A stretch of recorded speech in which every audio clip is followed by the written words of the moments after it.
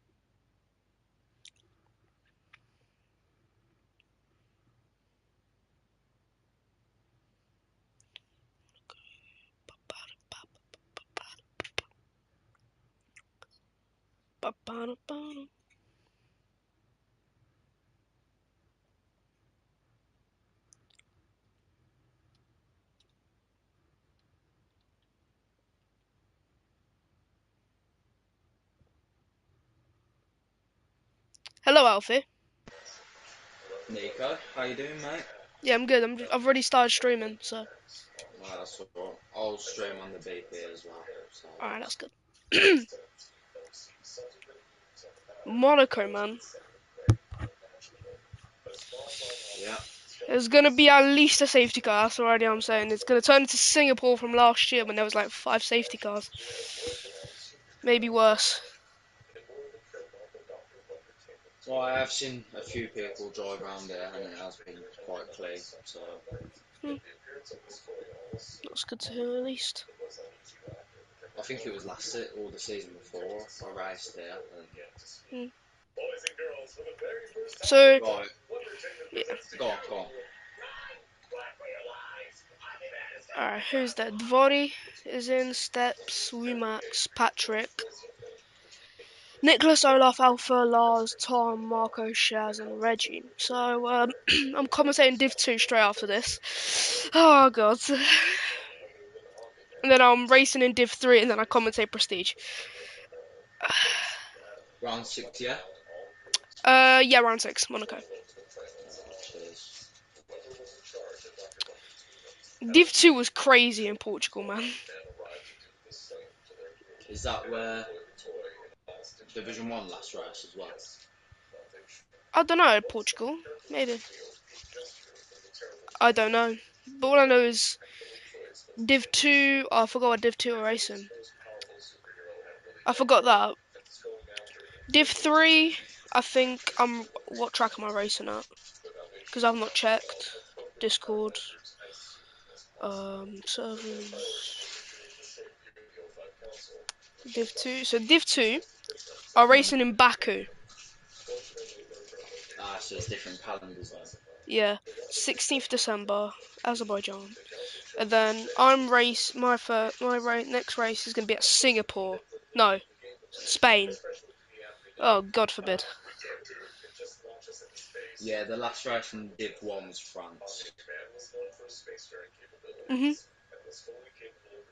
Last race in, Div 2 was Portugal, and I raced in Singapore last week. And I crashed out. I've started streaming on BP now. Prestige is in China.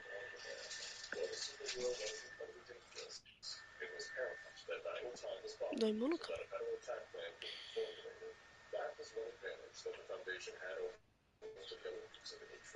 To be fair, I can't wait for today because it's Monaco is just different.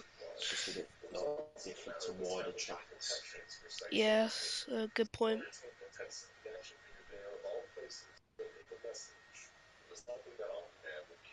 Didn't Lassie say he's like really good at Monaco, so he's probably gonna go get another win. And then I mean, he's already cooking anyway, hold so. on.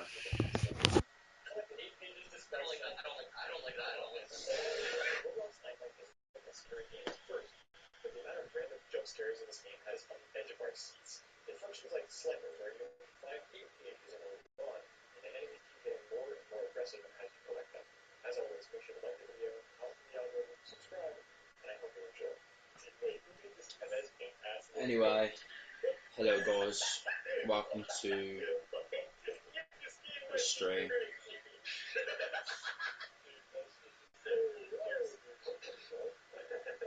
Very silly.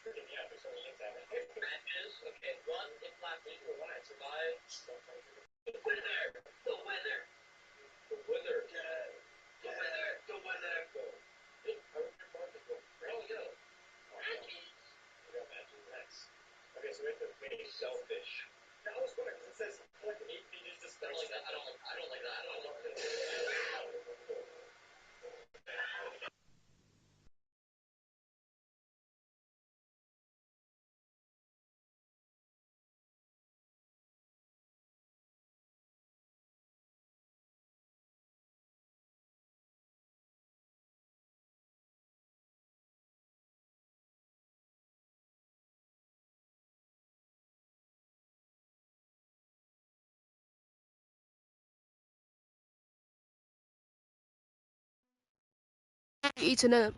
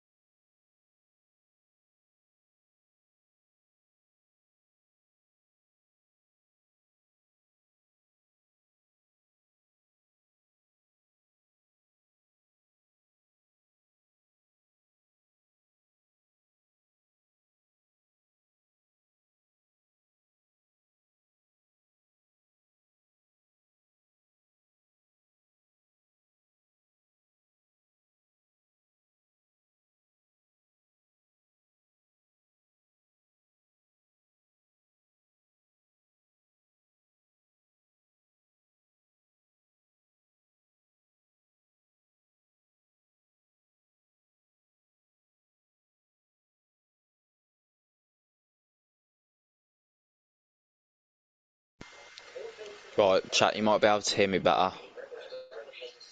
I've just had my mic all the way up So to the sky, so. I'm just gonna eat it. That's alright. Yeah, that's fine, mate.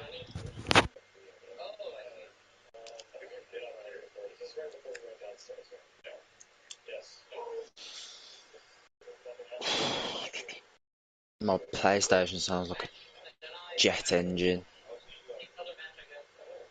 if not worse.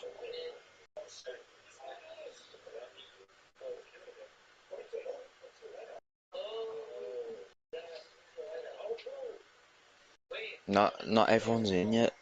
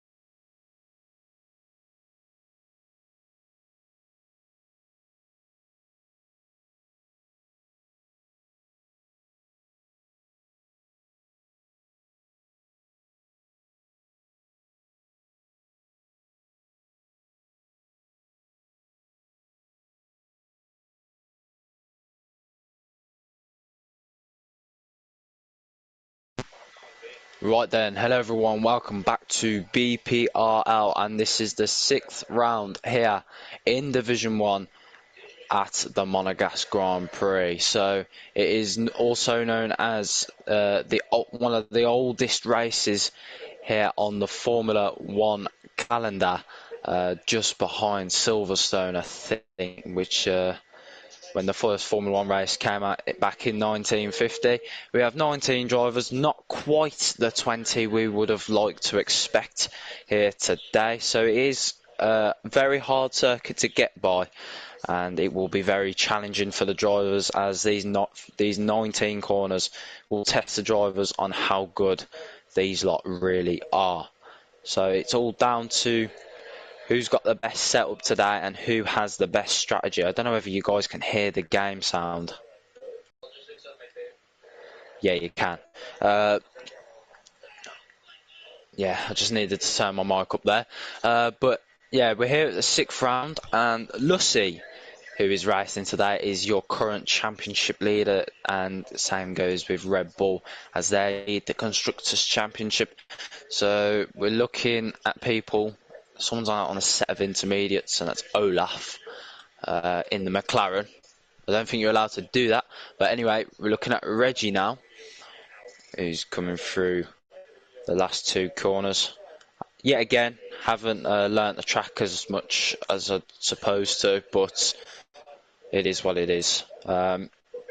Anyway, Reggie coming through turn one. He hits the wall there on the exit, nearly does a Sergio Perez on what he did in Q1 all those months ago back at the Monagas Grand Prix in 2023, of course. But now he's at the wall again, and this is how you know this circuit is very, very, very, very challenging for these drivers here today. I am joined with Nico. He's just doing something at the moment. He will be with us very shortly, but currently he's doing something, so he'll probably be with us in the next 5 minutes, but maybe a bit sooner. But yeah, anyway, Reggie will be the first person to set a lap time here today, as he's let Williams through. I'm not sure which William. It might. Yeah, it's Death Dragon as he's coming through now the swimming pool section. Very clean corners. He's rid over the curb, but now through the final two corners, and he will be the first person to set a lap time. DRS open down the main straight, and it's going to be a 1:11.503. I'm back. And Nico is back with us now, guys. So yeah, Nico, we've started it all, and yeah, we're Hmm. 4 minutes into the session now. I see that. But yeah, can you see anyone on a lap time at the moment? Um, Looking here, I think it's Alpha going through the swimming pool chicane now. As he goes round the second chicane on the circuit, he's going to go down into what is also known as the Schumacher corner. But he clips the wall at the inside, and his rear goes spinning off. But he's going to try and pull it to the line, and Alpha will cross the line, going fifth with an improper lap time after that silly mistake at one of the final corners. Yeah, same thing what Michael Schumacher did all those years ago, just binning it into the wall, losing the brakes, and he locked up into the wall at the penultimate, on the exit of the penultimate corner. But yeah, these are real challenges for drivers here today. It's the same within real life as well, because they have to be challenged to go around this circuit, and this circuit is very challenging for every single driver that comes round here, especially league races as well, because it's such a tight track and it's very hard to get by. But as well, overtaking is such a problem around here. It's normally good for qualifying this circuit. Do you agree? I mean, if we judge things off real life, that is true, and it's kind of like you can say where you start is where you finish, unless if strategies mess you up, which is obviously known as last year with Charles Leclerc, as he got pulled into the pits at the wrong time, and his strategy went really horribly, although did really well in qualifying, getting pole position. So if it's not for pitch strategies going wrong, then it's looking like it could be a boring race. Well, it's always the same with Monaco. It has been for the last few years, apart from a bit of 2019 where Hamilton and Verstappen were going for it at the last few laps of the race. But Hamilton came out on top on that one. But yeah, Lucy, our championship leader, is currently only sitting in 12th. It is safe at the moment, but there are still a lot of people to set a lap time. Probably will set a better time because you can see Reggie into the 110s already. So the track is starting to acclimatise then to the drivers, and the tyres are going to stick to the surface much better. But Matt has just gone ahead of Lucy there with a 116 going on 6. Noise has just come out for an outlap, but from 15th to 19th, they have not come out the pit lane yet from Noise. There's a Mercedes there, and that will be Alpha coming out of the pit lane. As the drivers being very quick and they're moving in the pit lane at a quick rate or not at the moment. So, I mean, the first 7 minutes have gone like a F1 car itself, very fast. But yeah, Jose comes into the pit lane, then he's had enough on his first run. He's P7, so pretty good there for the Aston Martin. Tom in the AlphaTauri is currently P4 ahead of Lars by a couple of thousandths as well. Marco, who's trying to battle Lucy for the World Championship at the moment, he's currently in 2nd. Lucy's sitting in 14th, so that's not a good start to qualifying there for Red Bull. Gravity as well. He has not raced in a long time, actually. I haven't seen him race in a long time. He currently 6, not a bad lap time there for the Red Bull, just ahead of Jose. Who else? F-Dragon sitting in a comfortable position of P3 as well, but 5 tenths behind Ferrari. Maybe the Red Bulls can start up the pace a little bit, especially Lucy, because he needs to set another lap time. He's on a set of mediums, so nothing will let him too bad. Hopefully, if he doesn't get it wrong or mixed up like the last time with 16.7. Noise has started his lap on a set of intermediates, but this is this is the knockout rounds of qualifying. It's not as important as it would be for first place, but these are very important positions as well. If you sit in the bottom 4, this time round, because there's no 20th driver today, which is unfortunate because it would have made things a little bit interesting just for one extra driver. But Noise comes across the line with a 16.3, and he goes up to 13th ahead of Matt. I think Matt and Lucy went out on a set of inters. I'm not too sure, but we'll soon find out after this first session. Yeah, so Alpha going now, exit of the tunnel, going down into the Nouvelle chicane, 2 tenths up on his sector 1. He's going to now go zooming down into the next couple of corners, goes down a gear and goes into now the first swimming pool chicane, purple sector 2. 7 tenths up on his sector 2 from his previous lap time. Marco beats his teammate with a 110.5 in the medium compound tyre, but Alpha around the final corner.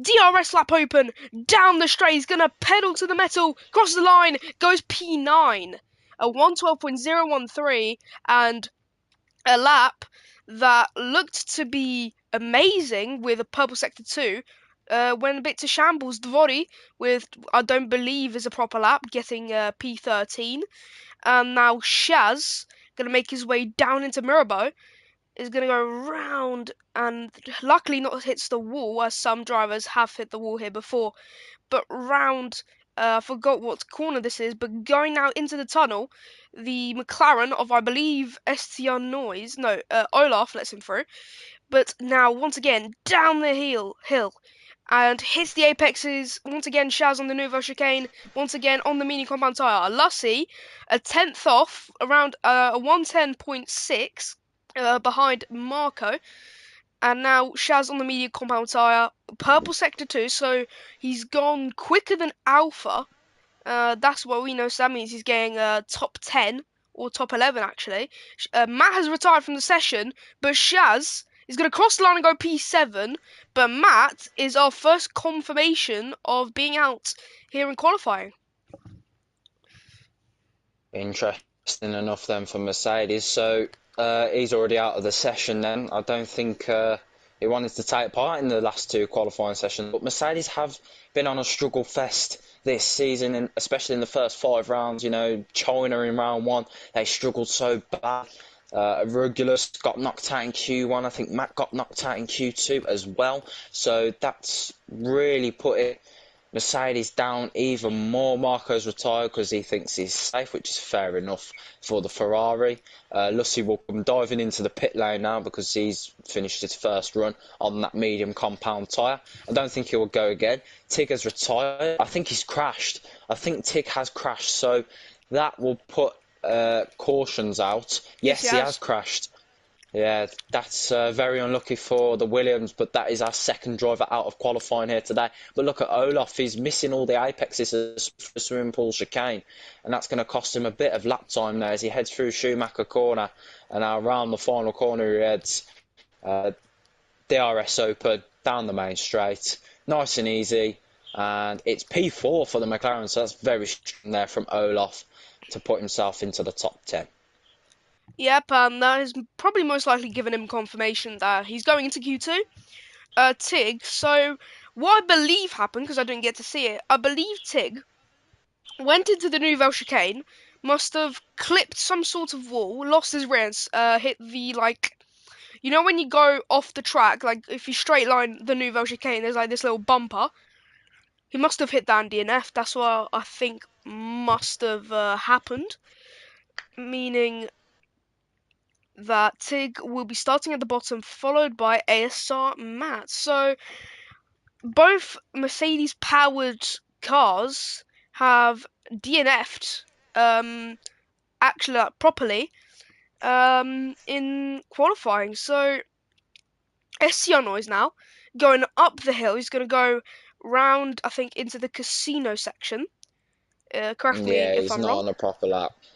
Oh, So I have just been given confirmation that Matt crashed as well. So yeah, so he's out obviously as well. But yeah, crashing at Monaco is not well. It's quite a simple task actually. Crashing at Monaco is it's not easy to go around a corner without hitting a wall sometimes around this circuit. I mean, especially a lot of drivers have failed, uh, well, have easily hit the wall around this circuit. You know, it is quite a dangerous circuit as it was introduced back in 1929, nearly 100 years ago. So that's a very long time that the circuit has been around. But yeah, that's for Matt especially and Tig crashing out. It's a big issue for the Williams and the Mercedes drivers. Sorry.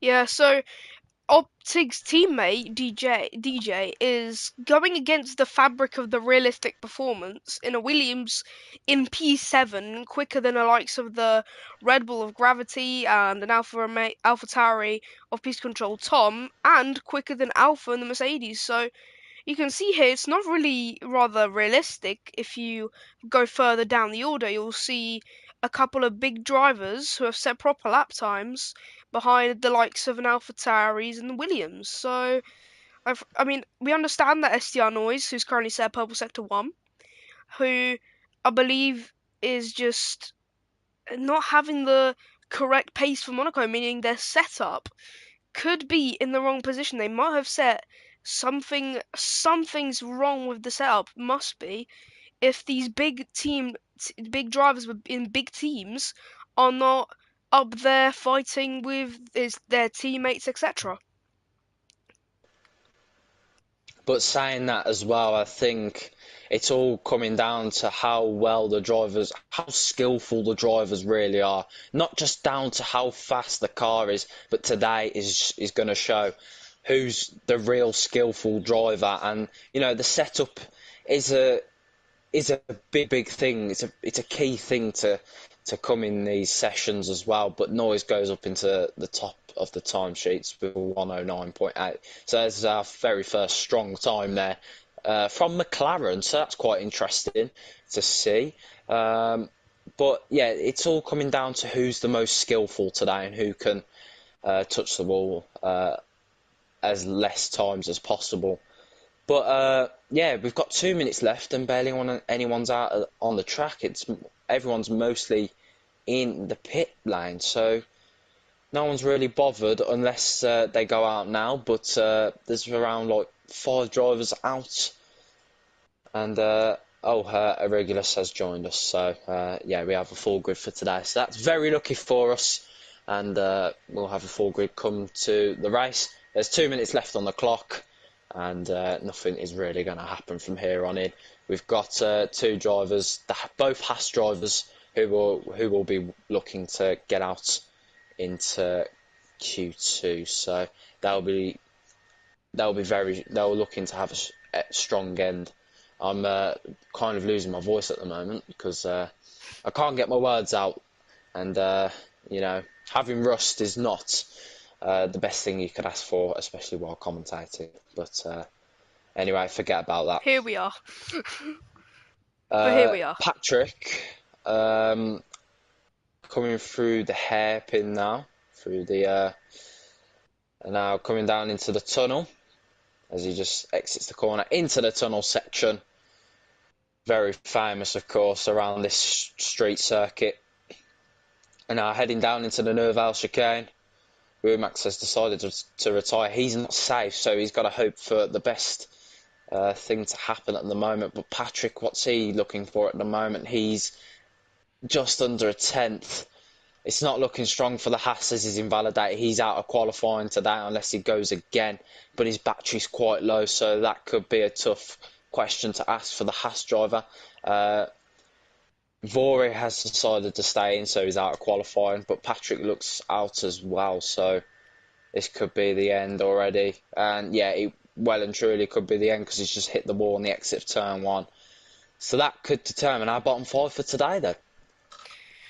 So yeah, not except Matt, there's not been really big surprises going to Q2. No one big going out except ASR Matt, obviously DNFing. But the thing is, Steps at the moment can maybe pull himself out of the predicted drivers to go out in Q2, because obviously looking at these results is immediately going to paint a picture of who's going to be where, who's going to get out of Q2, who's going to go into Q3, etc., etc. So Steps definitely doesn't want to be in the picture where the Alfa Romeo. Oh, he stopped. So yes, Steps is P15 here in Q1, but the thing is he's giving Nicholas slipstream. So in Div 2, which there will be commentary on, so Steps in the Red Bull who is reserving today in the Alfa Romeo, Nicholas in the Alpine for Div 2. Patrick's out. Sorry to interrupt you there, Yep, that's fine. Nico, but yeah, Patrick is out of qualifying, so there is your bottom five for today. Nico, you can carry on if you want now. Yeah, sure. So Steps as well is gonna obviously not try and obviously beat Nicholas in the race in Baku in what 2 hours ish. Yeah, 2 hours. And is gonna be very heavy. The battle for the championship in Div 2 is already looking like is going to be a big one. So it's obvious to whom there will be winning. At the moment, it's looking like Wumax could be a favourite currently to survive qualifying here in Q1. Don't really know about the rest, but I feel like in Div 2, I'm already putting out a bold prediction here, but I think that Wumax will win in Baku if this street circuit kind of form continues into that race, as the three drivers in 13th, 14th, and 15th are all going to be racing again. Even 16th and 17th will all be racing again. So the thing is that they already have this street circuit practice going into Baku, while the rest have to sit out for a race, still have to start from scratch when it comes to street racing, as everything can change, and especially around Baku, it could rain. And obviously, in Baku, a place where it is hot, but it's always sometimes raining. So that will be a very unpredictable race. So we'll look forward to that. But let's keep focused on Div 1, and we're going into Q2 now with as I said, a very uh, big picture being painted at the moment. So the two Alfa Romeos may go out. Remax, Alpha, and I forgot who was 11th, may all be out in Q2, but there is always something that will change. And yeah, but those Div 2 drivers are getting extra more practice for tonight, which is fair enough for them. But Div 1 is the main question for now. But yeah, Noise did top the session in Q1 as well, in front of Marco and Lucy. But now all the drivers, no more intermediate tyres, no more medium tyres. It's all about the fast soft tyre, unless you're one of the Red Bulls going out on the medium tyre right now. So someone's proved me wrong and not going out on the medium. Sorry, not on the soft. Reggie's coming out on the soft. Most of the drivers are on the soft, but one. So someone has gone out on the medium compound of tyre. I'm looking at Nicholas at the moment. He's on the softs. Noise has gone out on the intermediates once again. So someone has gone out on a completely different tyre once again, other than the soft compound. So they're going for a practice run here in the second phase of qualifying. But yeah, most of the drivers mostly on the soft compound, which is the fastest, which is the preferred tyre here today. If we had the rainbow tyres, then it'd be a bit different. But luckily we don't, and the strategies back then were pretty confusing. Luckily we don't have those rainbow tyres anymore. But yeah, they'd cause a lot of confusion on what tyre to go out on. But yeah, luckily we have three sets now, which is the hard, medium, and the soft. But the soft tyre would be a preferred way to go out on in a qualifying session. Sorry. The thing is though, super softs. I don't know why they got rid of super softs. It was obviously a bit more, adds a bit more to the strategy suit, but isn't that what you want? To have more strategies, etc. Have the possible quicker routes to finish the race in a better position. Well, I think F1 removed the rainbow tyres due to the confusion of new fans. If you know, because if new fans were to come in and they'd think, what is the point in all these tyres? Why don't they just have a certain amount? Which they already did anyway, but like a bit of a lower number to the tyres, like we have now, the soft, medium, and the hard, which is fairly understandable. But I do understand your point why they don't keep the super softs. I think it's because sometimes the tyres were a bit overpowered. I don't really know, to be honest. To be honest, I didn't watch much of F1 back in 2018 because I got super bored of the Mercedes dominance, coming from a Hamilton fan myself. But I did get bored. I didn't watch much of F1 back in those times, but I really couldn't tell you why they got rid of them. I'm guessing because the strategies were quite confusing or the tyres were a bit too overpowered. Yeah, that seems understandable, but Peace Control Som sets the baseline lap time. But although DJ Death Dragon goes quickest with a 1:11.336, and Alpha going a bit third now as Jose Felez sets a 1:10.8. Weber is going first, and Lars going P3. Now all the lap times are slowly starting to chime in. Reggie's teammate Marco goes fastest at a 1:10.201, and then followed by Lussie or Gravity. It was Gravity. No, it was Lussie starting his lap actually. So yep, or he was just invalidated. But Wumax round the final corner. What will he set in the Alpine? He's gonna zoom down the straight with DRS. He's gonna cross the line and goes P9, a 1:12.449. So as you can immediately see, there is starting to see a gap forming between the more quicker drivers and the less quicker drivers.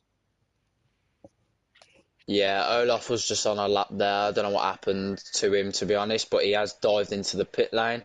I don't know what happened to the McLaren, but yeah, anyway, his teammate's done 1:15. That's not going to get him into Q3. He might be the favourite for pole position here today because he is looking very quick, especially on the soft compound of tyre. Marco did not beat that 109.8 that Noise did back in Q1. So, yeah, Marco's got to get a bit of a move on if he wants to beat that time. Lucy's got to do the same thing. I think he just went out on a practice lap, same with other drivers as well that went out on inters or mediums. But, yeah, you want to get that delta in to see green and then hopefully get into Q3. But yeah, the bottom four drivers have not set a lap time. I think they just went on practice runs. Olaf wasted a set of softs, so that could not pay dividends whatsoever. Womax is not safe. Same with Steps as well. So Womax and Steps could be in a bit of trouble here. Same with Gravity as well. Reggie will probably be safe. Sorry. Alpha looking very quick in that Mercedes as well. He's P5. Only a couple, maybe around 8,000, 9,000 quicker than Tom at the moment in a slower car. So Tom does have a little bit of pace in that Alpha Tauri here today. Jose as well has got a bit of pace in that Aston Martin. There is a Red Bull coming out of the pit lane, and that might be who is it? That might be Lucy actually. It is Lucy. He was coming out on a set of soft tyres. Same with a McLaren of Noise. Olaf already out on the track as well, so he's on an outlap. Rumax is a bit of time up as well. He'll be looking to set a quicker lap time as he heads now through the final corner. DRS open, and that is going to be a quicker lap time, and it only puts him in P8, a 10th clear of Gravity, but he's still not safe. Sorry, hold on. Nah, it's alright. Nicholas then coming through the hairpin, and he's now coming through the entry of the tunnel. Flat out through the tunnel into the Nouvelle Chicane. There's a little bump there that you can ride to get the better exit out into the Nouvelle Chicane. Nice and easy on the throttle, of course. Sorry about that. Now through the swimming pool section. Very quick corners coming at your face, and it's so easy to invalidate, especially over that curb. But now coming through Schumacher corner. Oh, he's just nearly done a Schumacher actually, and he's coming around the final corner. DRS open for the Alfa Romeo all the way down the straight, and it's going to be P3 for Nicholas. Oh wow, what a lap time that is there from the Alfa Romeo. That is a smash and grab there to beat Death Dragon in the Williams and Lars and Alpha. That is an absolute cracking lap time. But what about Olaf? He has not set a proper lap time here today, but we'll see what he can do. He's now coming through the hairpin. We'll ride on his onboard for the rest of the lap. And now coming through into the entry of the tunnel section.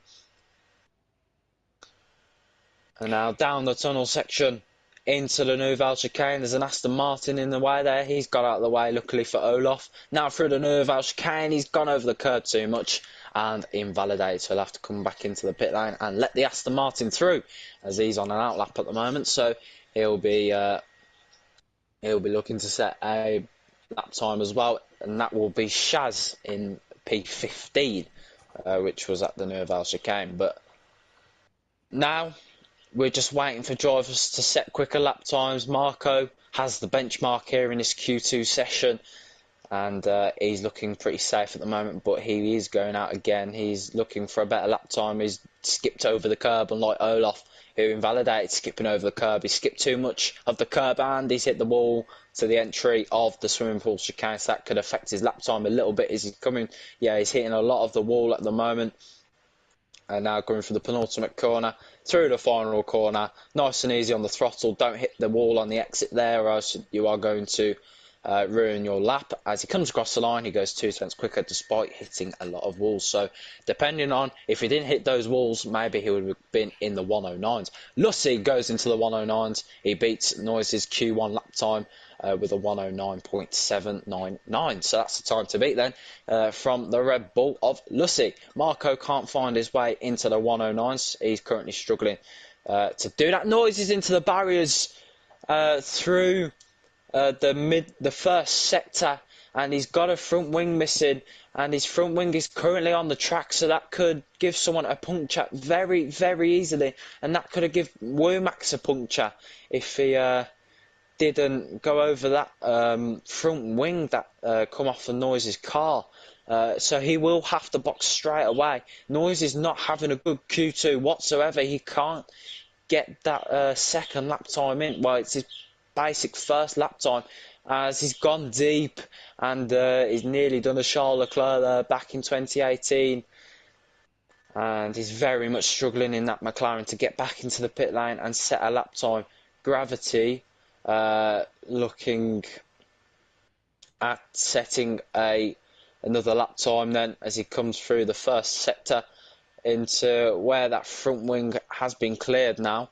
But there are a lot of tyre marks from Noise locking up, but he is 2 tenths up. Well, 1.5 tenths up is the Red Bull of Gravity now coming through the hairpin. He's not safe at the moment. He's currently P12, and he's I think he's backed off. Yeah, he's Yes. backed off. So, earlier Olaf was setting an invalidated lap time, but then also he tried again, but then immediately pulled back into the pits and now is going back out on track.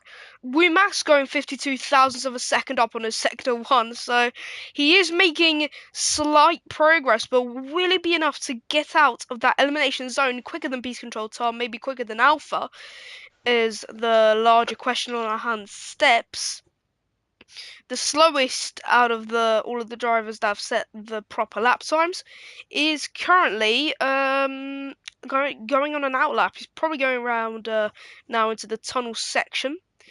Probably going to go down into the Nouvelle Chicane. But currently, let's focus on Wumax into the Schumacher corner, going around the final corner. What will it be for the Alpine driver? Can he go quicker than Peace Control Tom, the driver at threat? Wumax stays P11, goes 4 tenths quicker, but is still not enough to beat Peace Control Tom, the AlphaTauri shortly behind the Alpine actually. And also, let's take a look at Alpha. Not the quickest in Sector 1, 11 thousandths slower, and round Mirabeau and into turn 8, I believe this is, and then round into turn 9. They're going to go down into the tunnel section, and they're going to zoom down the straight. And down the hill into the Nouvelle Chicane, hits the apex, but hits the wall on the inside. He does an Arava and hits the inside barrier from his back left tire, and that's his lap. Basically, as if you hand something into a teacher, they're gonna grab it and scrunch it up and throw it into the bin right in front of your eyes, and that is basically what just happened to Alpha. The tire just barely clips the wall, which sends him into the barriers. Luckily, no damage, I don't believe. Actually, I've got to give praise for that quote. Actually, the teacher one, I like it. That's very good. Maybe I should use that more in the future. But yeah, Max now starting his lap. He didn't manage to get that lap done, but he's going again. There is little amount of time left here in this qualifying session. Noise has got to manage to get a lap in. Olaf as well. They're struggling at the moment to get the lap in. There's traffic building up at the final 2 corners, as you would normally see at Monaco. And the traffic is starting to build. Olaf sets his first lap time, but it is an improper time, so it is a 1:20.4, which will not be his last lap time, hopefully for him anyway. Let's not make that the commentator's curse, as he runs a little bit wide into turn 3, turn 4, and now down into turn 5, yeah, that is. Now into the airpin, which is turn 6, turns. No, that's turn 6, turns 8 and 9 now. And now into the tunnel section. I got all my corners mixed up there. But Olaf needs to set this time or else it is game over for him. Same with Noise as well. Shaz is P3. I didn't realise that there. But there are laps flying in. Nicholas is just on the cusp of being knocked out, so he needs to set another good time if he wants to get out into Q3. Olaf has hit the wall, so he is currently struggling at the moment, but now he's coming through Schumacher Sorry corner to and now interrupt you around the here, but final STR corner. Noise has stopped at the Nouvelle chicane, and STR Noise is out of qualifying as the clock strikes 0, and that is STR Noise at the bottom of Q2, and he is out, and going to the Nouvelle chicane, he locks up and just drives off the track, and that is that for STR Noise here in qualifying today in Monaco. That silly mistake at the casino corner must have been a turning point for the McLaren driver, and that it's just over. It's over for STR Noise, and now you can continue now. Yeah, anyway, Olaf went P5, but back to the back. Womax is out. Womax has decided enough is enough. Same with Tom Gravity and Nicholas just survived. Same with Lars as well. Just about. I'll tell you what now. Tom is so unlucky. He is not into Q3. He definitely deserves it, but P11 is good enough for an AlphaTauri, let's be honest here. But the top 10 is the top 10. Noise is a shock removal from qualifying here today. Maybe he should not have gone out on the intermediates to start off with in the second at the start of the second phase of qualifying. But now we're going into the final phase of qualifying, which will settle our pole position time. But yeah, into Q3 we go then. Our bottom 5 is Tom, Steps, Womax, Alpha, and STR Noise. So the three of the drivers that were in between 11th and 15th in Q1 continue here in Q2. So Gravity nearly also joined that pack again, and Nicholas saved himself. He had I believe 111.2 to beat, and to beat him and knock him out, but luckily he set a quicker lap time, which put Gravity in danger, but it didn't really change anything. So that is that for Q2. We've had a shock. We're here with STR Noise. Looking at the incidents, there were a lot of invalidated lap times for this league. There's usually like 4 or 5, but today there were 9 here in Q2, and there were definitely more in Q1. So Lossie, most likely the favourite going into Q3, followed by Marco, Shaz, Reggie, Olaf, DJ, Jose, Nicholas, Lars, and Gravity, all in Q3. We have 2 Red Bulls, 2 Ferraris, 2 Astons, a McLaren, a Williams, an Alfa Romeo, and an Alpine. Well then, that caps off qualifying 2 then, as qualifying 3 is going to bring us a bit more action because this is now the fight for pole position, which also could lead the fight to the race win here today. There's a very little overtaking opportunities here at Monaco, but as we know, it is very possible with all these drivers. You know, it's a league race, so you know he's gonna care in 3 months' time what happens today. But yeah, Q3, it's the fight for pole position, and the drivers will start to come out now. Yes, this is the last Q3 in Div 1 before Christmas. Merry Christmas to everyone, including you, Alfie. And hopefully you lot get some presents, obviously. So hopefully you get what you wanted. I'm personally getting I want GT7. So I'll do some stuff on that. Maybe do an AI championship. Maybe. But going now Into what will be now going to be Mirabeau is DJ Death Dragon in the Williams. Out first once again, kind of reminds me of Bart Tsunami, where in the first couple of prestige races, and yeah.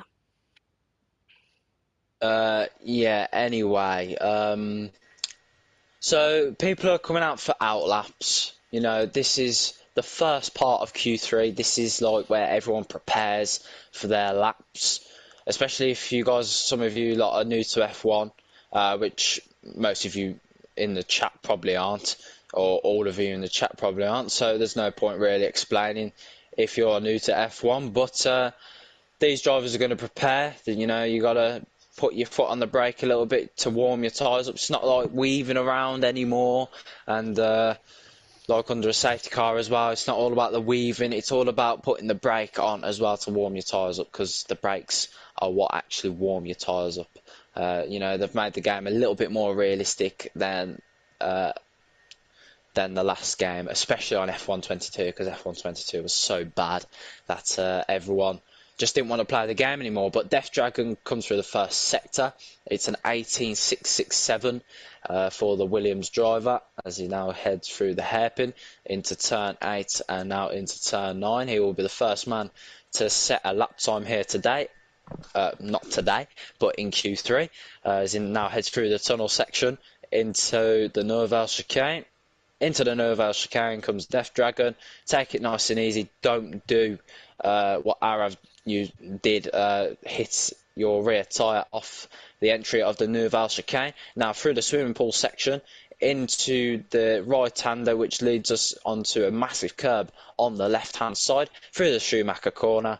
And now round the final corner comes Death Dragon, DRS open down the straight, and it will be a 110.9. I thought that was going to be a 111 there, but he just comes across the line in time to put himself into the 110s. Nice lap time there for the Williams. Who else then is on a lap? Reggie now coming through the swimming pool section. I don't think he's on a fast lap. Prove me wrong here. I don't know. I can't tell. I think he might be an AI. I'm not 100% sure. But yeah, I suppose we'll find out toward the end of this lap. Olaf on an outlap, so 9 drivers are on laps. Nicholas comes diving into the pit lane, so that's his first run done and dusted. He will not set a lap time. What about Jose then as he heads through the Schumacher corner? But first, Marco is setting an invalidated time. He's got a delta on the board at least. Shaz goes 129.8, and Jose goes to the top of the timesheets by 8 thousandths with a 110.901. Death Dragon with a 110.909. Gravity goes 111.8 in the Red Bull, so behind the Williams. Lars goes to the top of the timesheets then, and his over 1.5 tenths clear of Jose. In the Alpine goes P1. Lucy then is now coming through the left-hander and now through the Schumacher corner. And he's done a Schumacher there. That could cost him a bit of lap time. Marco is going to be raising his eyebrows then, because that is a 109.6. There is a bit of a mistake there for Lucy. Marco can't capitalise on it yet because he's invalidated once again, so that's going to put a bit of a stop to his lap time. But look at Reggie go 109.8. That's a very strong lap time there for the Ferrari. But what about Marco? Because he's just gone into the pit lane. But now Olaf as well. He's coming through the hairpin. But the times are not, the people are not as close as we probably would have expected. Yeah, so Olaf now going to go into the Nouvelle chicane, hits the apexes cleanly but invalidates. So with the haunting shadow of Estion always being knocked out, so what is it for Olaf? He needs to grab McLaren, put it on his back, and hope for a good result. Maybe top 3 could be enough to pull some more points for McLaren. An invalidated lap time for Olaf is going to reset and is going to go in his second lap And now Shaz as well, going down into the next corner after the Nouvelle chicane, hits the wall, and it's now 7 tenths down. On his sector 2, Alfa Romeo, Nicholas on an outlap is shortly behind him, followed by Shaz's teammate Jose, and that's someone oh, never mind, that was Shaz. It looks like someone was spinning. But anyway, Jose is going to go around the Schumacher corner with a broken front wing, so must have crashed somewhere. He's going to dive into the pits for a repair. And also, let's look at Olaf. His Marine not in today, so that's may cost something. I don't really know, but I feel like they're brothers or something for some reason. But anyway, Olaf through the Nouvelle chicane. They're gonna go into now the next couple of corners, and now the He's not on a proper lap, so oh yeah. But he will be on the next time for sure. But I've just seen him on the brake saving the tyres a little bit, so he could be going again. Nah, yeah, nah. He's coming into the pit lane, so yeah, that's him done for his first run. I think everyone just wants to get some new tyres on. Nicholas is still out there, so the track would have acclimatised for him a bit now. But when the other nine come out, they're gonna have all the track acclimatisation to themselves, and they're gonna have the best timings for themselves. Nicholas will not be able to go out again after this one, I'm pretty sure, but he comes across the line. 111.2, that puts him in P7 ahead of Gravity. Gravity is 6 tenths behind Nicholas.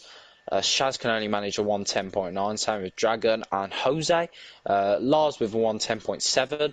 Olaf actually did set a 110.1, I believe, so he's currently set. He would be currently P3 with that McLaren driver, but obviously his invalidation would have costed him that time. So Olaf and Marco, they've got to get a move on then in this last qualifying session and in this final run of qualifying before we head into a 39 lap race, I think. Yeah, 39 lap race.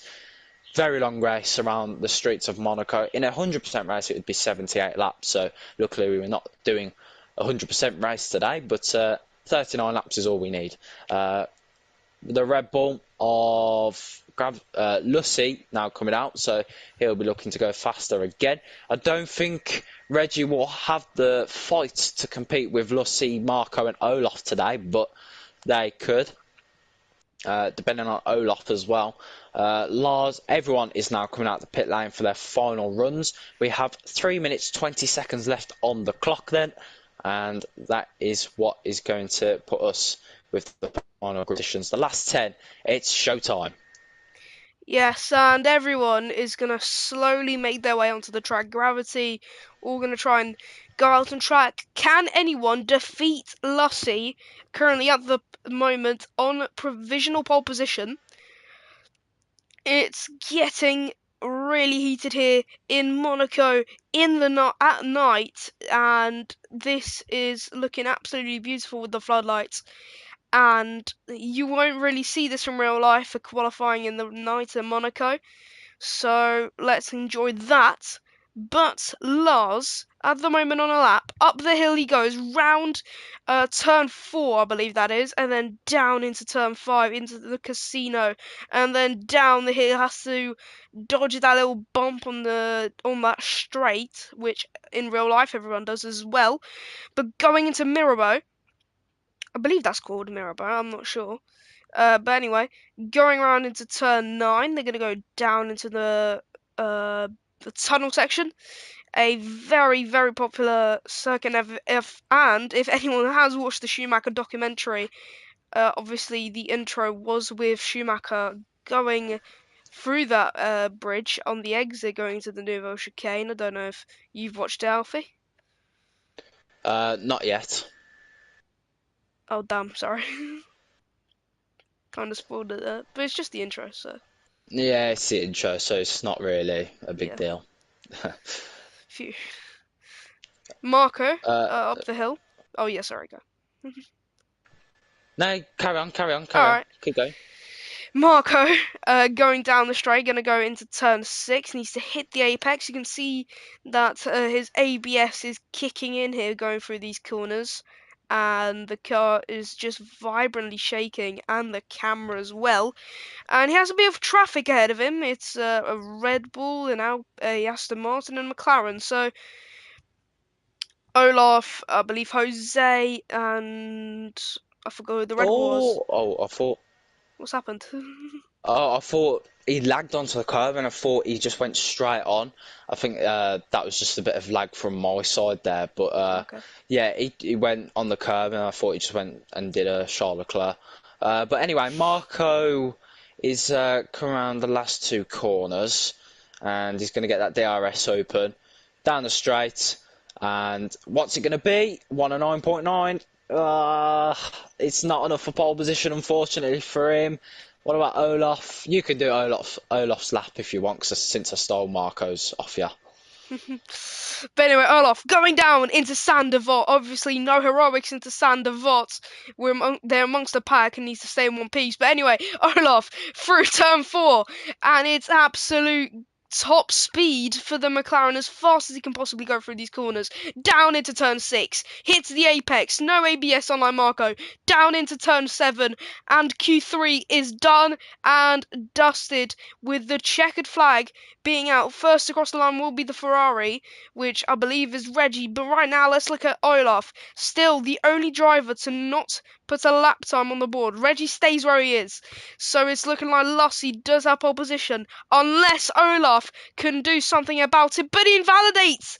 So Oh no, he my word. can't. He cannot intervene, and another bad result for McLaren here in qualifying with Q2 prior, and Gravity going P7. So Olaf P10 and Noise P15. So not the greatest of Saturdays here for McLaren. Yeah, so that means McLaren 10th and 15th to start this race. And you must think, if you're Olaf or Noise at the moment, you must think to yourself, oh no, look at the position that we're in today. This could really, really cost us some massive points, especially in the World Championship fight. But Lussi has bagged himself another pole position here today, and he's on pole position for the Monaco Grand Prix here in Season 7 in BPRL. But that was a fantastic qualifying from everybody today. It was very interesting to watch. But next, it's the race. Is it going to be boring or is it going to be exciting? We'll see down into turn one. But everyone's going to be hopefully nice and calm down into turn one. But look at that grid. Look at that grid. I have not seen Reggie up that high in a long, long time. But Reggie, second place, nearly 2.5 tenths down on Lussi, but that's a very good lap time from Reggie. Lussi first, Reggie second, Marco third, Death Dragon. What a strong qualifying he's had today, since we're in the afternoon in real life. I got confused there. But Death Dragon P4 in a Williams, Lars P5, Jose P6, Shaz P7, Gravity. Been a long time since he raced, so he grabbed P8. Very good result for him. Nicholas P9 and Alfa Romeo, very good. But it looks like a bad day for McLaren. P10 for Olaf. Yeah, McLaren's not had, like I said, the greatest of Saturdays, and hopefully that may be turned around, maybe today in the Grand Prix. So going into this Grand Prix, we know what the grid order looks like. We know that, we know who's in top 10. So let's quickly recite the grid order just to keep that lodged in our brains for the rest of this Grand Prix. So, on pole, as Alfie just stated basically like half a minute ago, on pole is Lussi, who set a lap of a 109 point, I believe, 6 if I remember correctly, followed by Reggie for the first time in since last season has gotten onto the front row and now in the Ferrari instead of the Red Bull, followed by his teammate Marco. He's been having a strain of good results, and hopefully he can carry that on here in the Grand Prix, maybe get a good start going into Sandevot. So as we wait for the players, that was your top three. But in P4, who's P4? I can look on the race director actually. Oh yeah. Oh, never mind. Oh, We're anyway, we're formation lap is underway. So now we know on P4 it is DJ Death Dragon, a great qualifying for the Williams, and is on the same row as a Ferrari on realistic performance. That is something you don't really see, and obviously it is Monaco, so not everyone gets the best laps in, but yeah, that is absolutely great for Williams. Followed by Lars, he has been putting in some greater performances in the Alpine, and P5 is somewhere where an Alpine wants to be here in BPRL in a realistic performance race. Followed by the Aston Martin of Jose on the third row. He's been putting in also some good races, but now needs to execute them with great qualifyings. And obviously, we've seen it before, not the greatest of races. So now, will Monaco be the race where he can execute it? So in P7, it is his teammate YZ Shaz. He has also been slowly dropping in form, and there was some mistakes further back in time. But then it is Gravity, and as you said, not been racing for a bit, and has just come back in a Red Bull P8 with a obviously now the skill set has increased. Gravity has obviously done well to adapt to the skill set already going P8. Then it is the Alfa Romeo of Nicholas. He set a very good lap, obviously was in danger in Q2, but then luckily saved himself. Then it is the McLaren of Olaf, not where he would expect to be, as it was not the greatest of qualifyings for him. Then it is Peace Control Tom in the Alpha Tauri. He's been putting in some good performances, but now this qualifying in Monaco has been quite a setback. Steps in P12 in the Alfa Romeo, the Red Bull in Div 2, hopefully to get a good result in. Then it's Wimax in the Alpine, Alpha in the Mercedes, Noise in the McLaren, not where he wants to be, Patrick in P16, Vori P17, Matt P18, Aurel Blas joining late P19, and Tig at the bottom of the grid order. And as we go ahead into the Monegasque Grand Prix, who will come out on top? Who is going to get the better start here into going into the Grand Prix? Will it be Lossie or will it be Reggie? Will Reggie get into the P1 for after a long time? We will see when. Who still needs to park in their grid slot, because this is taking um, forever. let me have a look. But anyway, um, the drivers are lined up, so this is quite confusing now. But the 5 red lights should be up at any moment. Every driver has parked up onto the grid. Hmm. Um, I'm really misunderstanding on what's going on at the moment because let me have a see. I don't know because everyone's still parked correctly, and there's no one further back on the Could it be a track. glitch? Oh god. Right, let me have a look at Discord. I'm already taking a picture of the grid order if they need to know it.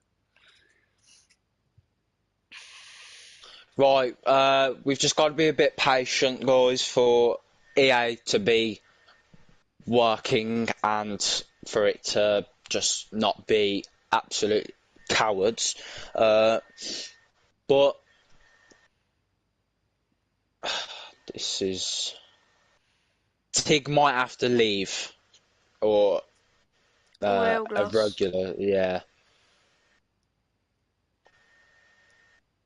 Someone might have to leave. It's not looking like any. I don't have any internet issues, so it must be one of the It's drivers. it's not anything to do with internet. Reggie's DNF'd. I think we're restarting here. Yeah, we might do. Oil's, yeah. Yeah, restart. Right, everyone, sorry about that, but we are restarting, so everyone has either left the session or just retired. We are just waiting for everyone to either retire or just leave. But we could be making a new lobby I've here. left to menu, yeah. I've left to main menu. Yeah. Did you get a picture of the grid? Yep, Oh, that's good to hear then. I'll send it in. Um, do you want to do the five red lights? Yeah, sure. That's all right then. I'll let you do that.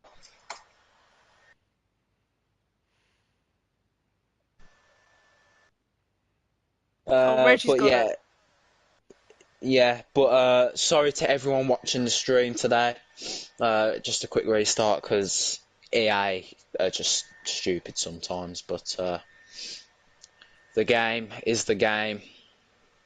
We just gotta wait for Reggie to make a new lobby. We will be um, around 5 to 10 minutes, guys. So if you just want to go get some snacks or something, then feel free. But yeah, it's we are waiting for the restart I'm to come currently alive. buzzing, to be honest, because my home club's currently beating a team 3-0, and we're a point off top. Oh, Reggie's just invited me. What team? Sorry. Oh, it's a Polish team. You'll go Oh, crazy as I'll pronounce it. right. Let me have. Is it in the Polish First Division? Mhm. 3-0. Right.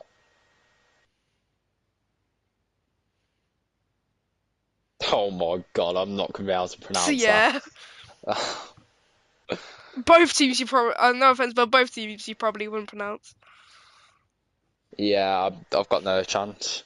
I mean, I can pronounce one, and that's Legia Warsaw, Yeah, obviously. and we played Oh, them it's in 3-1 Europe. now. So Angry face. uh, 3-1. we've What you? played Legia in the Europa Conference League. What you Aston Villa fan? Yeah, Hmm. Twice. Wait. 3-2 win and a no 3-2 loss and a 2-1 win. yeah. We were just shocked in the first game because we all thought, yeah, this is going to be an Yeah, the easy thing is, group. you can't doubt Legia Warsaw, especially because they. I may hate them, but the thing is, you They can't doubt are a them good because side. yeah. I mean, my home club may have beaten them 3-0, 2-0, sorry, but the season before that, but now on their team they have a traitor because he was from our team and he joined Legia. Very angry. Uh, yeah, But you see, we're sitting third in the Prem. We beat City, we beat Arsenal. I'm buzzing because two massive results come now our the way. thing is, what I hate, right? They're saying that Atletico Madrid have the best unbeaten home run, while my home club probably have the best unbeaten home run because they haven't lost a game since February this year. So Wait, we're on an unbeaten run one, of 15 consecutive. We ain't lost one, since two, February at home either. So 3, 4, 5, 6, 7, 8, 9, 10, 11, 12. We're currently on a 12 run, 12, but then I can't see the previous season, so hold on, let me go on a different app, maybe I'll see it there. Where's Polish League? There it is, there. So we're on 12 at the moment, and then, alright, 13, 14, 15, 16, 17, 18, yeah, 18 win run, unbeaten run. So we actually should be ahead of Atletico Madrid, because they're on 17, I think they are. uh, but I think, because it's more talked about because we're in hard, no offense to like Polish league or anything, but we're in harder leagues. But that's really good. 18 wins at home's No, not wins. It's incredible. just unbeaten. Oh, unbeaten. Yeah, Hmm. see, they've done it at wins. Oh, if it's wins, then our biggest run. What is our biggest run for wins? Hold on. One. Oh wait, no, that's friendlies. That doesn't count. One, two, three. 4, 5, 6, 7.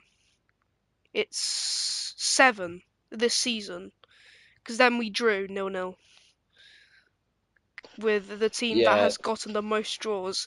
Because they've played 17 games, and in those 17 games, they have drawn how many matches? Let's see. They have drawn 12 games out of 17. mm. Yeah. Well, they done it off wins. So because I seen the Oh, other okay. day, I On think it was like Prime Video when the Aston yeah, Villa game. Prime, yeah, Prime Video because they shown Atletico Madrid only have three more better than us, or two more, or Well, let me four more. I see can't what's remember. like. Have Atletico Madrid kept on winning at home? Let's see. So they lost to Barcelona, but was it at home? No, it was away. So Nah. their home run is still going, and then their next home game is against Getafe on the 19th. And today they've got Athletic Club in 3 minutes away. They lost against Barcelona away at the start of this month. But then the thing is, something that I still can't get my head around is Girona is top of the league in La Liga. How on earth? Like, actually, how? Well, that's like saying how are we third in the Prem? The thing is, right, I can see Aston Villa top 7. I would have never saw Girona in the top 6 of La Liga. I'll be Yeah, honest. that has caused a bit of a shock, to be fair. And beating Barcelona as well. I think they're run by Man City though as well, so that's gonna give them a bit of a boost, to be fair. Hmm. I mean, the last time they lost a game was against Real Madrid, but that's Real Madrid. Yeah, because Jude Bellingham's gonna absolutely crush her at the end of the day. So Because also, don't forget, last season Girona were 10th and tied for 10th with Real Vallecano and Sevilla.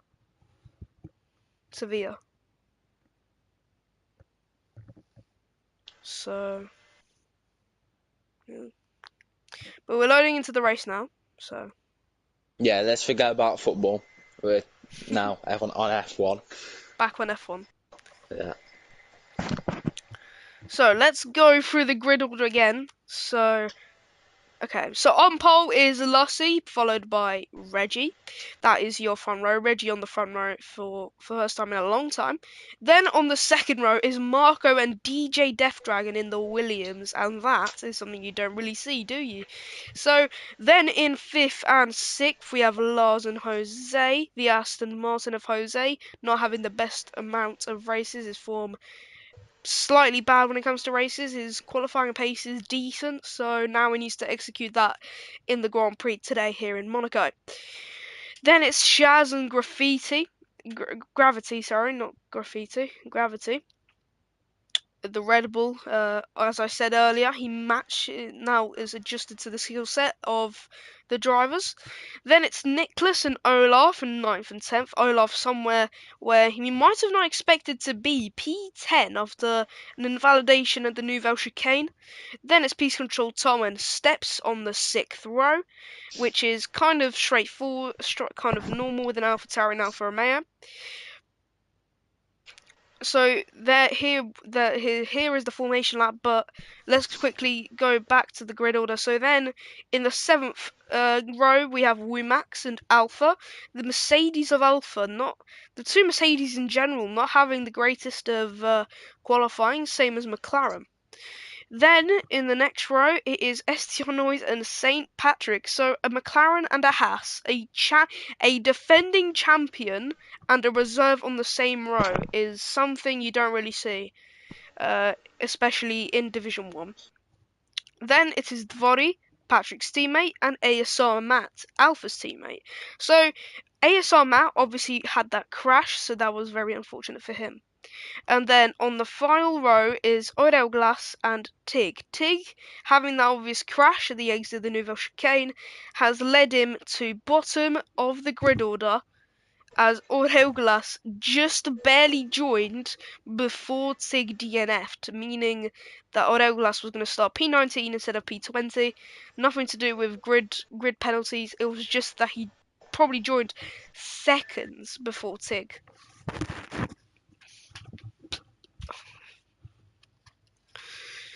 So, as the drivers are going to be going now down into the Schumacher corner. Oh, sorry about that. It's going to be Lussie on pole, as I said. Matt already having a disqualification because it's Matt. No offense to him. Then it's Reggie, Marco is your top three, and they will be wanting the best getaway possible, especially for them to benefit them in the championship.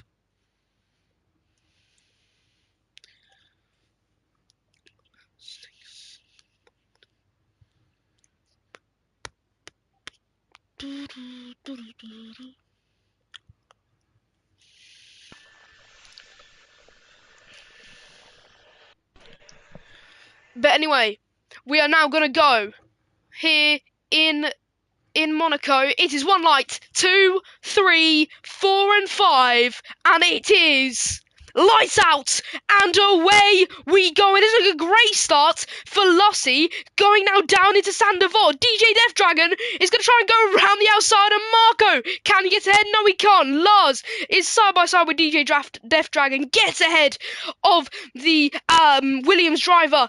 Then, and that is Shaz dropping down to P9 as well. Someone can't really shuddering, and that is Shaz being about to be swallowed by the Alpha Tauri and the McLaren.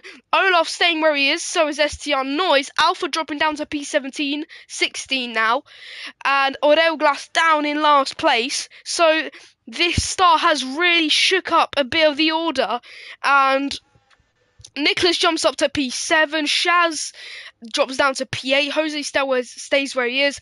The top 5 stays where they are, except for Lars and DJ. And this has been a very good start to this Grand Prix. And that's STR Noise going off the track.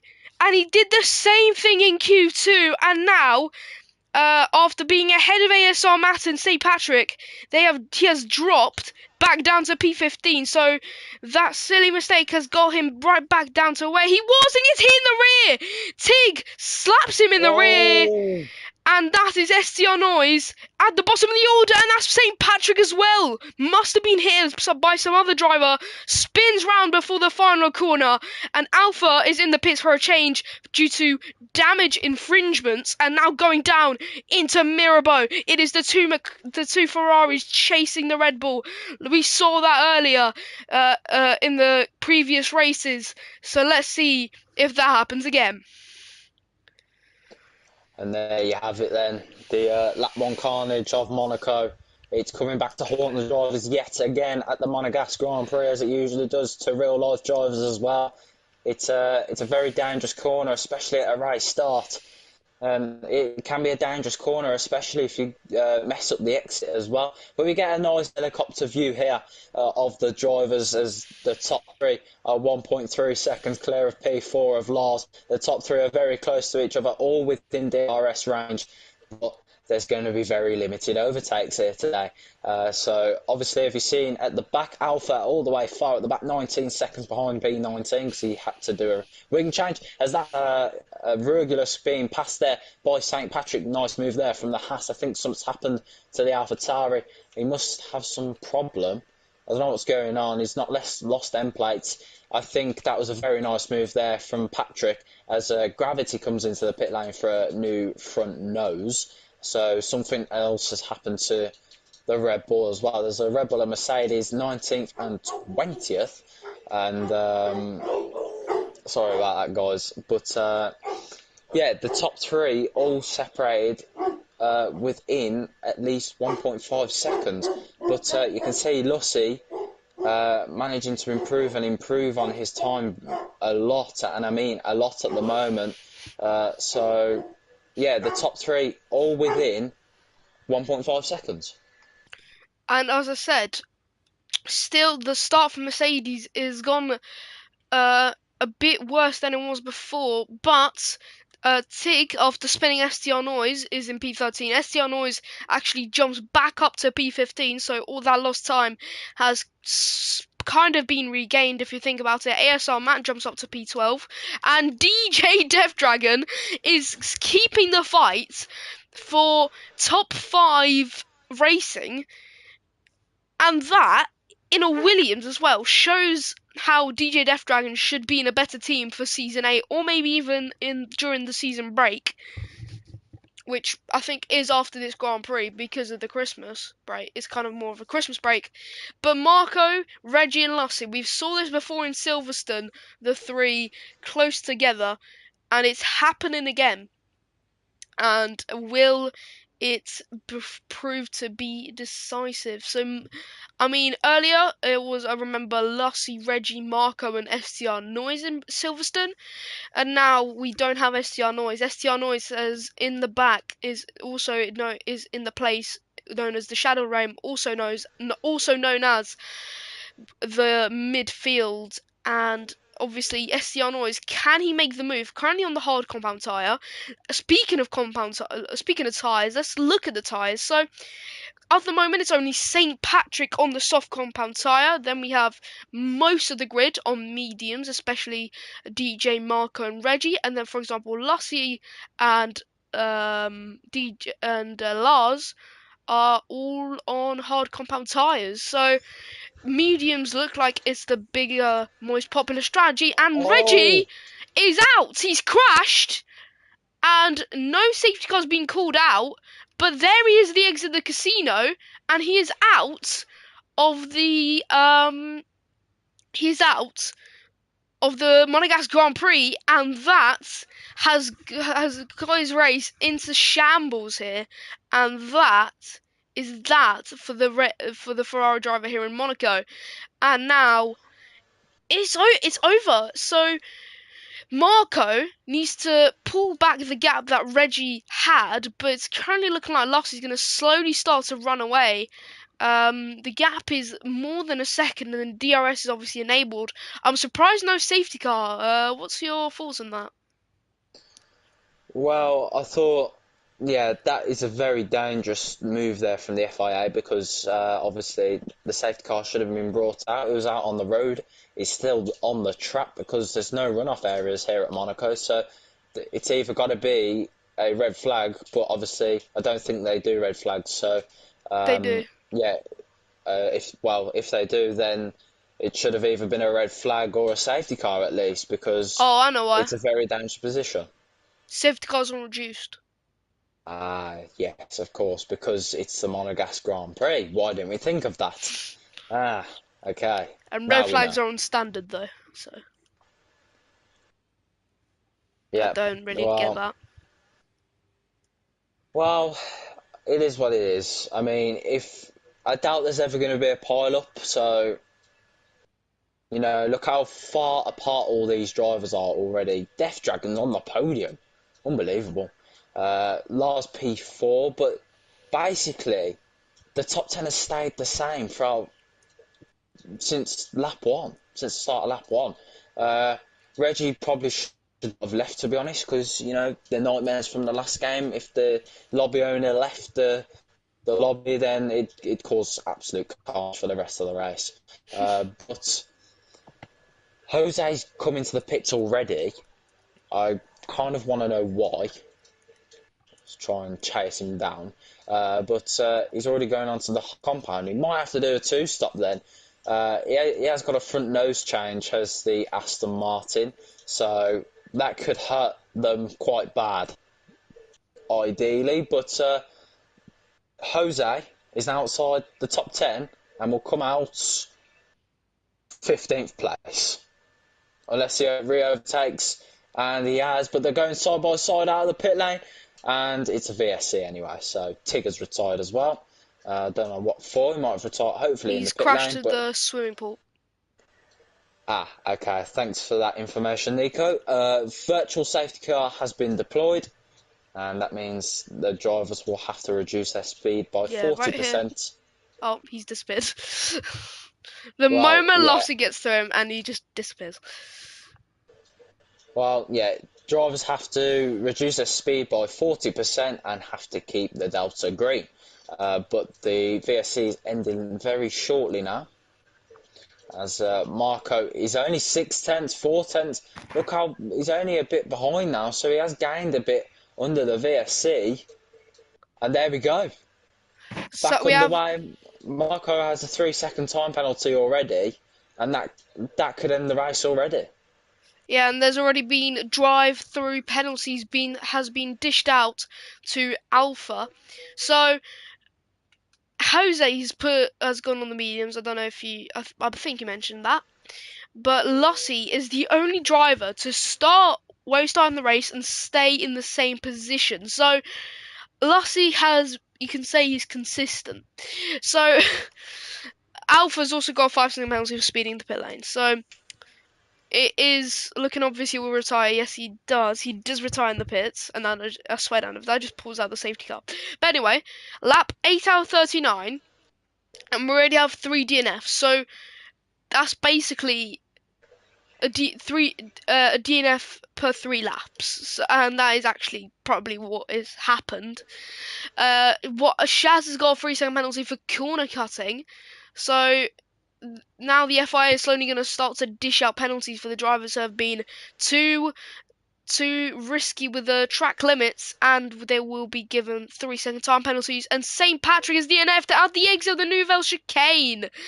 His teammate Dvody just overtook him, but look at Gravity. So yeah, as you can see, it must have Oh, been hit in the rear and gone flying to the wall, or what we saw with Alpha, I think in Q2 or Q1, where he hit like the inside barrier and slid into the wall.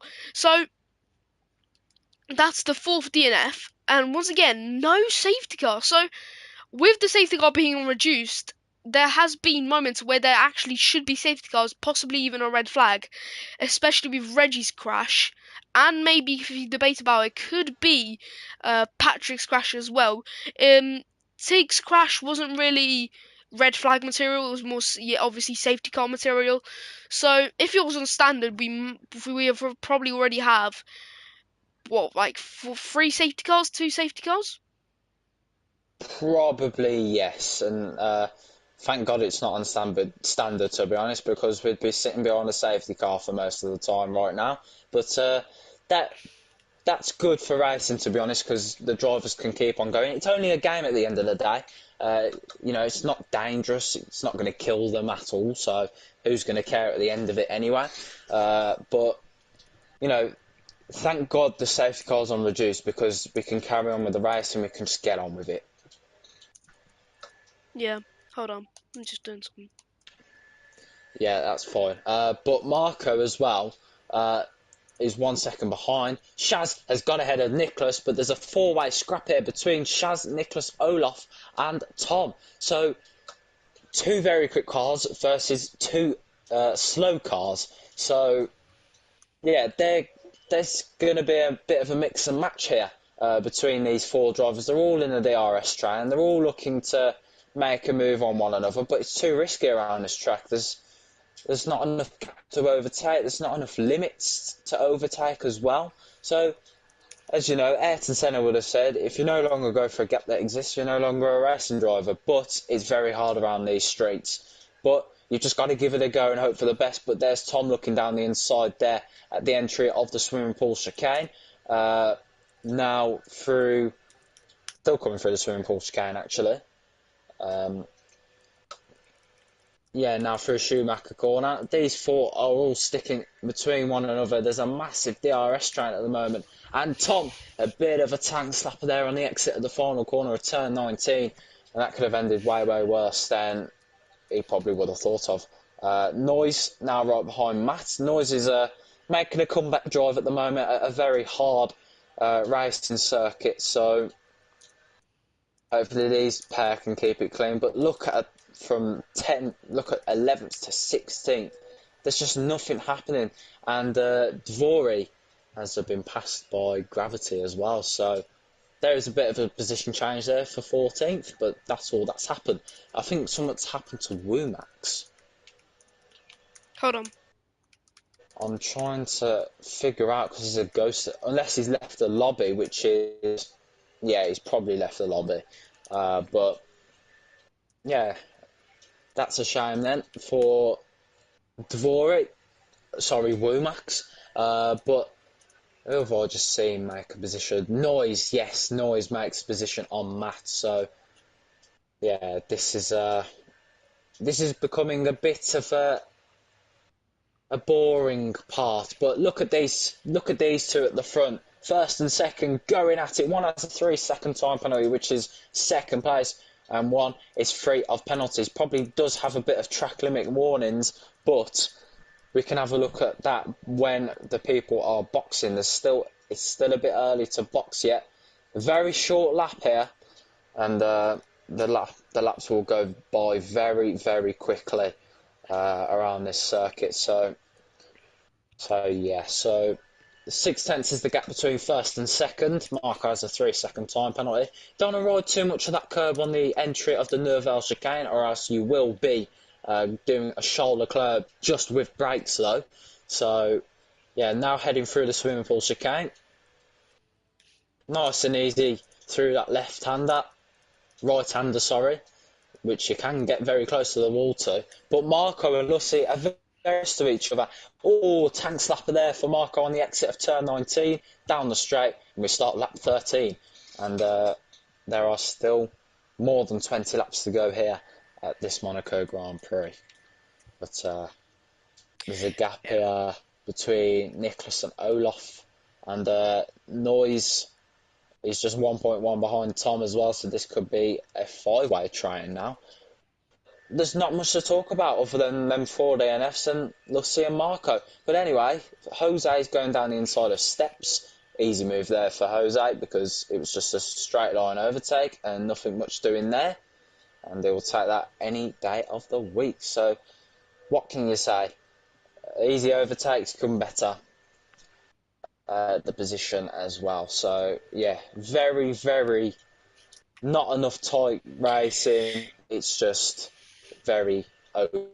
It's like a single file queue for the canteen in school. Yeah, yeah, it does feel like that indeed. But, racing just looks.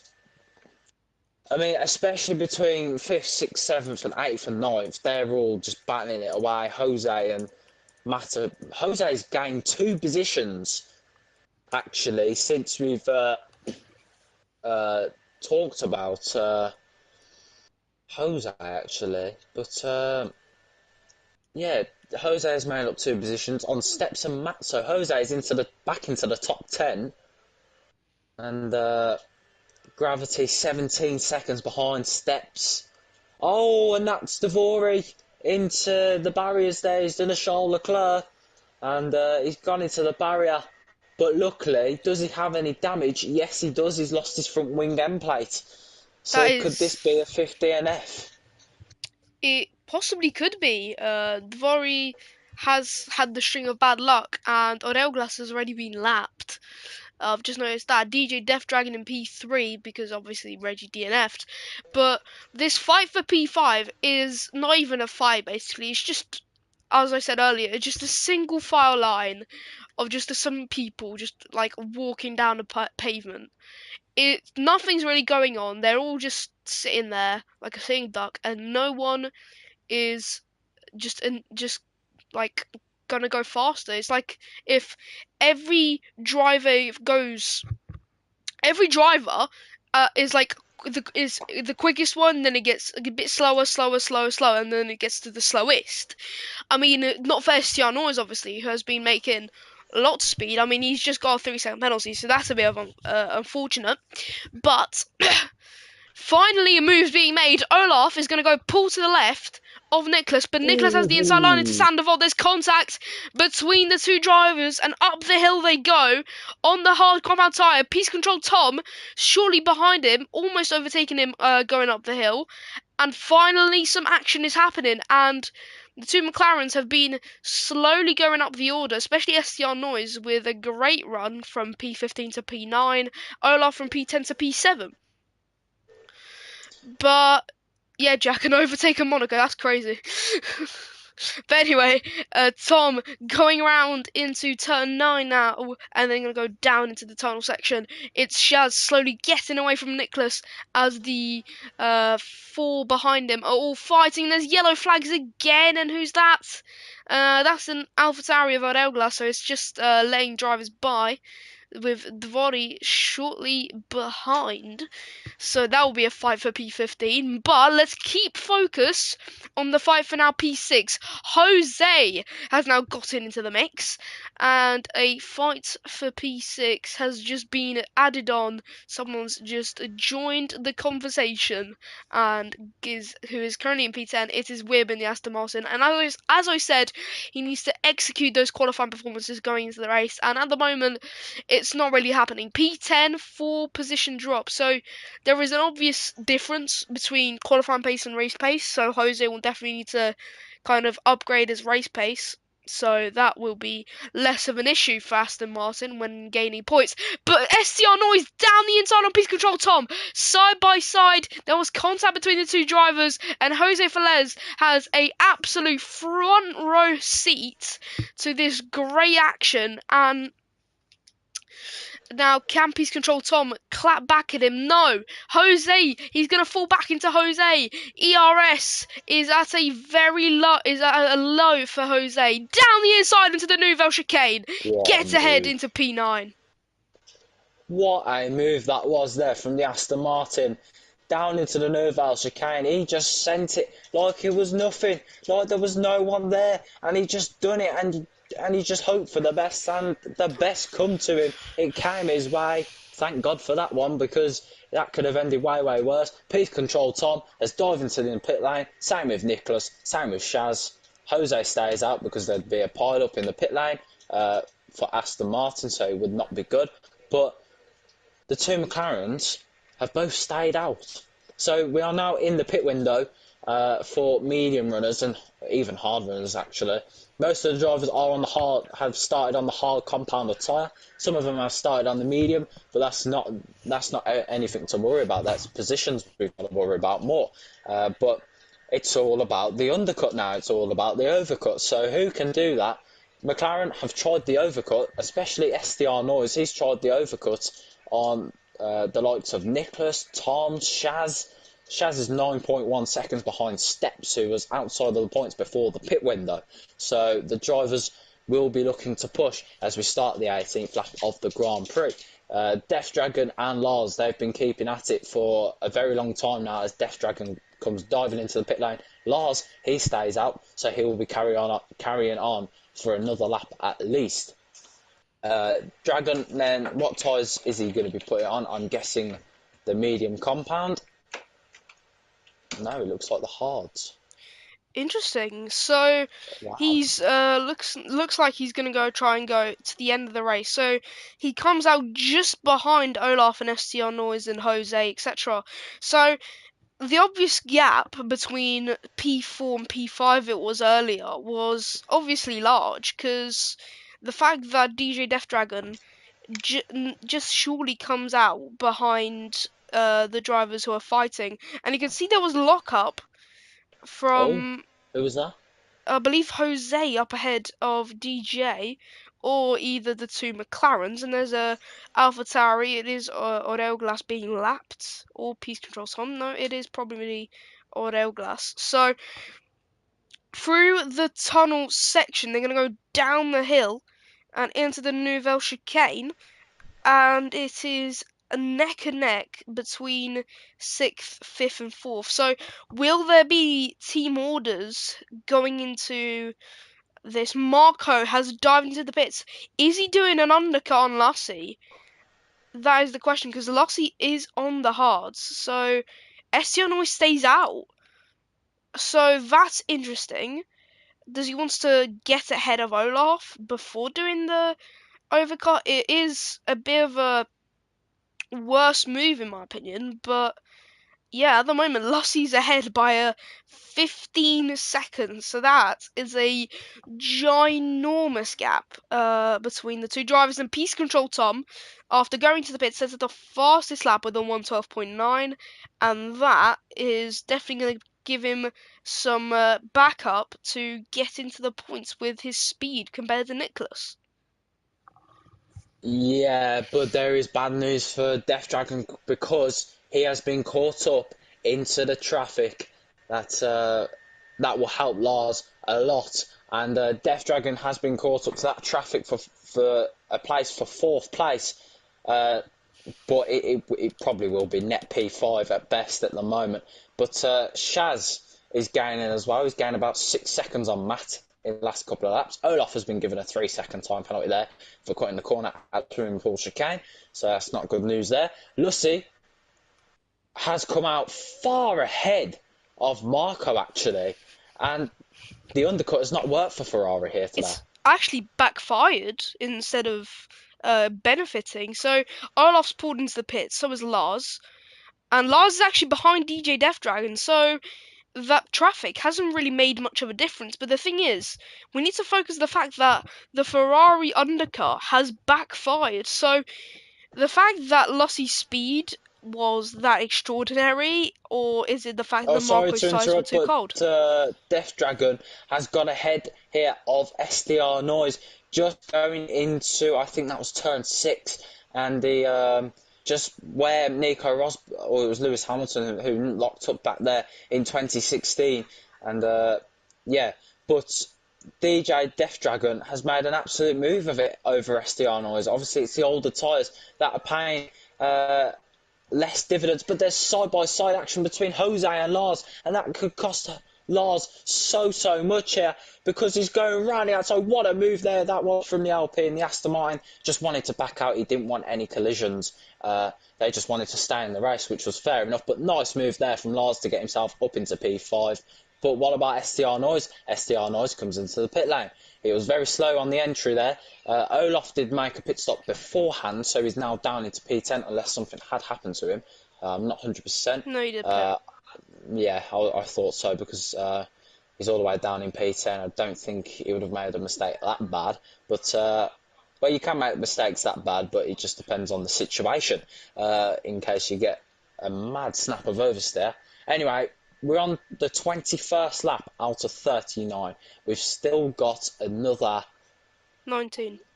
19 laps. Yeah, 19. No, 18. Yeah, 19 laps left in this Monegasque Grand Prix. It has not been the best of action to watch here today. You know, it's a Monaco race. It's testing the driver's skills. It's so interesting to see sometimes how skillful these drivers are, especially first and second, third, fourth. Well, the top 16 really. It shows they are consistent. 17th, 18th, 19th, and 20th. Not so much because they are out of the Grand Prix, but there have been a few front wing changes. That's the charisma of this race. But yeah, that's just the way it is. Yeah, and it just happens. So obviously in the FIA there will be something to do with STR Noise and TIG. There will definitely be a report about that. There was I saw a report to do with Olaf and BP Reggie after Olaf impeded on his lap time. I think in Q1. So anyway, back to the race in action, and it looks like Lucy is gonna get his fourth win in a row. So going round now, into the swimming pool chicane, he's gonna start lap 23 out of 39. We have 17 laps to go when he crosses that line, and it's a yellow flag, and it's Dvori.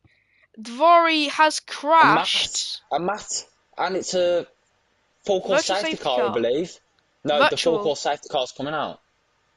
Yeah, it's a full course safety car because the safety car has come out. I don't know why it says But virtual.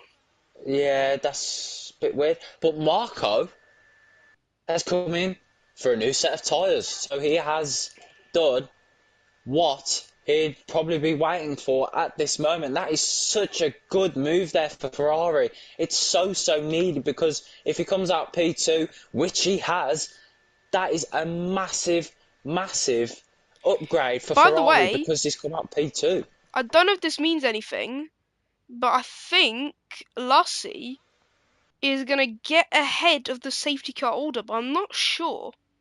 I'm really confused why the safety car's still going. He's should have stopped earlier, like up the hill or something, but Yeah. he's still going. So as Marco approaches the safety car, will the safety car stop him from overtaking? Meaning, Lassie can literally lap them all like catching fish, or is it gonna stop? Is stopping now at the tunnel section? So actually, no. No? Marco's been disqualified from the session because he overtook the safety car, meaning Lassie has jumped the safety car and Marco has been disqualified because he wasn't aware of this. Oh my word. What has happened? So That this is means unbelievable. DJ Death Dragon is going to be leading the pack as the safety car while Lassie is going to be at the back. What? What on earth has just happened? Now Marco's That just that's been Michael Massey moves at its finest right there. Marco has been obviously wrongly disqualified there because the safety car kept on going, which I didn't really understand. And now he's led by what? Now he's led by the what the Oh my word. question mark? Unbelievable. Marco will be throwing hands with the FIA tonight. I'm telling you that now because that is so unfair. That has cost him 18 World Championship points here today, and that has just put that's just mind blowing scenes. What we have witnessed here at Monaco today. I'm lost for words on what has just happened because we thought for a second there, Lucy might be able to, you know, like make sure everyone's a back marker so he can confirm a race win. But I'm so lost because that that's something that's never happened before in league racing history. I've never seen that before ever in league racing history. But things have changed today, so Michael Massey has somewhat returned. Yeah, now I'm angry because the team that I support is now 3-3. After winning 3-0, it's now 3-3 Damn. Oh dear. because they just scored a penalty. Oh my gosh, that is ridiculous, man. I mean,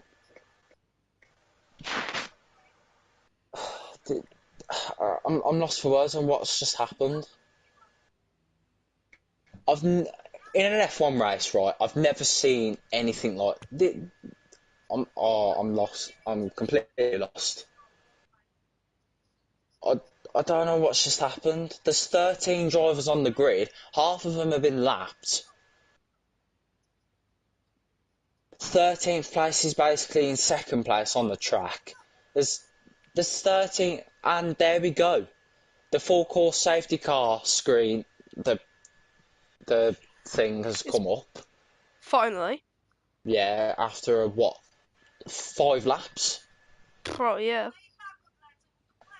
I mean, the safety car can only be out for a prior 5 laps anyway. But I feel bad for Marco because Lucy could overtake the safety car, but Marco couldn't, and the So safety car just didn't stop. yeah, that's what I don't get. So the three drivers that have been lapped here in the order is Orelglas, Wumax, and Gravity, and then it's Steps who's gonna rejoin the order.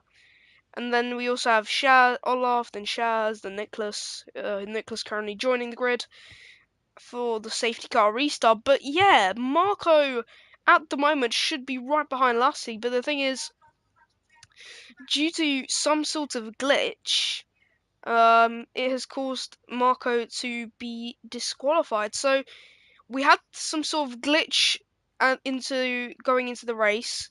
and now we're having a glitch with the safety car with Marco. So why? So the Oh, thing is, I really don't get it. Why is Lussie? What? How has this happened? I still don't get it. So DJ is gonna have Gravity and Orelglas in between them, in between him and Lussie. So the safety car's in this lap. Steps is not going to be able to catch up, I don't think. He won't be. He's only Yeah. going through the tunnel section, so that's And also by the and stupid. by the way, 13th is 2 laps down. Yeah, Orelglas. Orelglas Yeah. has just made everyone stop for Lussie. So now Lussie's going to get this race back underway, but Orelglas has just stopped the whole order, and that is definitely going to get him a race ban of some sort, because that has just made Lussie run away, and it is three And he's gone straight seconds. on. Yeah, He's gone straight on, so he's been lapped by the whole grid twice. I think Wumax has even lapped him as well. So yeah, this is unbelievable what I am witnessing here today. I've yeah, never seen anything like this in my life, me and neither. things have just taken a blow, and the FIA have disqualified Marco for absolute no reason. But what can you do in this situation? There's nothing you can do, Yeah, but unfortunately. the thing is, Orelglas has just given Lussie a benefit, so that's going to be a race ban, I think. Well, yeah, because AlphaTauri are basically the sister team of Red Bull, so I don't understand. This race has gone from a good race to an absolute shambles in the space of what 27 laps. Yeah. It's this is unbelievable. I can't understand what has just happened, but either way, Lucy has deserved to win the race today because he's just dominated. But I'm still shook about Marco because he's just lost 18 World Championship points. And that could have benefited him as well in the chase for, because currently looking at the championship, if he didn't get disqualified,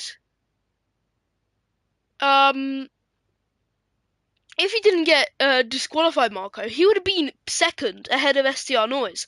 So that has costed Marco second place in the championship. And with Bo obviously not has not been racing since Qatar, I don't really know what is happening. And then constructors standings as well. Ferrari's obviously given the fight to McLaren, but with Marco's disqualification, they won't be ahead. I mean, at the moment, they wouldn't have been ahead at all, I don't think. But yeah,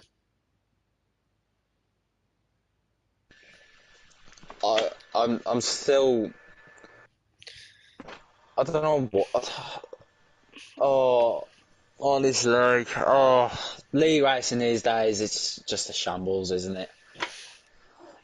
But we have to get up and deal with it. We're commentators, and we just got to get on with it. But I'm gonna there's look. go on. So sorry. So Marco's just put in the general chat his POV. So it literally told him. So okay, I'll show you. So when he was like approaching the safety car, it says pass safety car, vehicle ahead may be passed. But then maybe like centimeters before overtaking, he got stay behind safety car, and that got him disqualified. Unbelievable. What? I still can't get my head around that. What? I've had that problem before, I'll be honest. I've had that problem before. But the thing is, that is just stupid, man. And it gave him 2 seconds. Yeah, that does that with safety cars. It gives him 2 seconds. 2.5 seconds, that's what it gives for safety cars. And then for normal illegal overtakes, it's 15 seconds. That's what also I don't get that. But, oh my gosh, man. It literally says, okay, so as they're about to exit the tunnel, it says, Pass safety cars, lapped cars may overtake. That says that as well for some reason. But then it also says host is allowing the pass, meaning FIA's Reggie's allowing the pass. I think that means. And then it says, and then literally someone who's in gear 7, a Ferrari in gear 7 compared to a safety car going like 40 miles an hour down the straight, down into the Nouvelle chicane, and basically what? 2 tenths behind, maybe even less behind the safety car, and then it tells Marco to stay behind safety car. I really don't get that, and that is so stupid.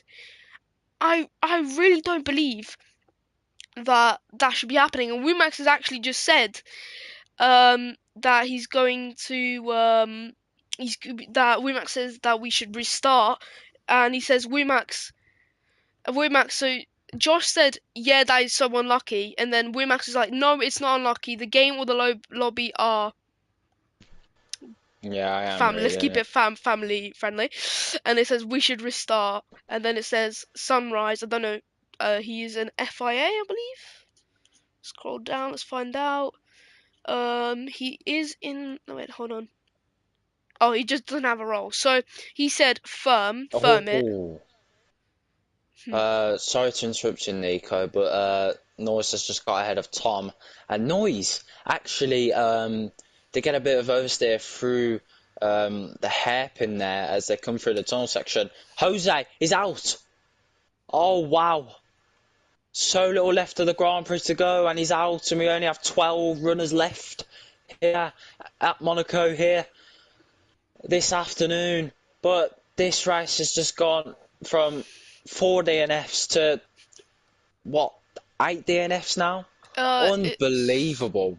Yeah, seven it's 8 DNFs and a DNFs. disqualification. Wow, yeah, but you understand. Hmm. But I still can't get my head around the Marco situation. Nicholas has retired. They're all retiring. They've had enough. They've seen enough of this. They're not having. There's 11 runners left, and people are just not having what's going on today. I Yeah, mean, I just can't believe it. if I was Death Dragon or Lars, I'd just keep it simple now, because noise behind has a penalty. But this this is unbelievable.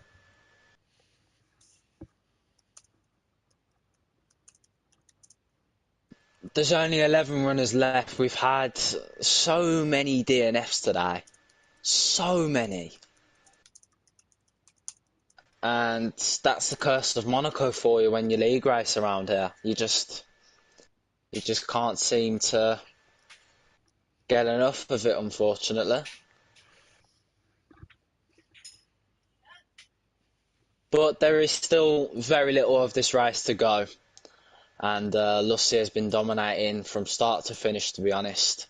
Marco should be second, but nothing you can do when you get disqualified. Not really a deserved disqualification. But what can you do when you overtake a safety car and the safety car just starts being an absolute idiot? Then there's simply nothing you can do. Let's have a look at what lap um, Regulus is on. He's on 33 apparently. I don't think he is. I think he's on around 31. Hmm. Aureolas hasn't even gotten to Jose and Nicholas yet. He is on lap 31, maybe even lap 30. And I don't know why he's not pulling into the pits and retiring. So, yeah. Yeah, because it makes it confusing for us as well. But if he wants to start on the track, you can just get some practice laps in. That's fair enough. I mean, I think he races in Div 2, so. The question is he going to Oh, race in Div 2 Lucy, though? Lucy. Oh, that could have gave Death Dragon the win, or What even happened? Lars because he's just had a mad snap of oversteer. And oh, He's Almost so smashed into lucky. the wall. Oh, very, very close. Oh, and Elglas is finally overtaking the drivers at the end. He's gone to Jose. Now he's waiting for Nicholas. Getting to Nicholas. It just shows how poor this race has been for a Regulus. It has, and then obviously he went off the track and tried to let the other drivers through to be Oh, like, look, he's just smashed into the wall. no, he hasn't. Oh, He I hasn't. thought he did. It looked like he did. What? Nicholas has I'm left the definitely not session. seeing things. I'm definitely not seeing things. I mean, I didn't see it, Because so. I thought he smashed into the wall. I think it's the lag Oh, yet again. Lassie, uh, almost hit the wall. He had to cheer out of the way, but Shaz with a 3 second pen. And now only 11 drivers remain, and this race was really good to start things off, and then ever since that safety car came out, it just got torn apart. It's just not been good, in my opinion. And then I It's a also have shame Div you only get 2 one. in less than half an hour. Yeah. But what can you do? Yeah, here we are.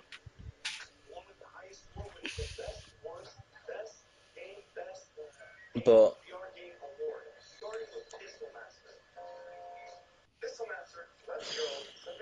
So we already unbelievable.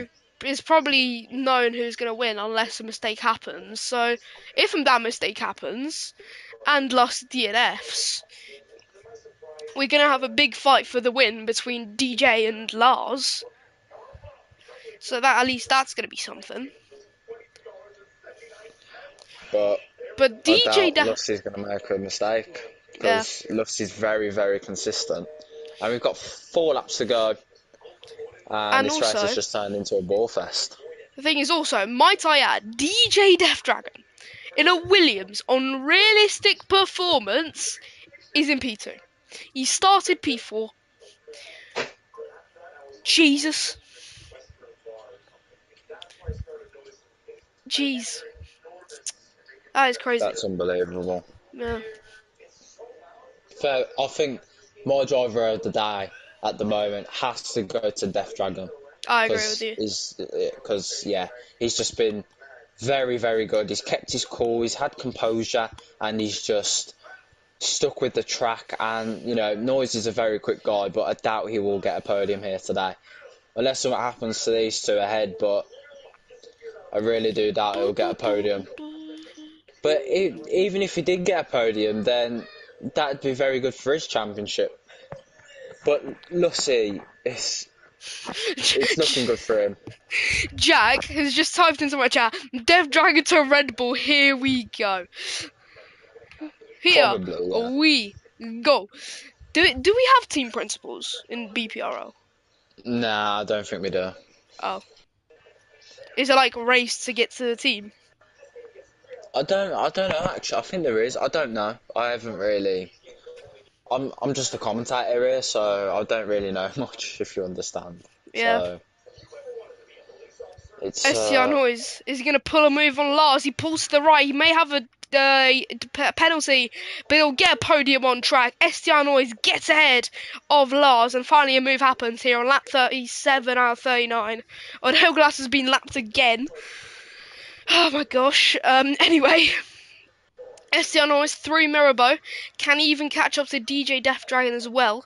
So that fight for P2 can continue. Peace Control Tom shortly behind, fighting Olaf. And Shaz sets the fastest lap, so that is a bonus point for Aston Martin after Jose's crash at the Nouvelle Chicane. And Olaf, through the tunnel section, is going to go on board with the driver. Can he overtake Tom? And going down into the Nouvelle Chicane, you can see the drivers up ahead. But at the moment, it is Olaf versus Peace Control Tom for P5. Who's going to get that top 5 position? Who's going to get those extra 2 more points than P6 gives you? Going through the final swim pool chicane, down into the Schumacher corner. And it is neck and neck between the AlphaTauri and the McLaren. We're on lap 38. Out of 39, but it is looking like it's going to stay P5 and P6 for the same drivers. So it's looking like Lassie will be winning this Grand Prix. And STR Noise, can he even get P2 on track? Going through now down into turn 5. He's going to try and overtake DJ Death Dragon for track position.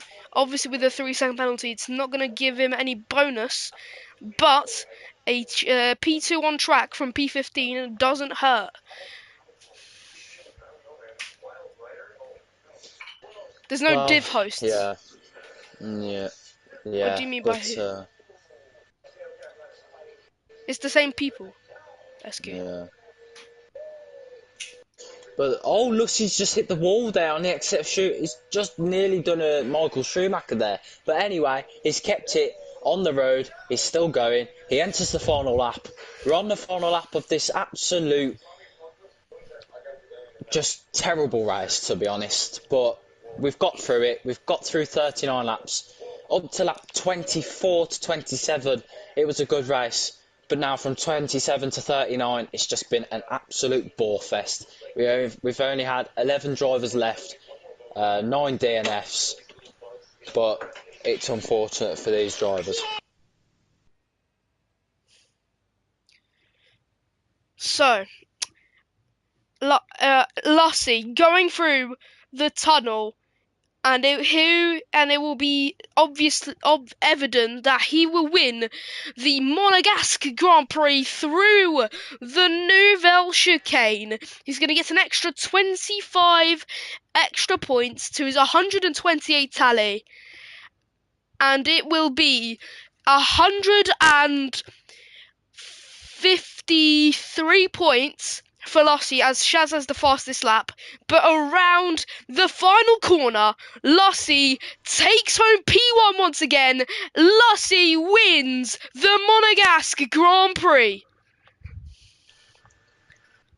Yeah, but now further behind, we've got to keep track of Death Dragon and Noise. But I think Death Dragon will just grab P2. Lars will get a podium as well. Olaf has just been given a 3-second time penalty once again. But what a performance today from the Williams. He finishes in second. Lars on the podium beats Noise. Noise misses out on the podium place. Tom P5. Olaf P6. Steps comes around the final corner. Gravity finishes P9. Regulus finishes P11. Steps finishes P7. And the last one to cross the line is Woomax, who's all the way at the swimming pool chicane. Yeah, I'll be right back. Oh, and Shaz comes around the final corner. He's going to finish 8th. And that completes off an awful race, let's be honest, but it's the game, being the game. We would have had a very good race if the safety car just didn't bring controversy to its name. But yeah, anyway, we're going to bring down the grid rundown while Nico's gone. So we'll just wait now.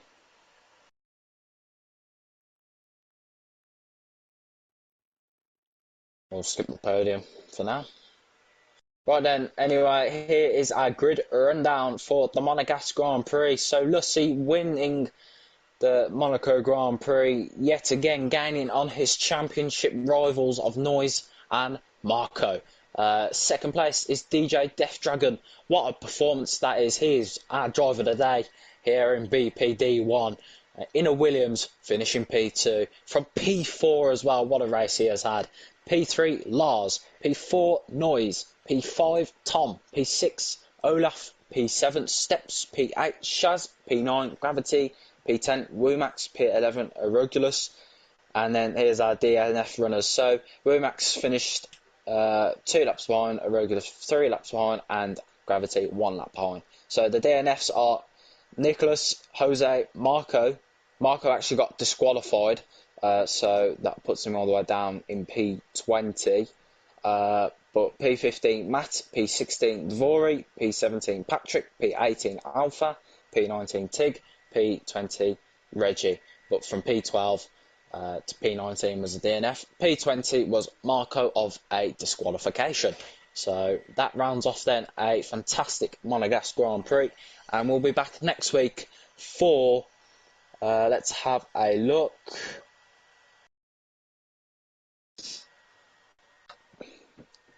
Right, we're going to go into interviews. But first, I'm going to tell you the next Grand Prix.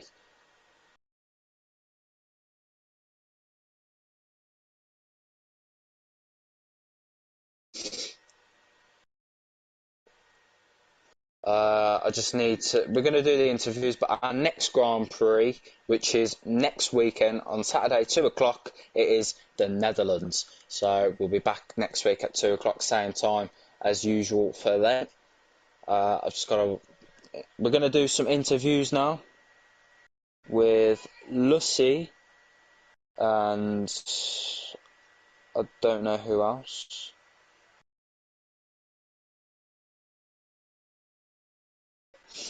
Um, I'll just try and invite him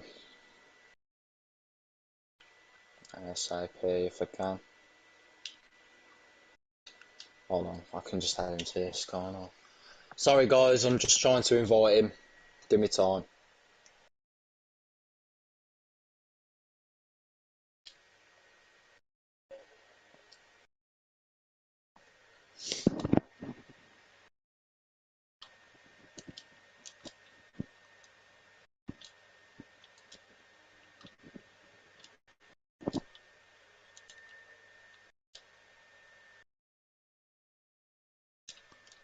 Right, I've added Lucy. I don't know what else I I'm need back. to do you want to do the interviews then? Yep. Alright, that's fine. I've just added Lucy. So, Alright. does anyone else need an invite? Does DJ anyone else? and Lars. Okay then. So are we starting from P1 or? P3. Alright, that's fine. So we've got to make sure Lars is in as well. DJ.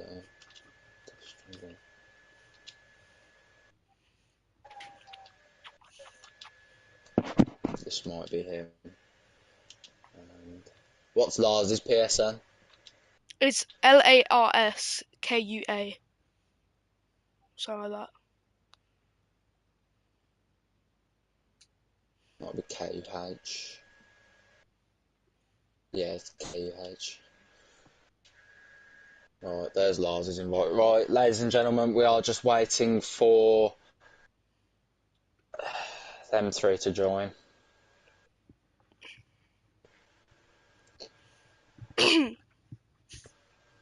Alright, Lars and Lussie. Alright, everyone's in. Let me put you a bit louder. Hmm. Alright, Nico, just when you want to start, just go. Alright. Lars, P3. I think your first podium. So, how do you feel after that, getting that first podium and just P3 in general? It feels really good to be on the podium with Alpine. The teamwork with DJ was perfect the last laps to get noise behind. So yeah, really happy about it, P3. Yes, and also qualifying was P5, so obviously an increase in there. So, do you think you can develop this into the next Grand Prix after Christmas? Yeah, Zandvoort is not my best track. We'll try to be as fast as possible. We'll see what happens. Alright, that's good to hear. So, you can go about the rest of your afternoon, or if you want to stay here, that's completely fine. I will stay. Alright, just listening. Do you have, oh, actually, before you do that, any questions, Alfie? Not really. Hey, wait. Lucy.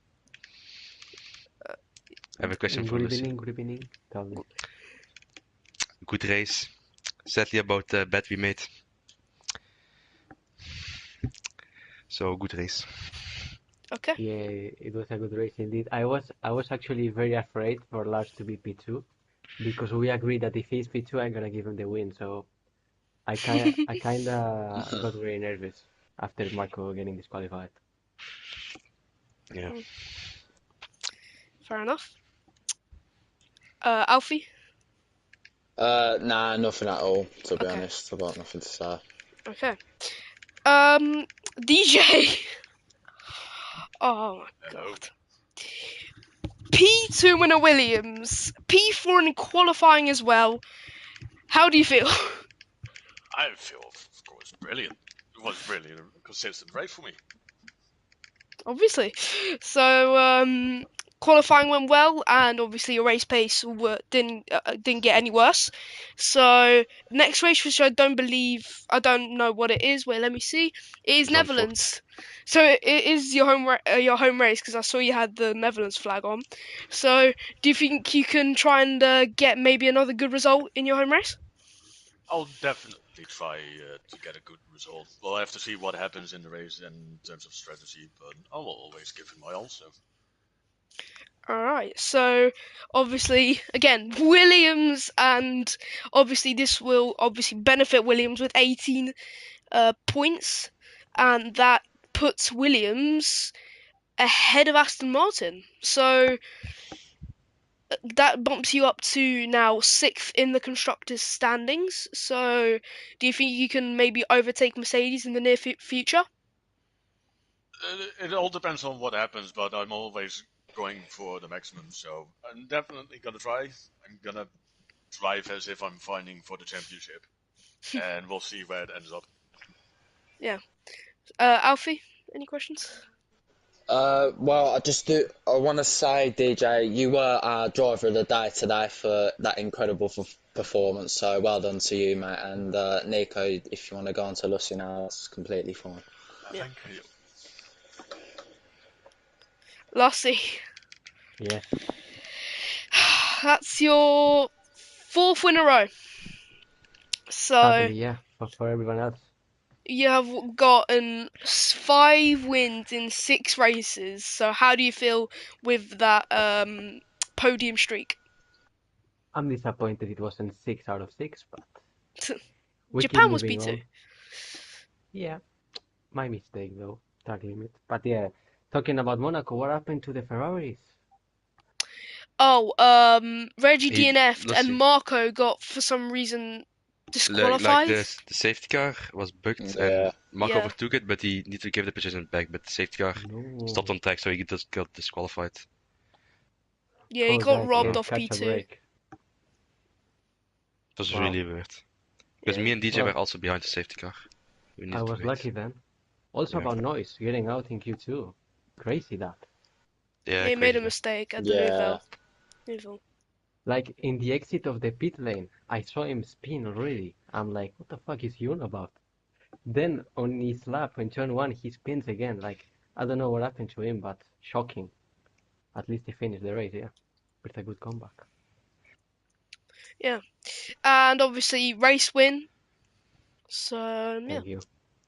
have a good. Everyone have a good rest of your afternoon and Merry Christmas. Merry Christmas. Merry Christmas. Merry Christmas, lads.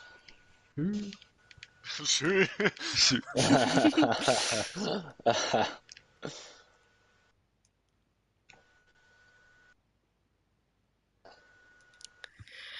So obviously you guys who have watched this race from the start, well done to everyone who raced today. A bit of a you can say a shit show, but it was a good race in general. 2.5 hours this stream was, and now in 10 minutes Div 2's happening. So you know what? I'm not stopping the stream. We are doing Div 2 as well, guys. Here we go. Oh my god. I'm not stopping the stream, I'll be honest.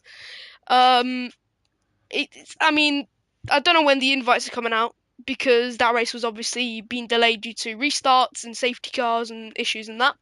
So, what track is it? That's the question. If I remember correctly, I think it is Baku. Baku Street Circuit. Is it? Yes, it is. 16th December. And then after Christmas, it is Hungary, the day before New Year's Eve, and then we go into the rest of the season like normal, week per week. And on the 2nd of March, 2 days before my birthday, it's the final round. So, uh, maybe I'll get a Christmas present early. I mean, especially for Div 3, because I race in Div 3 and it's Abu Dhabi 3rd of March, so hopefully I'll get some sort of Christmas present early, for, not Christmas, birthday present. So yeah, that'll be fun.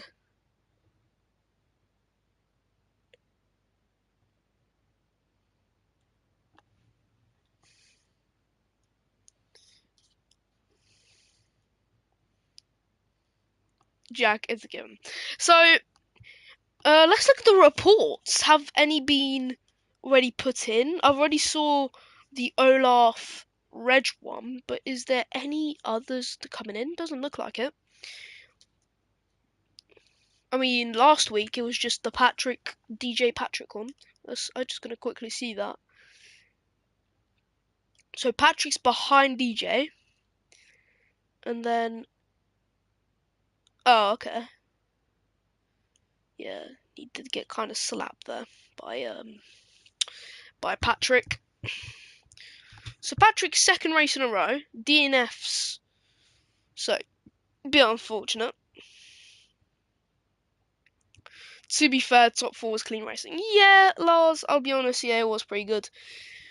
But the rest of the grid, though.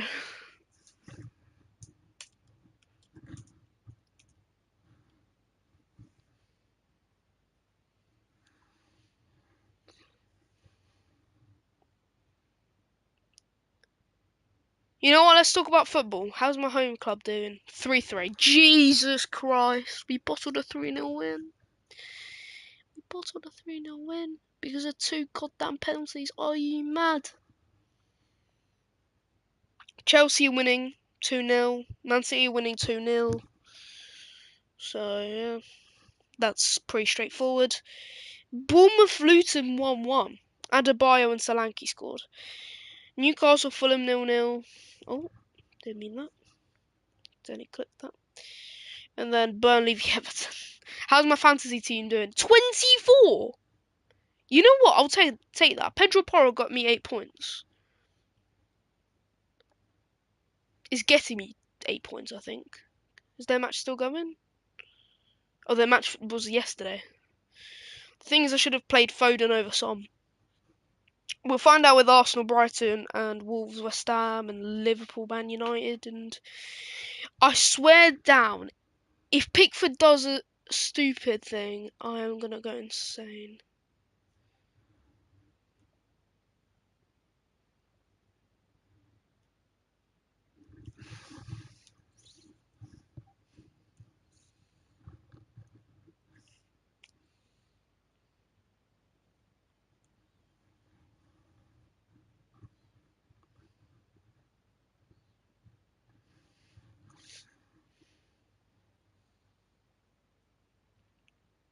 Newcastle just scored with Lewis Miley.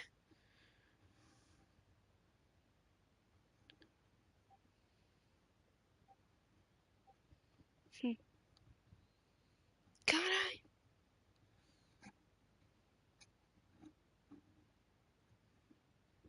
thought you were dead.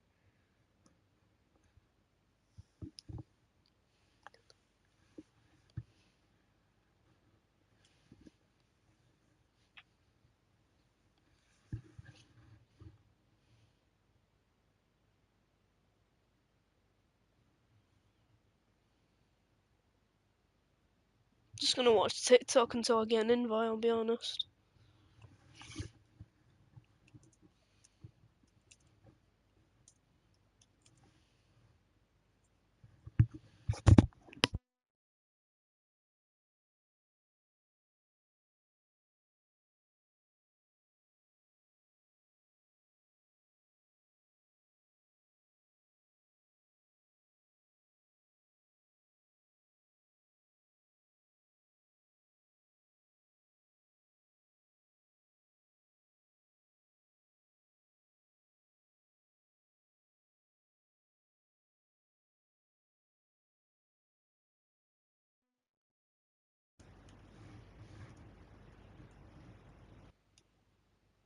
Oh, Reggie's doing them now.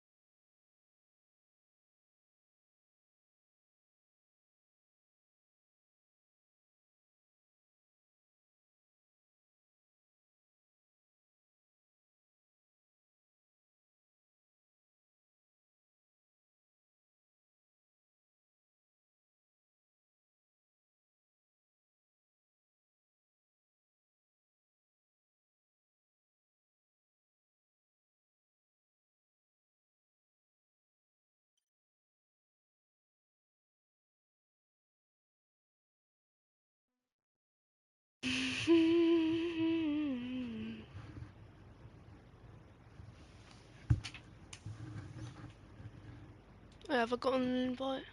Yes. Oh no, I haven't. That's earlier.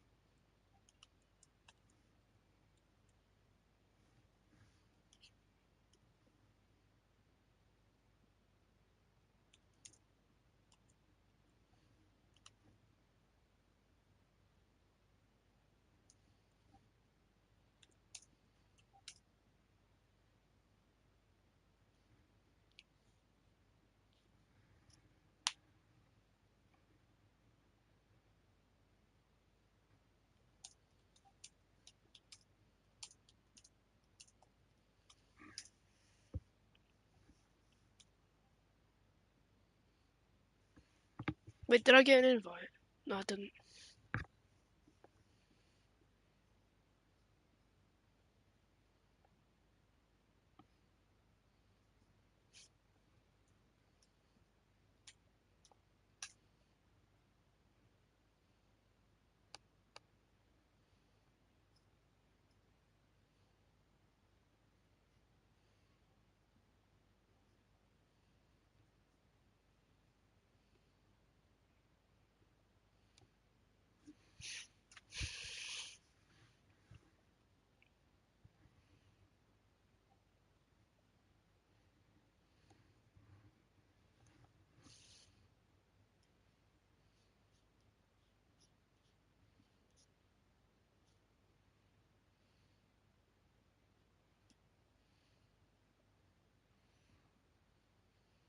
Give me invite, blood.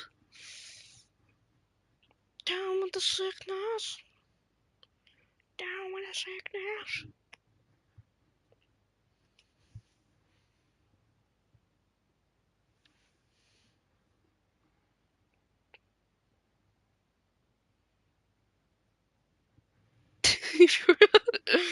All the good times of SBS.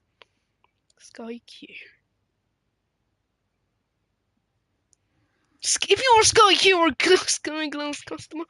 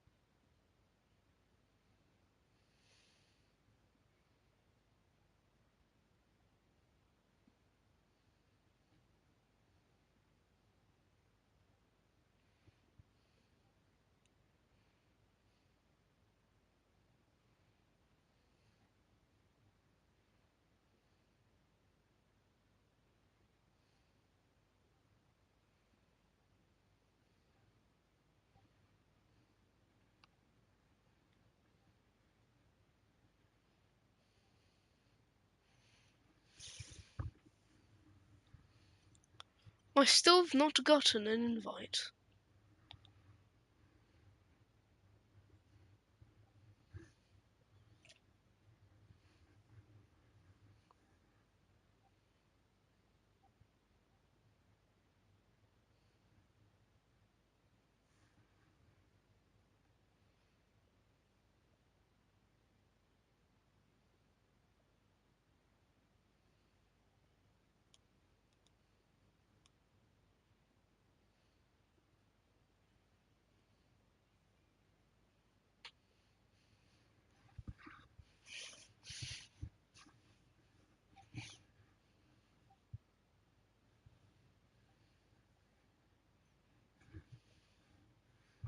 So we're in Baku.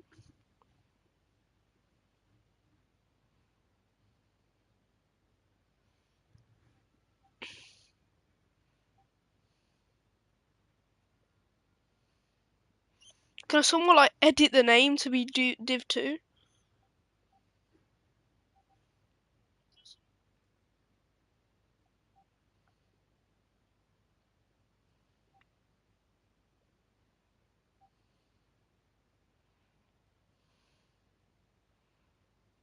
I've hit 100 subscribers earlier. Now I'm on 108. So that's crazy.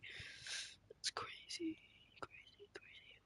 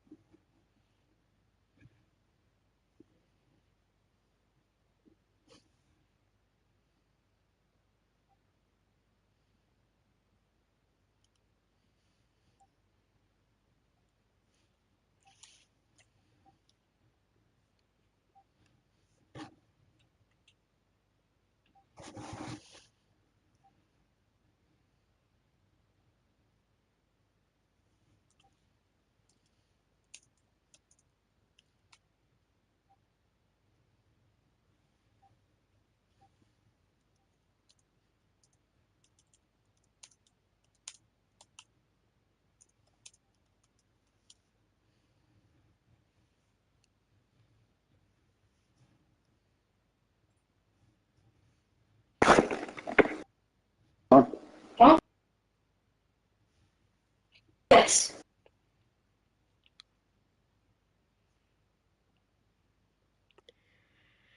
Sorry, guys. I didn't know I didn't start another party. But anyway. Oh my god, I didn't even notice, man.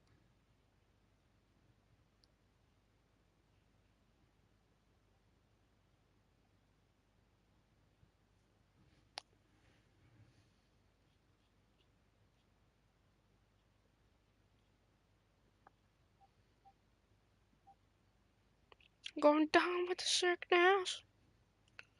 Going down.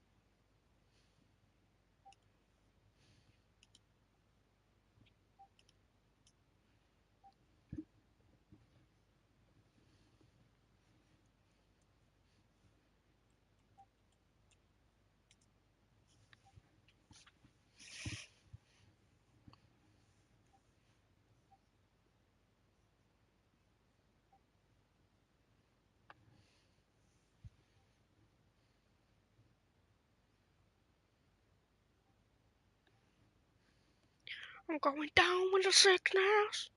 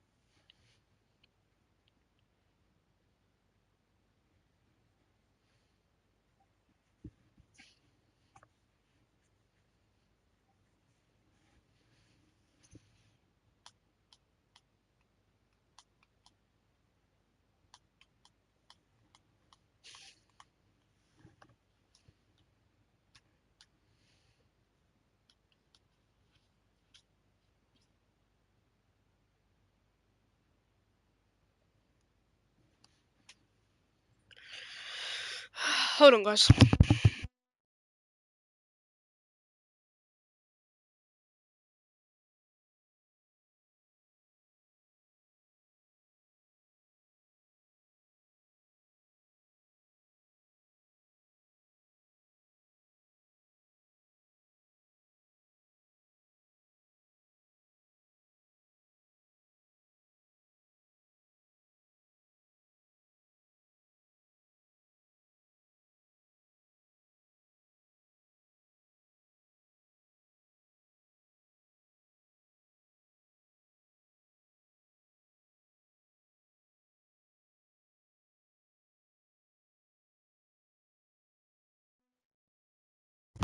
Okay, guys, so let's talk about the Baku city circuit. Is located in the Azadlik. I can't pronounce that. Azaz Square in Baku, Azerbaijan. It is in. It has a capacity of 18,500. It opened 7 years ago, made by Herman Tilke. Um, It is 6 kilometers long and has 20 corners, 3.7 miles, just to put that into account. The race lap record is a 1:43.009 set by Charles Leclerc in 2019. The circus starts adjacent to the square that it's made and then loops around the government house before heading west along a 1 kilometer straight to Palace of the. I'm not gonna pronounce that. No. Shervana. What? Schevenschachs and Maiden Towers. That's also known as the castle section, by the way, guys. Here, the track has a narrow 7.6 meters, 25 feet uphill transversal, and then circles the old city before opening up into a 2.2 kilometer stretch along Nefshilar Avenue back to the starting line.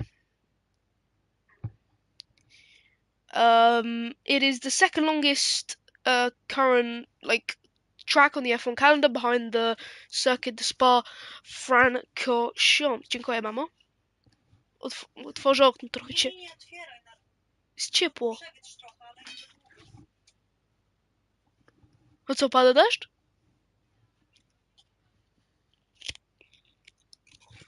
To jest zamknę, to tylko żeby przewietrzyć.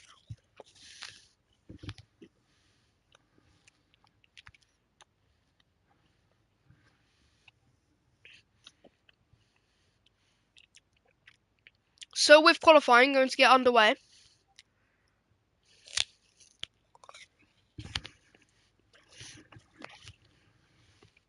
Why is Reggie racing? That's the question.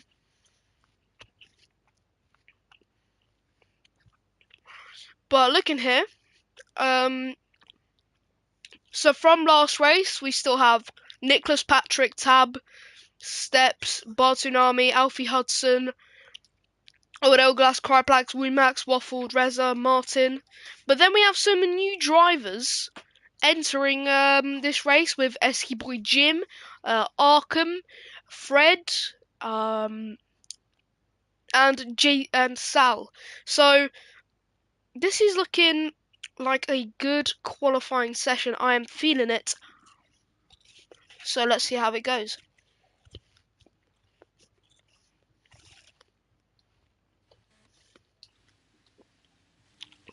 We can see Esky Boy Jim there, parked at the exit of turn 2. Don't know what happened there. No damage, it doesn't look like, so must have made a mistake, maybe brake too early.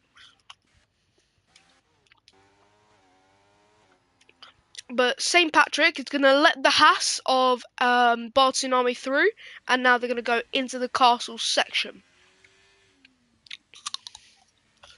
And as I said earlier, this is a 25-foot corner, so because I'm 5'3", it is basically, what, 4 and a bit of me stacked, laid out in a line. That's how long it is. That sounds like a lot, but the F1 car is like 18 feet wide. So they only have 7 feet of space, which is crazy.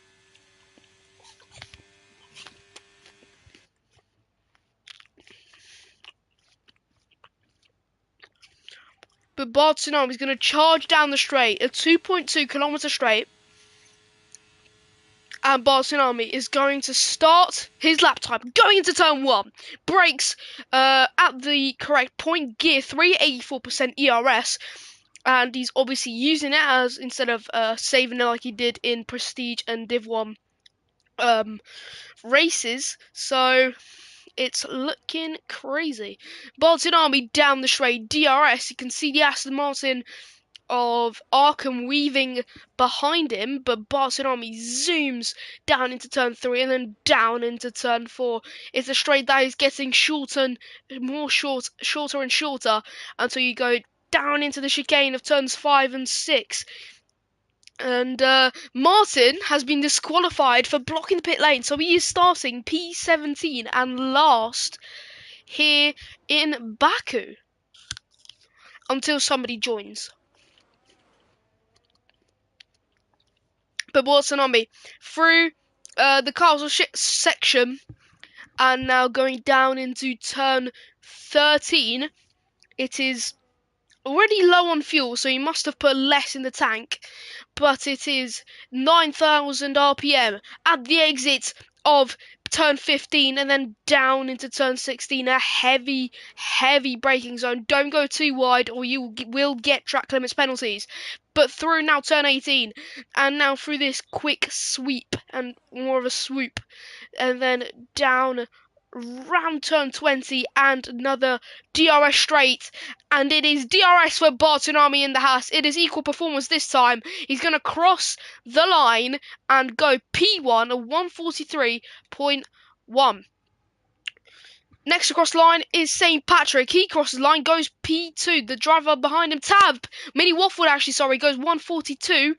The Aston Martin behind starts his lap. Then it's the McLaren of Sal going just P2, millimeters probably away. And now it is Mini Waffle teammate Tab down the straight. He's going to have the DRS and he's going to cross the line. What will it be for the Mercedes driver? Will he beat his teammate? Yes, he will. 140 with 1.7. Next across the line to finish a lap. Who is it? It is Fred who goes into the pit. So it is going to be Esky Boy Jim. He's going to cross the line and go P5. Not a proper lap, I don't believe. On the medium compound tyre. Now it's the Ferrari. The Ferrari of Reggie. It was Max, but Reggie's on an invalidated lap. There's a Red Bull of Steps. He's going to cross the line. Will he beat Tab? No, he doesn't. 5 tenths slower, a 142.2. And yeah, that is Tab currently in P1 here in Q1.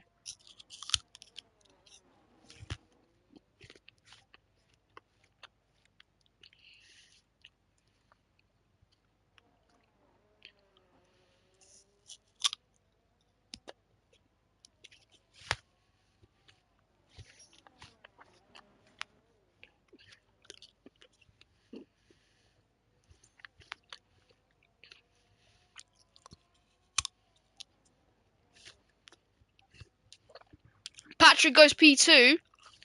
Well, Esky has retired from the session already. He's crashed.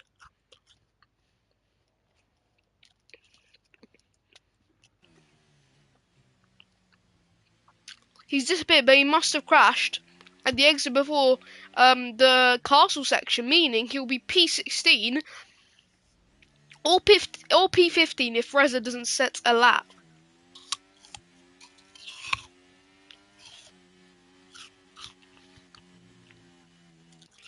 So Patrick now in P2. Nicholas sets the fastest lap with a 141.3. And next across the line will be Max. What will he say in the Ferrari? Zooms into turn 19, zooms into turn 20.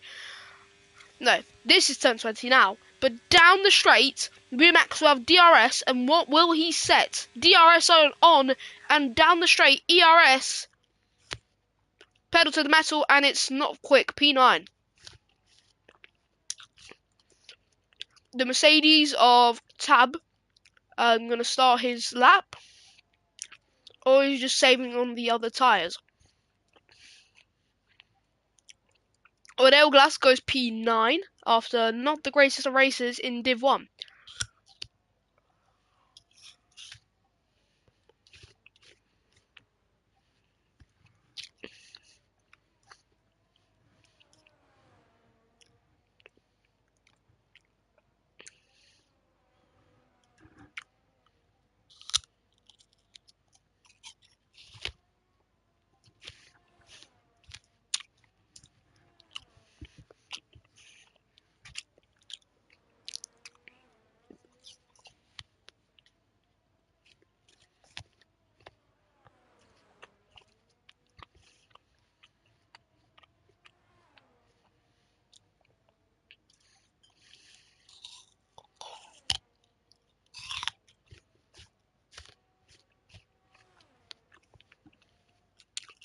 Ferrari of Reggie's going to start his lap, so let's do a full onboard. No comms, because I'm eating an apple.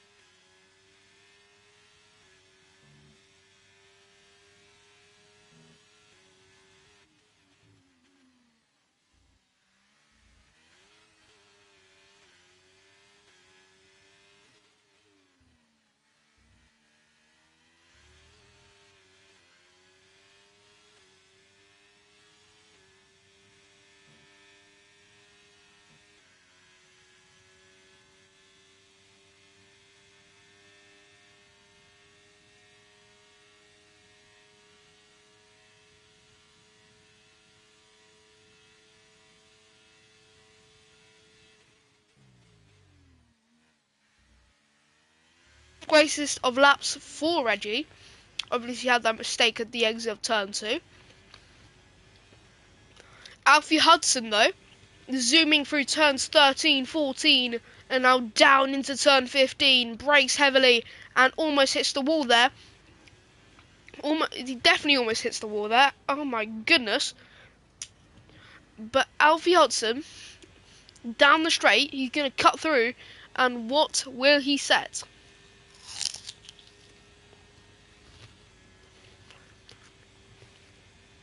Steps is retired, he's confident that he's going to stay up.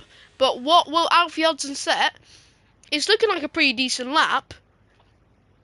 Oh, actually, never mind. It's P9.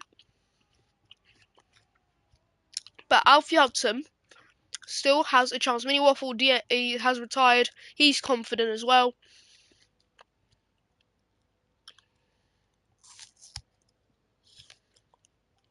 Mini waffled for the win. Interesting move.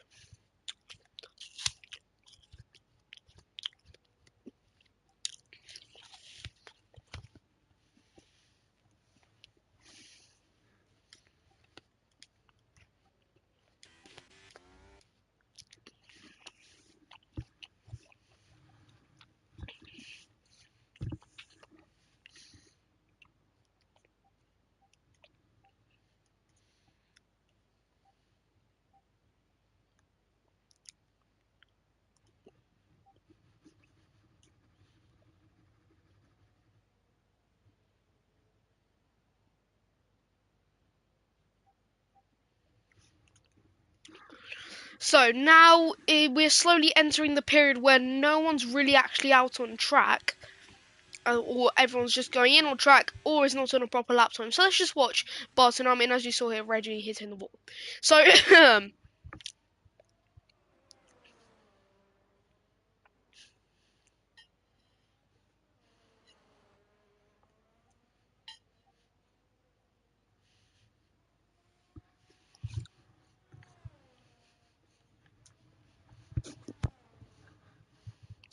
But going into turn 15, Bolton Army is obviously not doing a proper lap. Alfa Romeo of Alfie Hudson going slowly. He is out of fuel, I believe. He has used his fuel depletion for his run. But Sal, can he set a better lap time than he set earlier? Down the straight, DRS. He's going to zoom as fast as he can. And he already got into, actually made the lap. He was P7, and then he went up to P6. So, yeah, Bartunabi pulling into the pits now. So Sal also most likely going to pull into the pits as well. So, it's only Arkham to set a lap here today. Arkham down into the first corner, and he hits the apex, and the red it has retired from the session. That is really risk. Actually, no, he's fine. He's safe. Arkham down the straight. He's heading in towards turn 3. Oh, my nose is becoming blocked, guys. Hold on.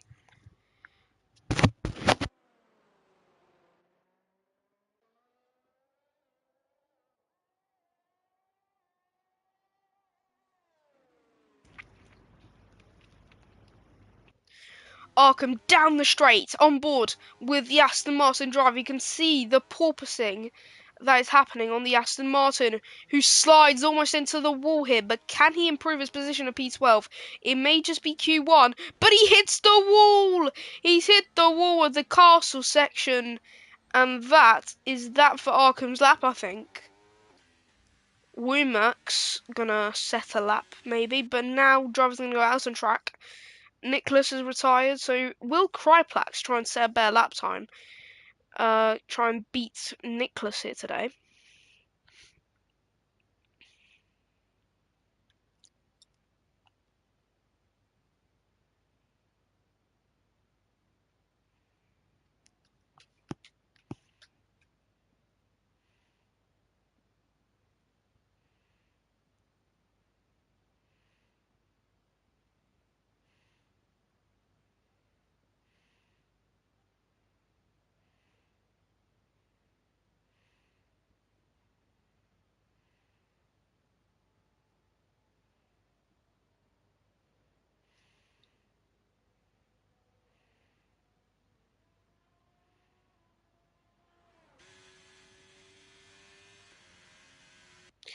Anyway, Remax up into P14.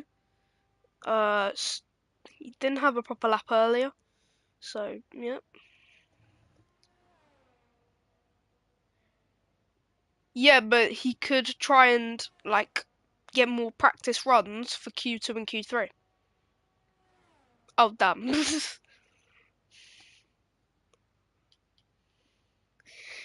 Anyway, so Wumax locks up, going to the corner before the castle section, and now going into the castle section. Don't do a Charles Leclerc, you are in a Ferrari, Wumax. But anyway, navigates his way through in the next couple of corners. But everyone is currently safe at the moment, so Oreglas can just DNF and go into Q2. But anyway, Wumax down into the next corners, and what will he set? Will he get a better position? Will the painted picture not predict him as going out in Q2? Going now into turn 18, down into turn 19, a quick movement, doesn't hit the wall, but now down into turn 20. His fuel needs to be looking at, but Wumax with the DRS, he's going to the pits. No, he's not. He's staying out. He's going to cross the line, and it is P8 for the Ferrari. Beats his teammate even. So yeah, that's very good. It's Bartunami rounding his way through turn 14, down into turn 15. Hits the apex. Yes, he does. Gets a good line. Gets a good exit. Going down into turn 16. And is he going to hit the apex again? No, he's a bit wide of it. Hits the other curb. And it is purple sector 2. The Aston Martin of Aurelglas behind him. But Bartunami through turn 19 into turn 20. What will he set? Down the straight, DRS. He's going to cross the line in the Haas. Will it be quicker than he said before? Yes, he does. Gets P7. And that is 4 tenths up and he retires from the sesh. So, what about Aurelglas? Aurelglas stays where he is, although going quicker. So,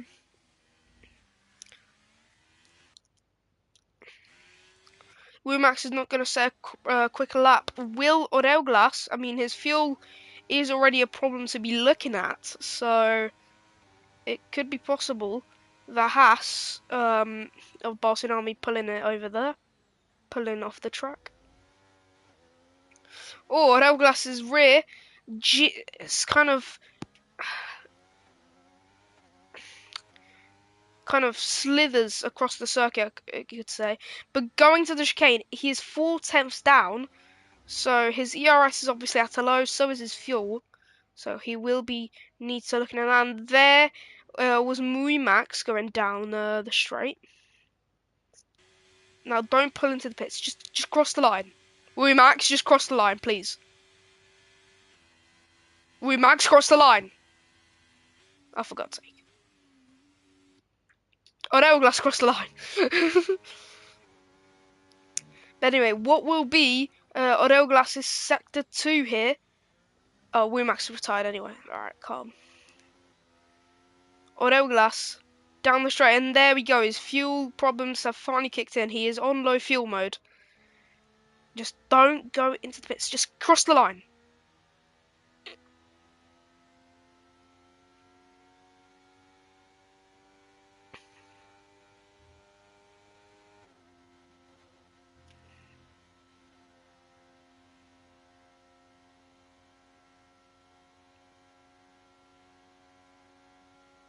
But down the straight, Aurelglas in gear 4. Faster. He's going a bit faster.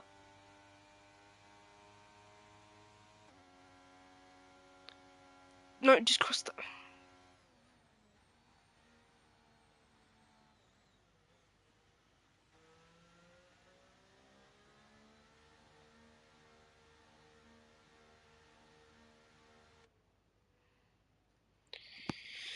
And now we wait.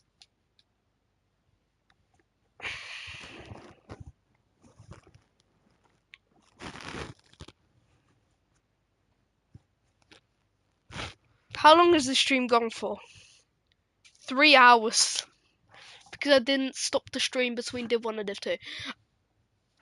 So, yeah.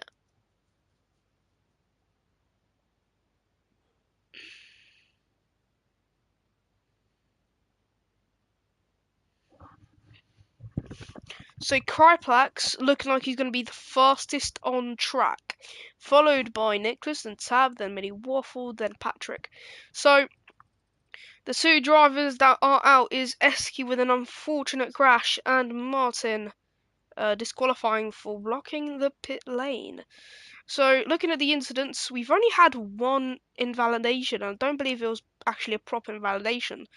So not a lot has happened here in Q1. Has been quite boring because we are missing those 3 drivers. So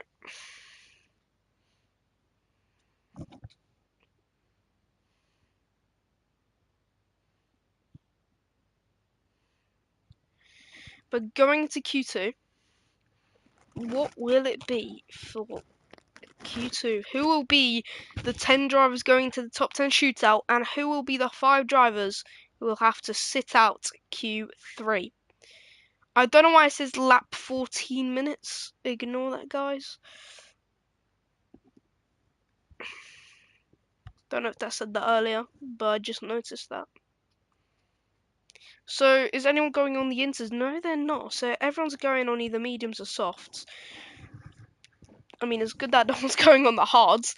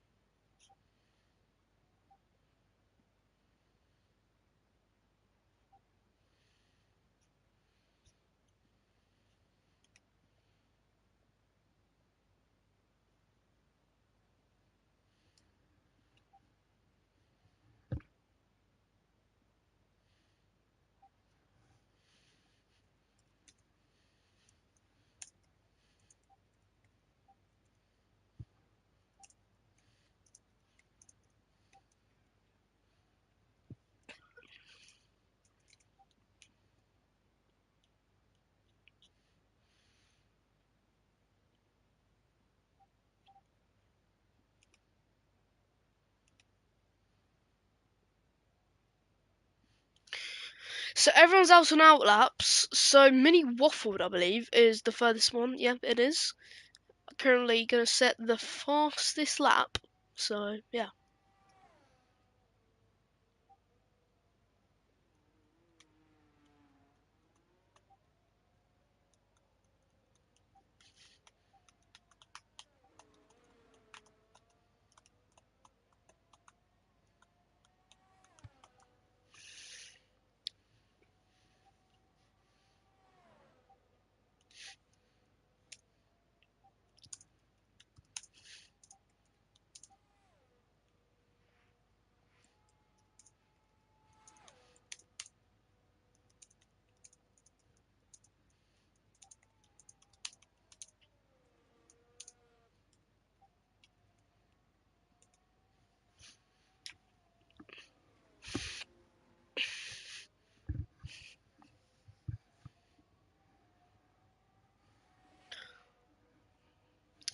But anyway, winning Mini Waffled, going down into turn 3, and that's a Ferrari.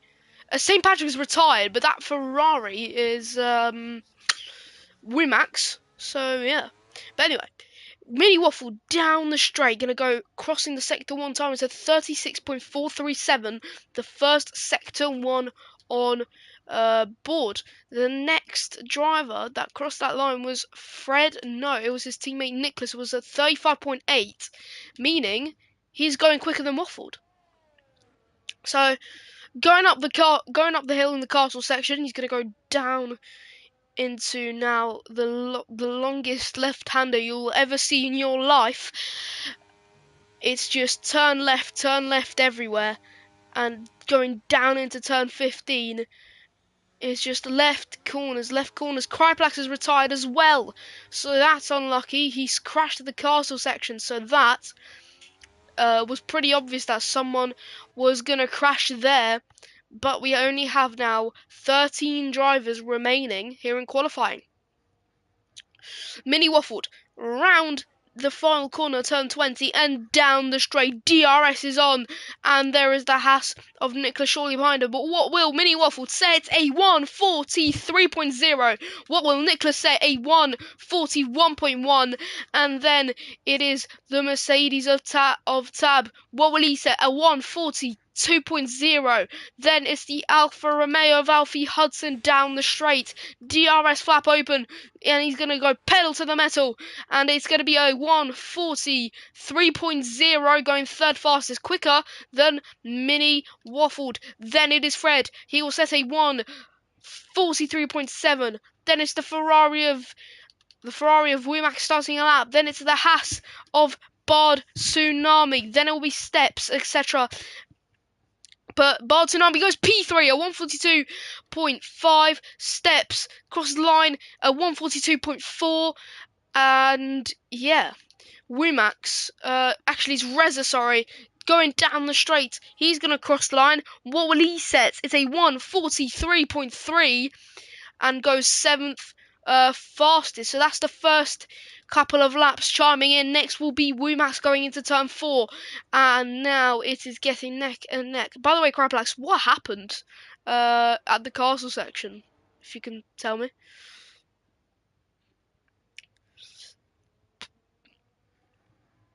So Wumax now into turn 7, hits the apex, turn 8, and now down into the castle section. Turn 9, 10, 11, 12, and into turn 13. No, it is turn 12. So now down into turn 13. Round there you go. Hits the apex. Takes a wide line into turn 14. And now down into turn 15. And once again, a very, very heavy braking zone. And now they're going to go down to... He's going to go down into turn 16. And there is some sort of traffic up ahead. That's an Aston Martin of old Elglass. Let's Wumax through, though. Through turn 18. Through turn 19. Quick right-handers, and going now into the final corner. It is now full speed ahead for the Ferrari. DRS is on 340 kilometers an hour. Can he go even quicker than that? He crossed the line into 143.5. That is very unlucky in my opinion. Could have been a better lap time, to be honest. But Arkham, a 36.1 in sector 1.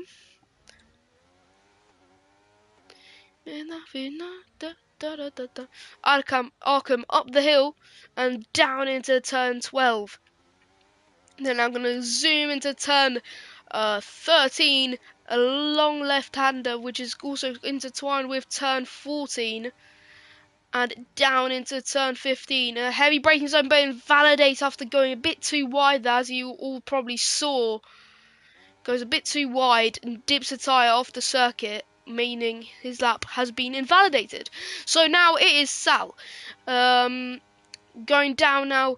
Does he get invalidated? He does a very similar line to Arkham. Doesn't get invalidated, however, as Arkham went a bit too wide instead of what Sal just did. But Sal down into now turn 17 and now into the quick 2 kind of chicane section. Turn 18, 19, and there will be one more corner. There's green flags, so there's someone going slowly. I believe that was Arkham. But Sal, DRS, down the straight. He's going to cross line to 141.9, going second fastest, and that is a favourite for pole position, maybe. Top 5 at least, because that is a great lap and puts him second. Mini Waffled goes P3, and then it's the Aston Martin of Elglass. What can Elglass set? It's a 144.367. That's a Ferrari going slowly. That's Wumax, so he's going into the pits. And yeah, that is all of the drivers. So now we enter the boring period once again. Is anyone going again? Well, Elglass is going again, but his ERS will be a bit less than what he had. Same with Mini Waffled. But Sal is not, I don't believe, doing another lap. Doesn't really look like it.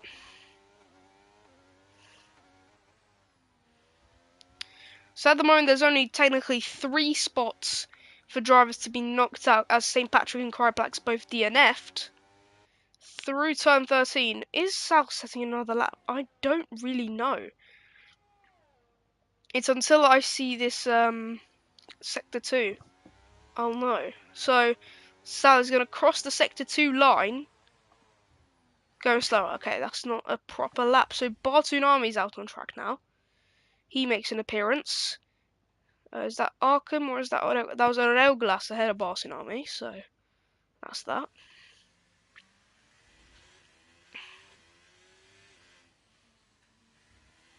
So these are the fastest laps set by every driver, just to refresh our memories.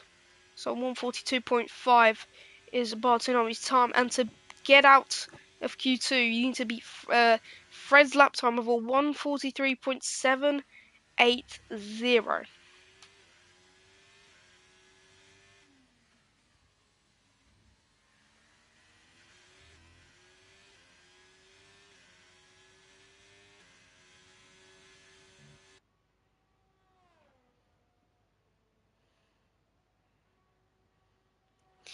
Bartunami, let's do a full onboard. And what will it be for the Bartunami down the straight? And the onboard has begun. Going into turn 1. Goes all the way down to gear 3. Hits the apex. Goes wide of the line a little bit, but Bartunami going now down into this corner. Sal has retired. He is confident that he is staying in this qualifying. Down the straight now, Bartunami is going to try and get a quicker lap than Steps to beat that. It's a 142.454 to beat. Less than a tenth behind Steps at the moment in the Red Bull, and the Haas of Bartunami is going absolutely crazy. He's 2 tenths up on his sector 1, meaning he's going quicker than Steps by a tenth. And there was, I think, a spin or Fred just letting Bard Tsunami through. There's yellow flags. That's an Alfa Romeo of Alfie Hudson. Going to the castle section. There's no hitting barriers here for Bard Tsunami. Going now down into turn 12 and now down the straight. They're going to accelerate as fast as they possibly can. Going into turn 13. Bard Tsunami, what will he set? He hits the apex again into turn 14. Down into turn 15. Doesn't invalidate. Takes a wide line. Almost hits the wall there. Bartunami down into turn 16. He is 4 tenths up on his sector 2, so he may even get a quicker lap than Tab. He's only got 8 points on the board, or 4 points actually, sorry, for Haas. Will he get anything better here today? But let's determine that with qualifying. Down the straight, DRS is on, and what will he set? It's a 1:42.0. He goes 4th fastest and ahead of Tab by 27 thousandths of a second.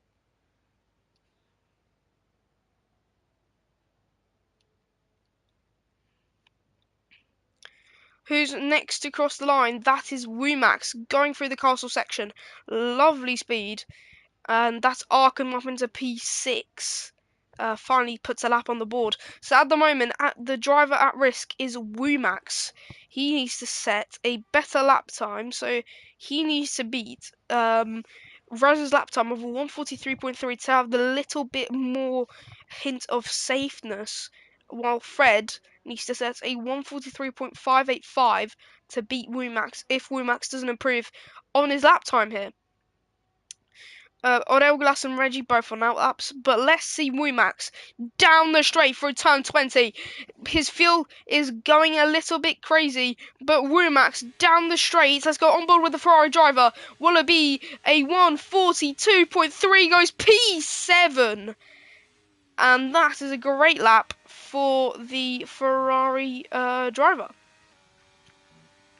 Next up is Fred the Red 03. Going through turn 15, he hits the wall, he bounces off the curb and hits the wall. Hopefully that doesn't happen again. He's still monstrously quicker on his lap. So will he knock out Reza if Reza doesn't get there in time? If Reza sets a slower lap.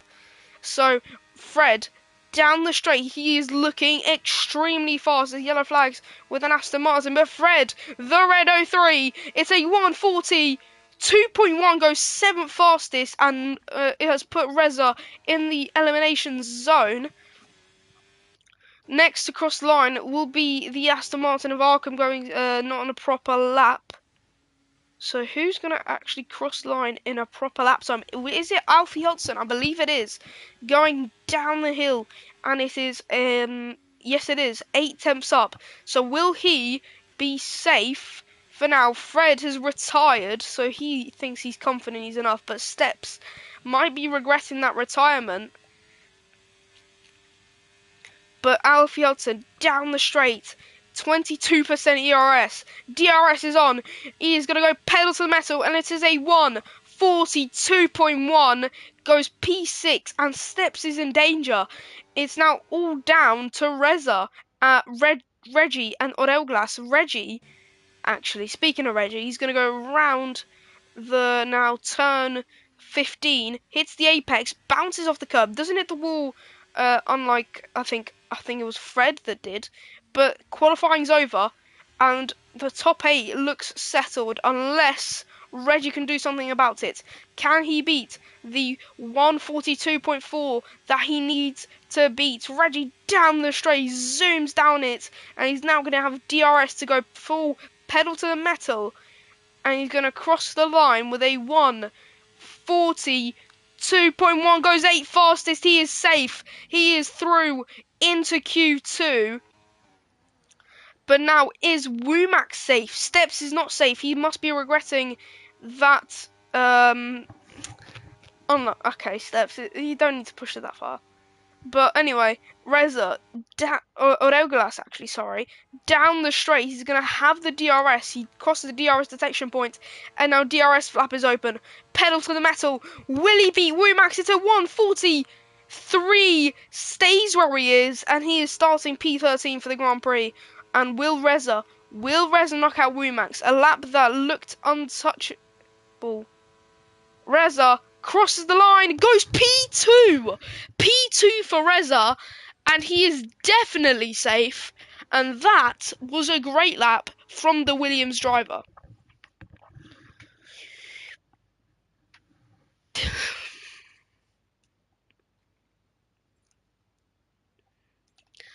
Looking in the incident, one invalidation from Womax. Again.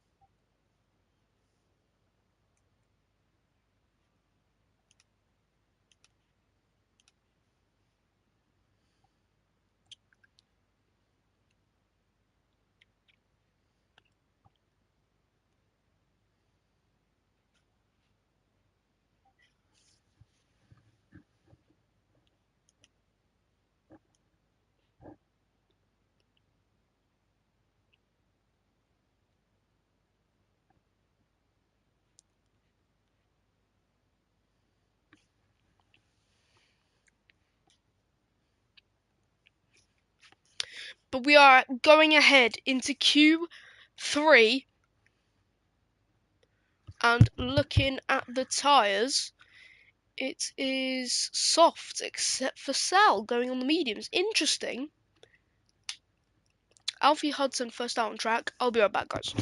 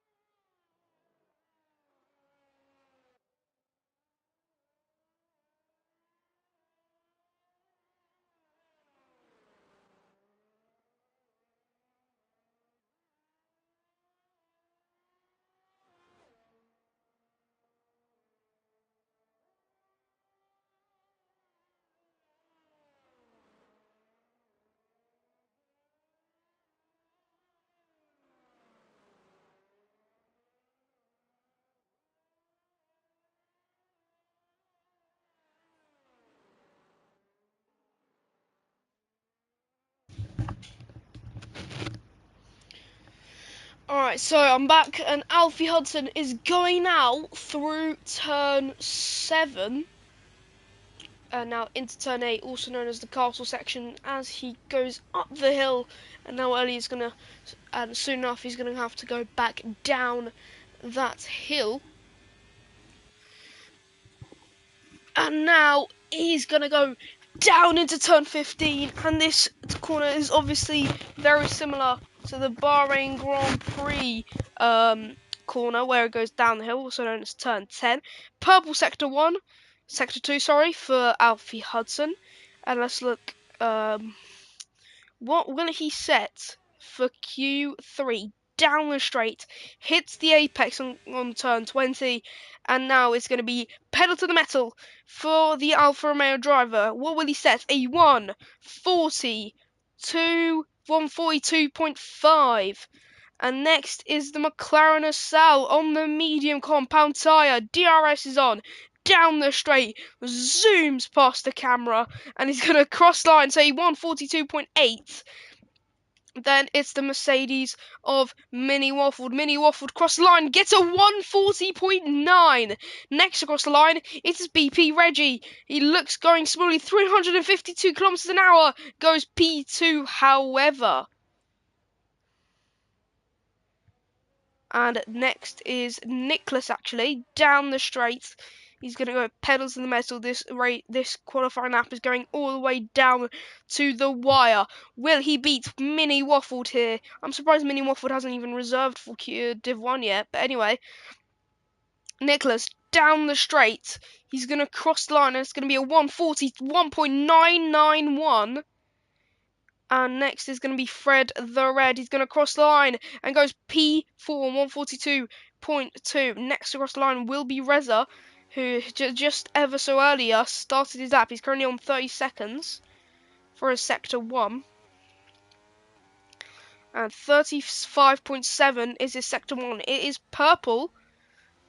We can't fully believe that at the moment, as this has never been fully precise. But, however, we continue.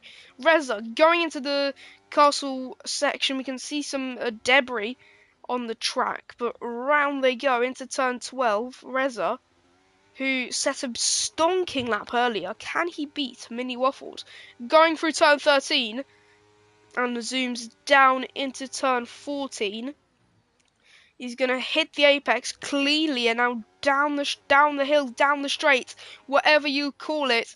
It is a 116.8 in his sector 2. He has some traffic with an Alfa Romeo and the Ferrari up ahead. The Alfa Romeo obviously lets him through on low fuel mode, and then the Ferrari of Reggie lets him through as well. We have two Alpines and two Mercedes is in, but Reza, DRS is on. Oh my god. He's going to cross line. It's a 141.5, and that is a great lap from the Williams driver, and goes P2 like he did in Q2. And at the moment, it is looking like Mini Waffled has provisional pole position. Will Bartunami take that pole position away? We'll find out. It is a slower sector 2 than what Reza had, which is interesting, but what happened but why is it telling us it's purple? I don't know. But anyway, down the straight, he's going to hit the apex of turn 20. There's a car, that's the Alpine of Nicholas going slowly, but Bartunami is going to dive into the pits. Interesting. Anyway, Arkham, will he put a lap on the board? And now everyone's going to put on their best sets of soft or medium compound tyres and try and set the best lap possible. Arkham down the straight, DRS flap open, and he's going to cross the line and set a 141.8 going P3. Now let's see, how long has this stream gone on for? Almost 4 hours. Oh my god. Oh my god. I've fallen in the sun. Nothing scares me anymore.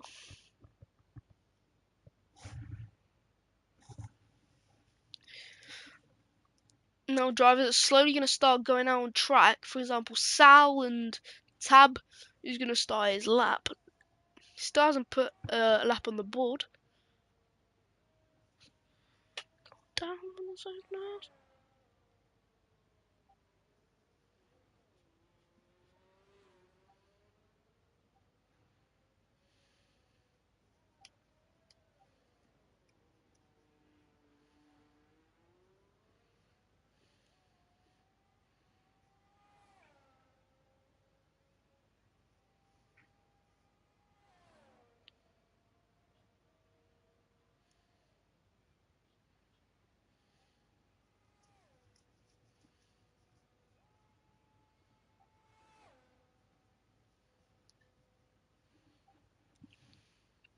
So Tab has started his lap here in the Azerbaijan Grand Prix.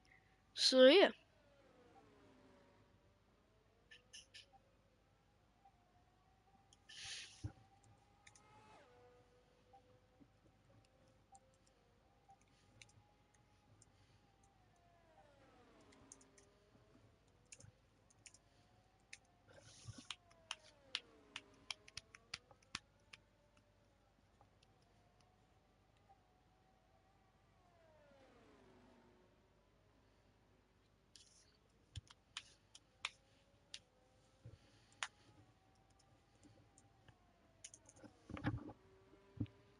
Anyway, Tab going now into the castle section.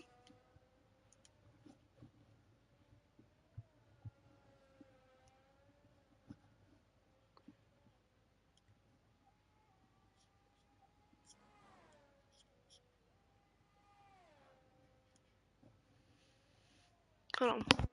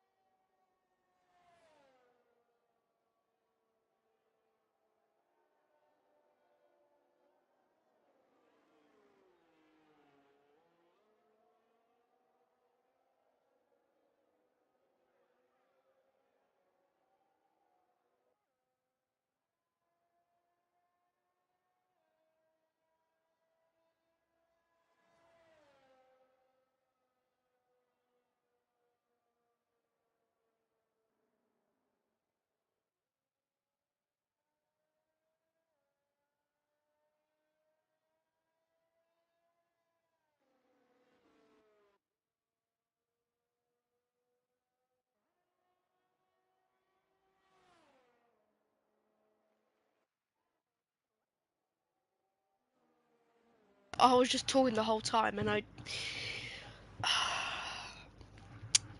Anyway, Q3 is over, and Nicholas is currently on provisional pole position. What will Mini Waffle say? Will he beat?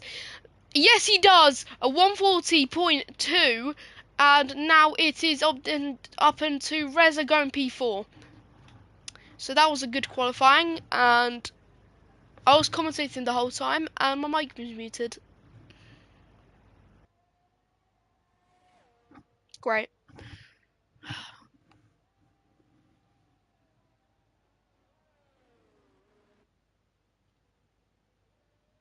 Mini Waffled on pole position.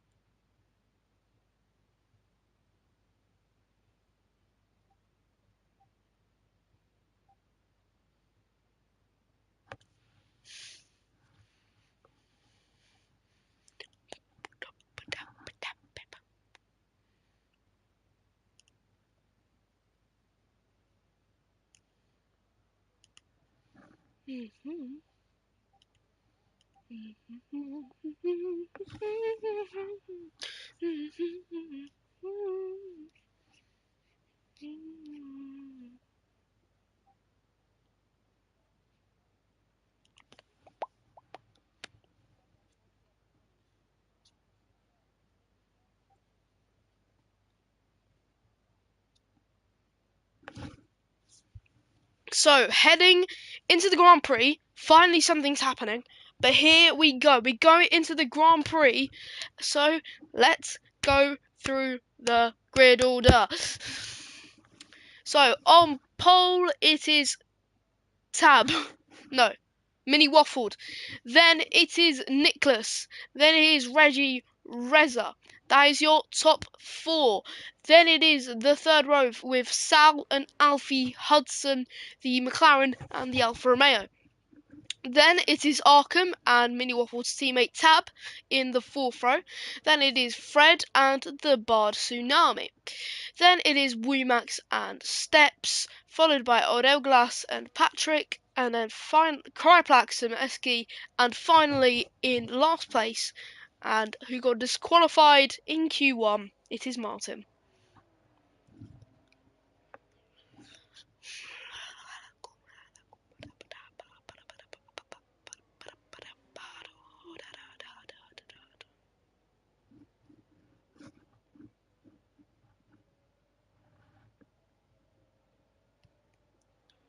Agressivo.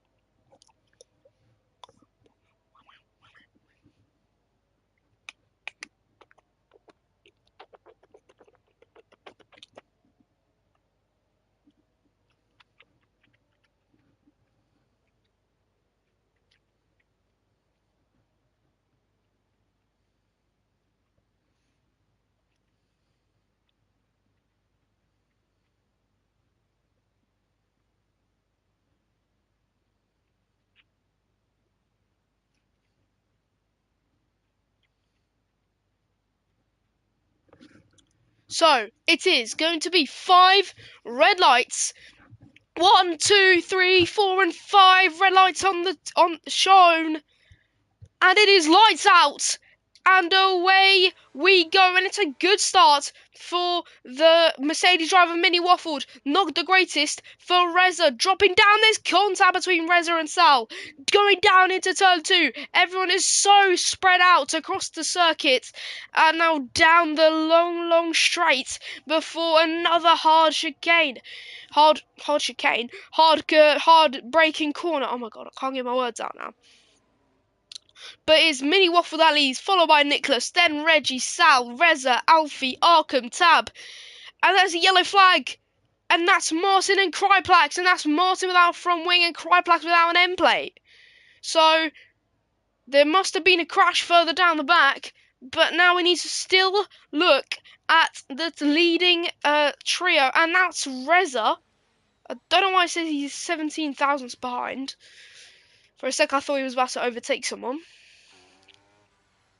But St. Patrick with, don't believe it's the greatest of starts. But let's quickly look at the position change. Oh, never mind. It's a great start for St. Patrick. The best start for everyone, out of everyone. Bar Tsunami overtakes Fred to go up into P10. But it is looking like Mini Waffled leading, followed by Nicholas, followed by Reggie, then Sal, then Reza. Esky Boy Jim jumping up 2 places. He's got a pretty decent start, up into P14 in the AlphaTauri. But the top 3 stay put from where they started. So does 6th to 8th, so does 10th, and so has Martin. But who's this? This is Rumax. Pulls to the right, down the straight, side by side. And who is ahead? They're still neck and neck, the Alpine and the Ferrari. And the Alpine has the inside line. Fred stays ahead of Wumax. And Arkan is going to try and overtake the Mercedes driver Tab. Aston Martin, a customer of Mercedes. Lap 2 out of 26. 25 laps left to go. And you can see that Tab takes a slight nudge on the wall there. Now just jumps up on the curb. But Arkham's rear starts to slip. Bar Tsunami gets ahead of St. Patrick, got ahead of St. Patrick earlier. So it's looking like a 1-stop or a 2-stop. Let's look at the tyres. So yeah, it is looking like it's mostly a 1-stop for these drivers. And Arkham with a very interesting line there. The stewards will be looking at that. But anyway, going into the castle section, it is getting neck and neck for these drivers. And Nicholas is... Mini Waffle's running away. We know that. But Sal gets pushed into the wall by Reggie. And going down into turn 15, there's contact between the 2 drivers, but Sal gets ahead, and he hits the wall, however. Sal hits the wall. He doesn't have any damage, but here comes Alfie Hudson. Goes down the inside on both drivers.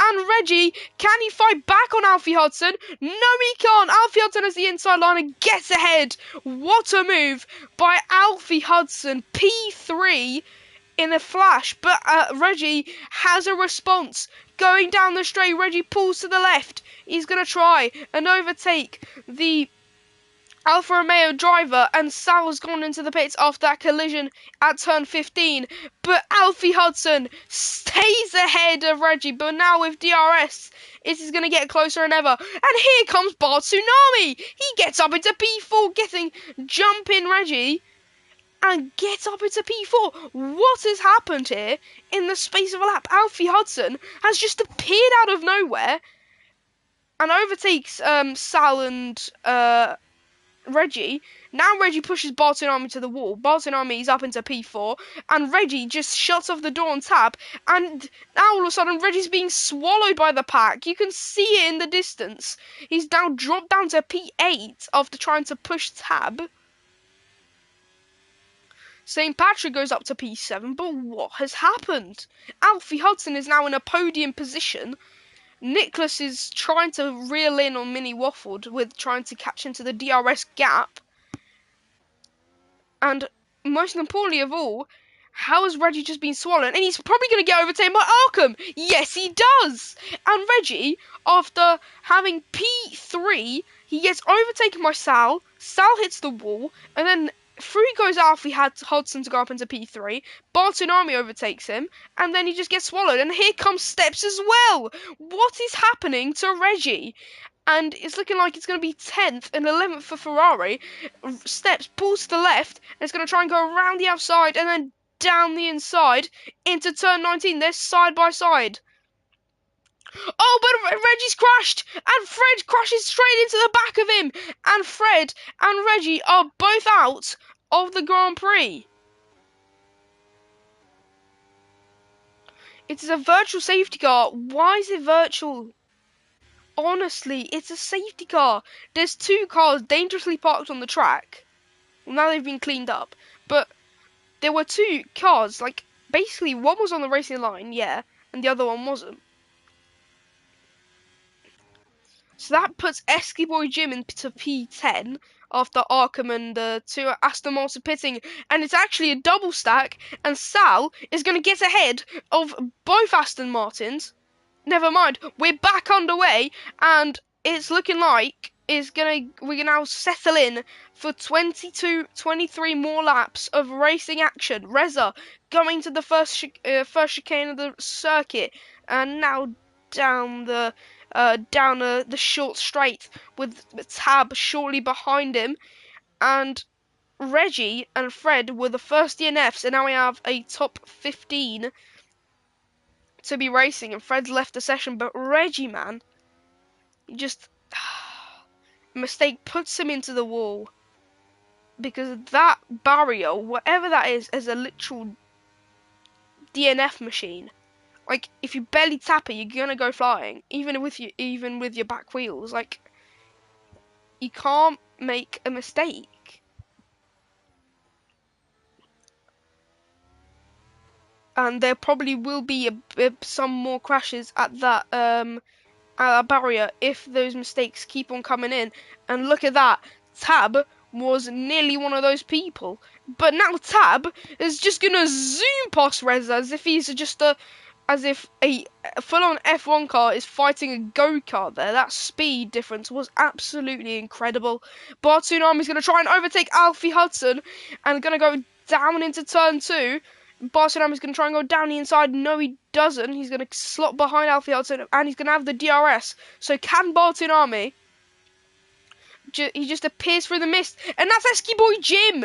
At the exit of turn 1, he doesn't have any damage, but has made a mistake into turn 1. Don't know what happened there. There may be a report coming out from Esky Boy Jim himself, but we'll see. Alfie Hudson goes a little bit wide, but Alfie Hudson is still up into still in P3.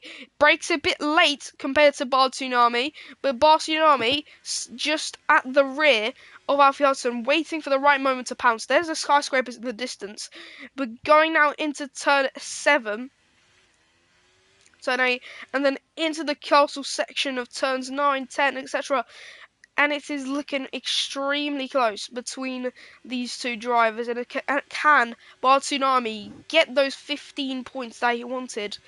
He obviously DNF'd in Portugal, I think, if I remember correctly.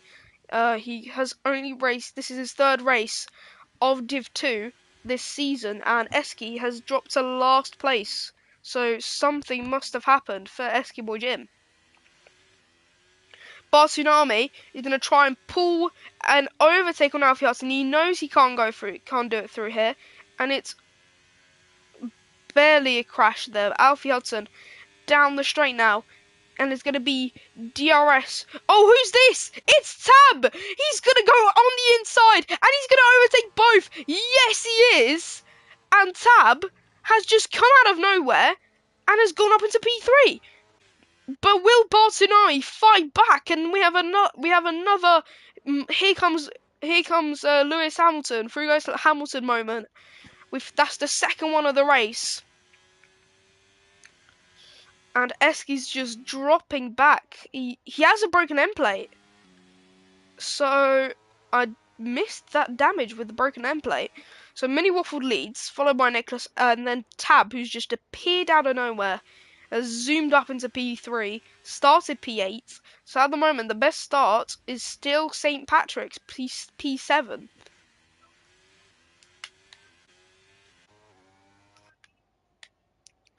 Can St. Patrick even overtake his teammate? Will there be team orders? And that's Alfie Hudson hitting the wall. And now he falls back into the two Williams drivers going into the castle section.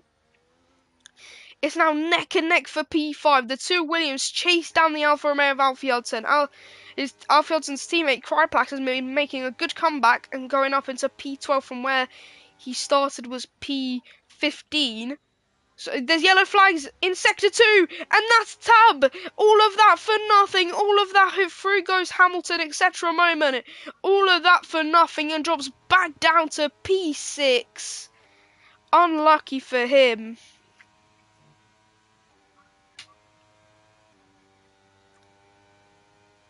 Reza down the straight. Alfie Hudson's neck and neck with him. Down the straight, Reza will have the DRS. ERS is on. DRS is on. But here comes Tab again! What is happening with Tab and these through goes Hamilton moments? And Tab is up into P4. Reza's dropped back down to P6 after a mistake at the exit of turn 1. Sal is up into P10 with a great move on Arkham, definitely down the straight. DRS is on, so that's why. But what has happened to this Grand Prix? It's just been flipped on its head. You can see Mini Waffle there clipping the wall ever so slightly.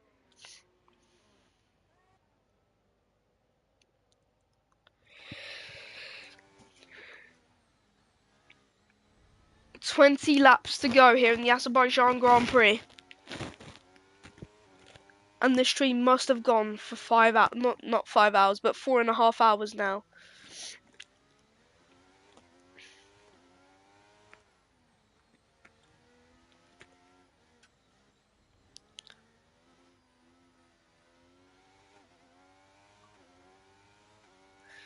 Reza through turn 13. Ooh, sorry guys. He's going to try and overtake Alfie Hudson, clips the curb, jumps up a little bit. And Alfie Hudson taking a really, really wide line, taking the track limits to a very large extent.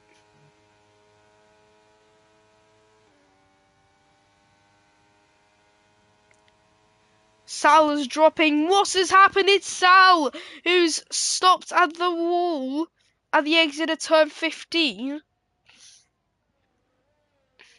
And Patrick has dived into the pits. So is it the first round of pits or is it just damage infringements for Patrick here? There is no front wing to be changed. It is the first pit stop and it is a full course safety car. So that is great timing for St. Patrick to pit. And he's actually ahead of Arkham. So he's barely moved the place. So Sal DNF'd. Alright, I'll be right back, guys.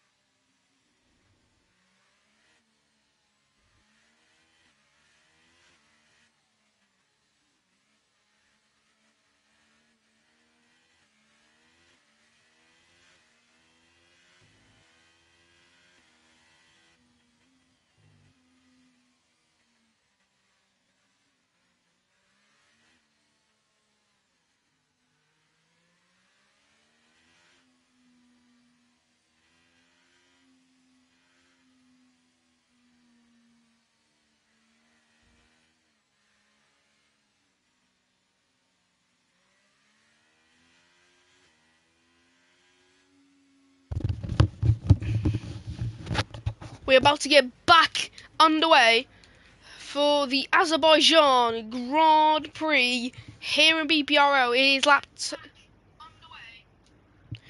lap 10 out of 26. It's going to be lap 11 as they cross line. Migrating host. Reggie has left the session.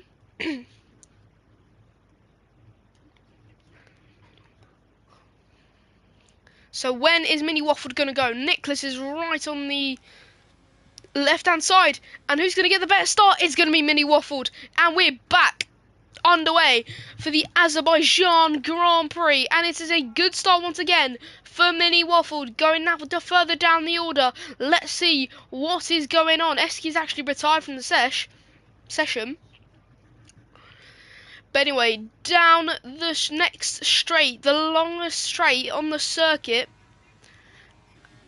And is there anything close going on? There's a fight for points here in the BPRL Racing League. So going now down into the next couple of corners, there's a wall. God,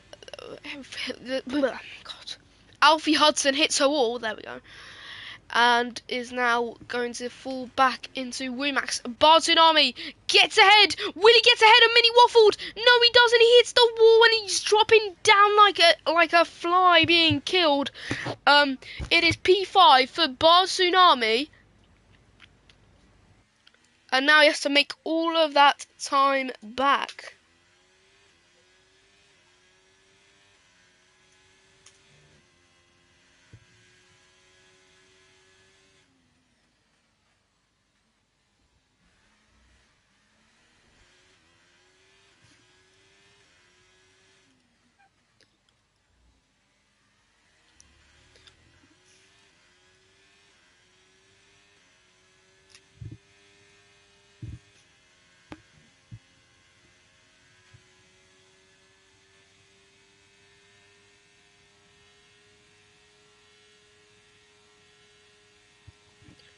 But down the straight, it is getting really like a single file line, but not for Womax. He pulls to the left, and is he ahead of Arkham?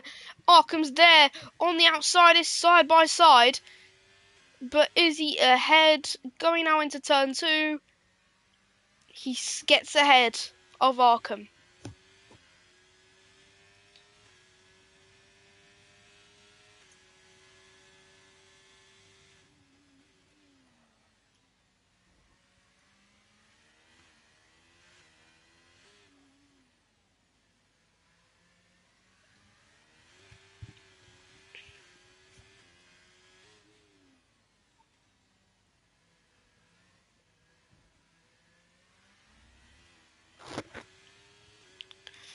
Anyway, Womax down the straight.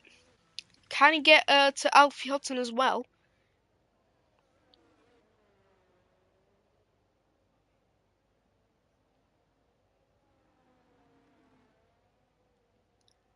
And as everyone slams their way through, we need to pay attention to Tab. He could overtake Nicholas here for P2. That will be a very good position to be in.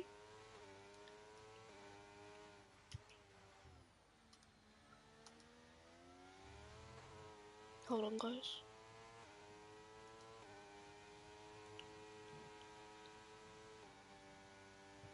There we go. Tab down the straight, and this helicopter view is looking amazing. But let's go on board with the Mercedes driver, who pulls to the right and gets ahead of the Alpine driver, and it's currently a Mercedes 1-2.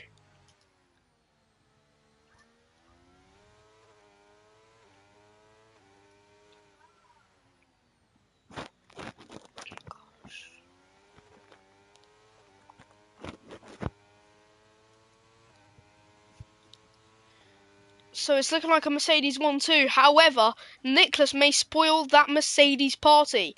Going now through the next couple of corners.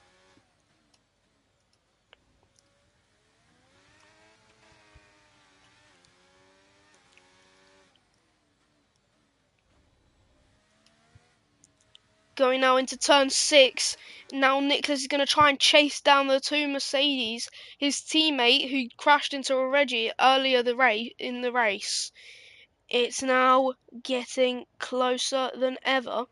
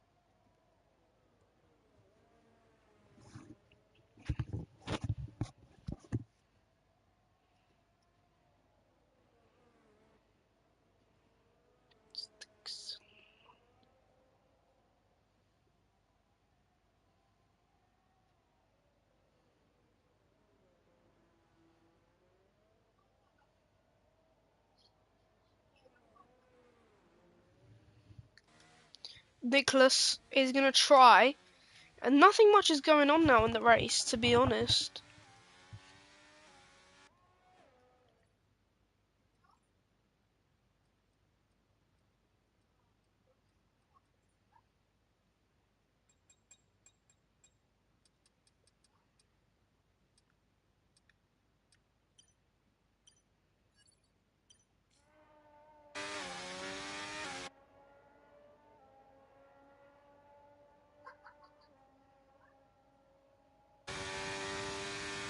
Hold on.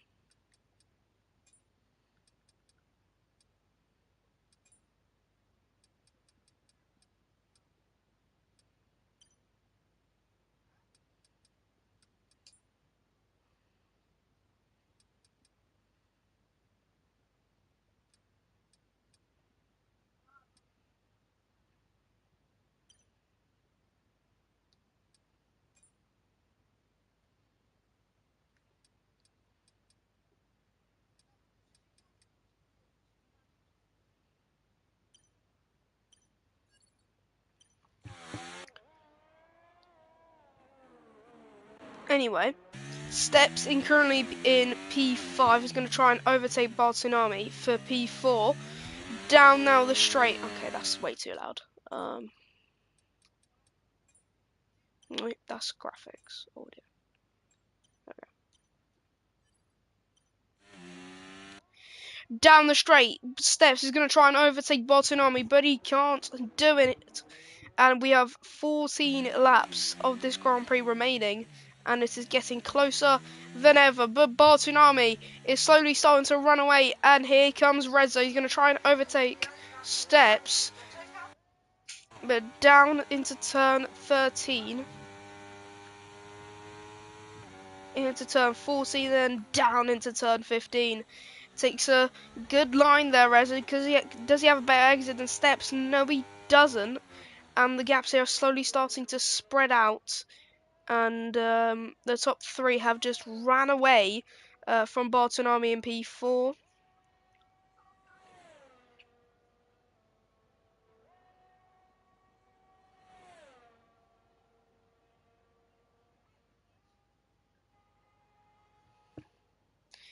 And now Steps down the straight. Oh yeah, Tab's in P1, I didn't notice that.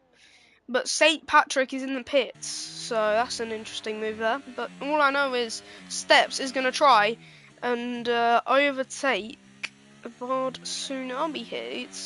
The gap's getting closer, but the DRS is on for Steps, but will it be enough to get ahead of the Bard Tsunami? No, it won't.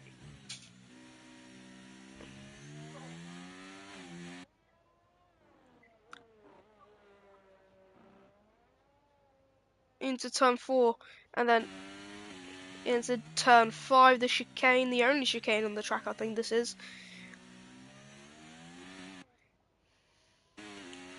But down the straight into turn 7, Tsunami is slowly starting to get away from Steps here.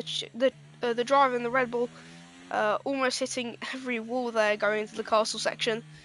We've not had a DNF or a safety car, so let's hopefully for a bit. So hopefully it stays that way. Hopefully I haven't jinxed that with the commentator's curse. But into now turn 15.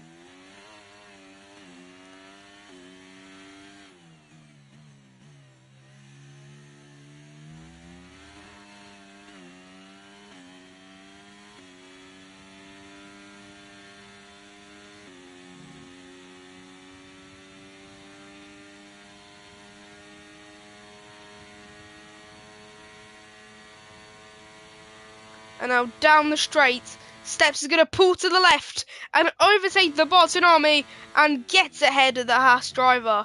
And finally Steps has made the move on the Haas, but will the Haas clap back at him? Going down into turn 2, doesn't make the move on Steps, but however, pulls...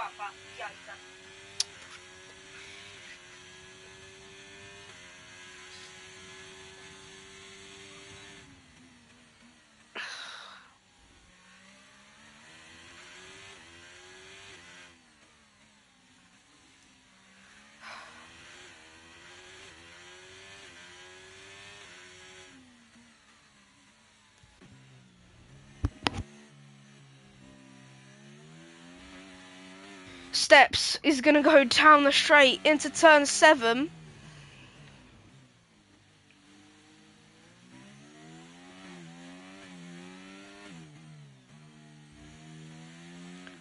And go up the hill. Hold on, guys.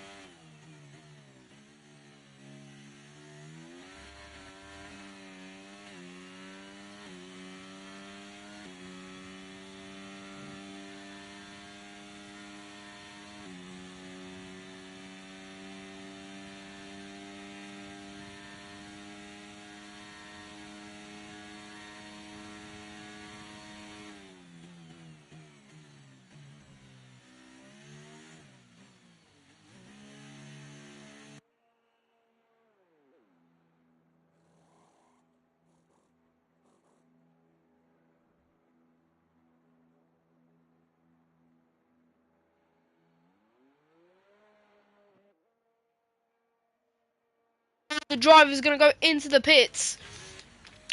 The gap for Nicholas, Mini Waffled and Tab is getting closer and closer.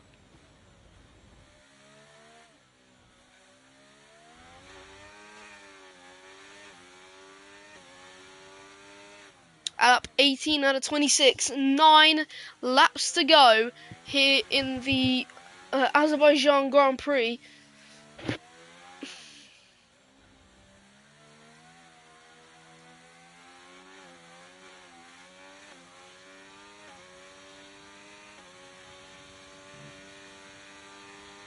But nothing much is going on.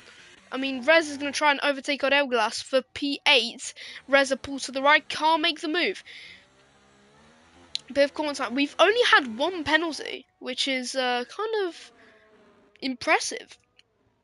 I mean, invalidations and penalties are rare around Azerbaijan, but I would have expected a lot more. Reza overtakes Elgalas with a great move into turn 14, and now down into turn 15. I was about to say down with the sickness. But anyway, down the hill, up the hill they go, down the hill they go. It's now going to be top speed, as fast as Reza can go to get away from Elglas and St. Patrick. Patrick being really laggy here, and Bartolome has a 5-second penalty for speeding in the pits. But anyway, St. Patrick lagging and lagging, but can he make the move on Aurelgas? Aurelgas is running away from St. Patrick, but not anymore. St. Patrick, is he going to make the send? Yes, he does. He makes the send down the inside into turn 1. He hits the wall, but keeps ahead of the Aston Martin driver. And that's a great move.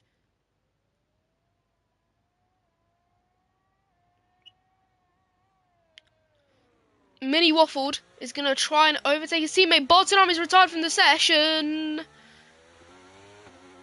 And no safety cars coming out, which is interesting. Arkham almost smashes into the Haas driver.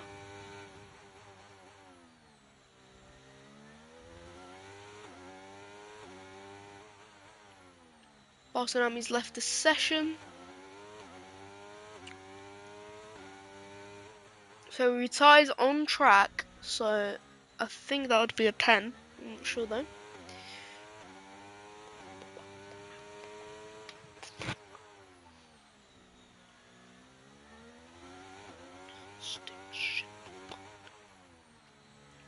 Oh, nearly hits the wall there, Arkham, but he hits the other wall. Does he have any damage? Doesn't look like it as he goes up the hill. And now they're going to swoop. He's going to sweep around. Mini Waffled and Tab, the two Mercedes are getting closer and closer. 7 laps left here in the Azerbaijan Grand Prix.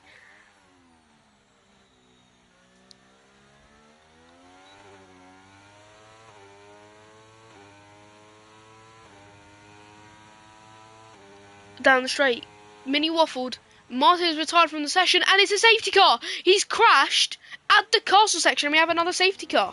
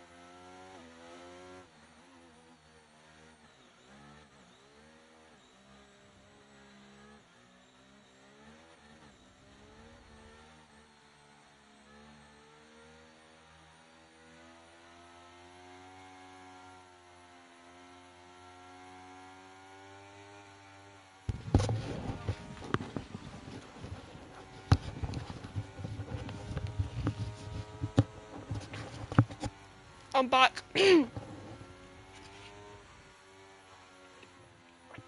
And when is Tab gonna go?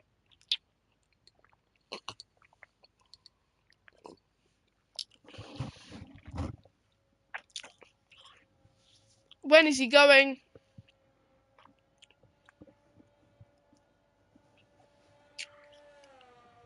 He is going now, and it's lights out, and away we go for the Azerbaijan Grand Prix. Once again, we have 4 laps left remaining, and that is Nicholas going down the inside on Mini Waffled. A great move. Actually, no, he doesn't. Mini Waffled stays ahead, while Reza is about to get overtaken by Steps here. Steps to the left gets the overtake done up into P4, and Aurel Glass is absolutely storming up into P9.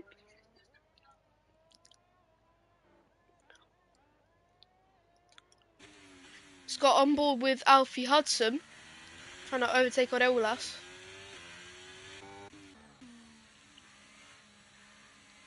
Cryoplax going to try and overtake Reza for P5, a good extra 2 points added on. So at the moment, Mini Waffled is still going to take the top of the championship. So, yeah. I wanna take you away. But going now into turn 15, Mini Waffled is still, and Tab is slowly crawling away, while Cryplax is still trying to get an extra 2 points to try and get some more points on Martin, and with this, he will actually be ahead of Reza if he makes the move. Because he needs 9 points to get up into P6, and if Steps crashes, it'll be ahead of Steps as well. So Tab says the fastest lap, so he may get 26 points, the maximum amount of points, which will take him level with Mini Waffled in the championship. So it will be a Mercedes 1-2 in the championship, tied on points, as the gap at the moment is 8 points. So yeah, that's something. Mini Waffles won 2 races. This could be Tab's 3rd win of the season. Crypax is up to P5, so he is now 6th in the drivers' standings. Although Nicholas is actually going to get ahead of both of them. Hold on. He's going to get ahead by 7 points. So Crypax is going to stay P7. Martin's going to drop 2 places. Nicholas won't overtake Steps. Steps will overtake Reza, and etc, etc. So, Cryplax is going to try and overtake Steps. He's trying to get a good line in and overtake the Steps in the Red Bull. Going now down into turn 15, turn 16, turn 17, sorry. Now it's going to be turn 18 and through into turn 19. Tab is going to start the penultimate lap of this Grand Prix, but Cryplax pulls to the left and is going to get ahead of Steps, meaning it's now top. Nicholas and Cryplax will now be a point gap with that. So Cryplax will still stay where he is unless he gets the fastest lap. He will be in P6. So Cryplax has gotten a podium and 2 podiums, no wins just yet. Nicholas has gotten 2 podiums in a row, so this could be his 3rd, unless Cryplax can do something about it. But we're getting to the closing stages of the race, and it's looking like Tab will be victorious here, and it will be a 1-2 in the championship, and it's a 1-2 here in Azerbaijan at the moment. So that is something very good, and Mercedes is going to be top of the constructors by even more now.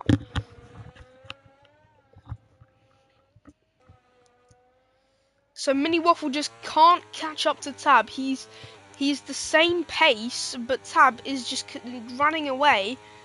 But he can't just close in. He just can't grab.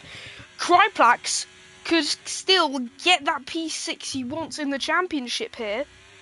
If he gets this done on Nicholas here.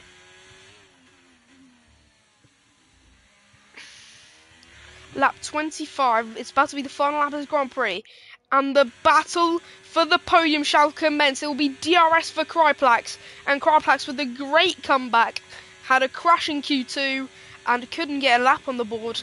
Cryplax may now get into the podium places. Down the straight. DRS is now on. And it's going to be... Oh wait, safety car happened. There's not going to be any DRS. Anyway, so looking at the tyres, so obviously, no, they have the same equal tyres. So no DRS, no, there is DRS now, but Cryplax is going to pull to the right and get into the podium places.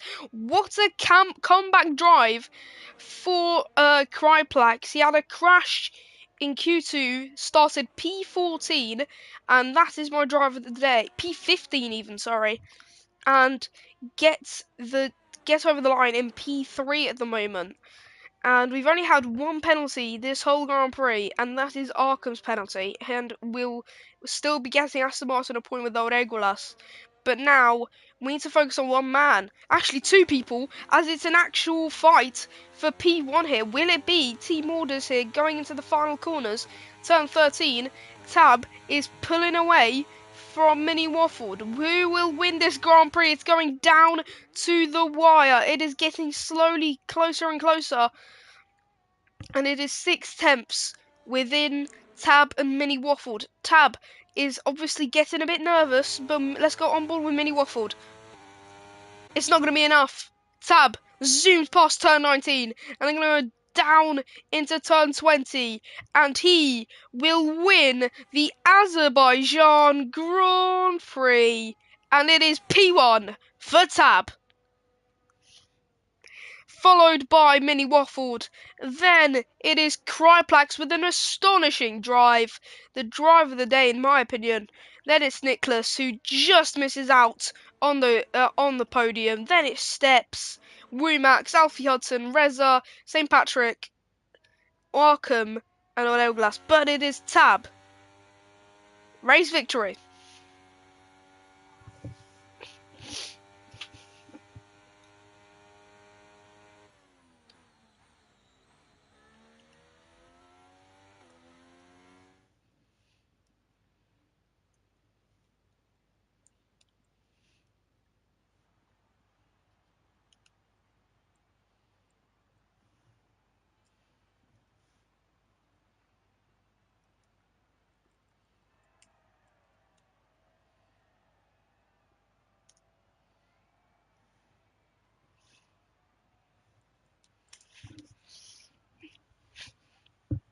Sticks in the morning.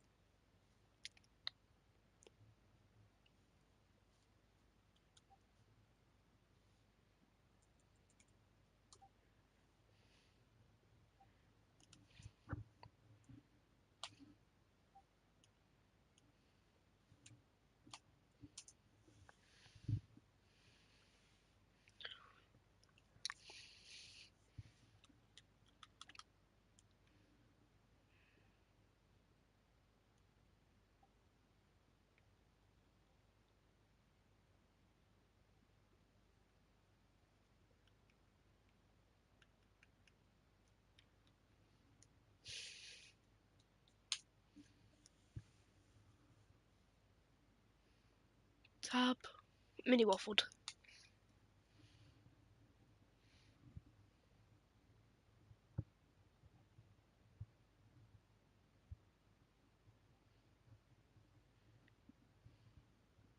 Hello. Hello.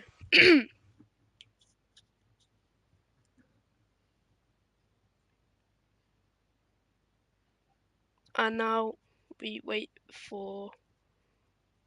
Tab. Mhm.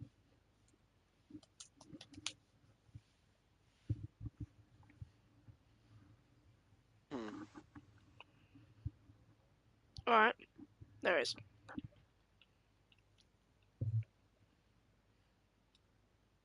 Back on top. Alright, so I'm just gonna start with Cryplax.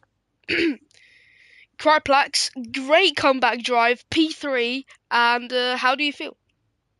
I feel amazing, man. I mean, it was a great race for me. I think it was like after from P15 to come back Mhm. to all the way to P3. I think it was amazing. I don't think I've ever done that. That's a first. Now, not to offend the two Mercedes drivers, but even if you started in a better position, do you think you could have maybe beat the two Mercedes? Well, that's an if because if I Yeah. was in at the front, then we might have been fighting. I might have crashed out with somebody, Crash or packs. I don't know. But if yeah, exactly. On pure pace, I don't know. But they had a great gap on the like at the end.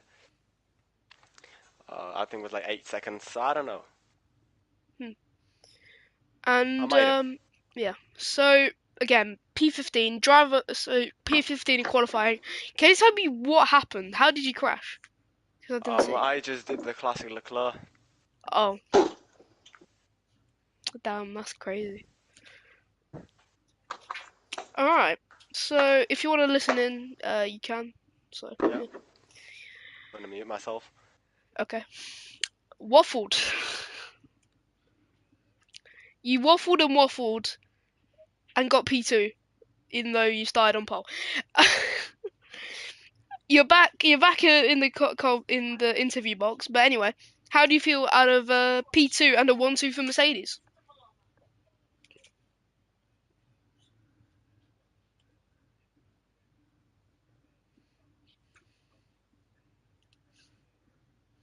Mhm. Yeah. Next race is Hungary, Budapest. Do you think you can maybe push for the victory this time in Budapest?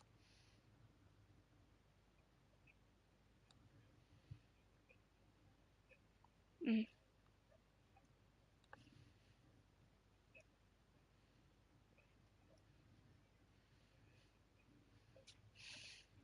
So now you and Tab are tied on points. So do you think this is the start of a Mercedes rivalry in Div 2?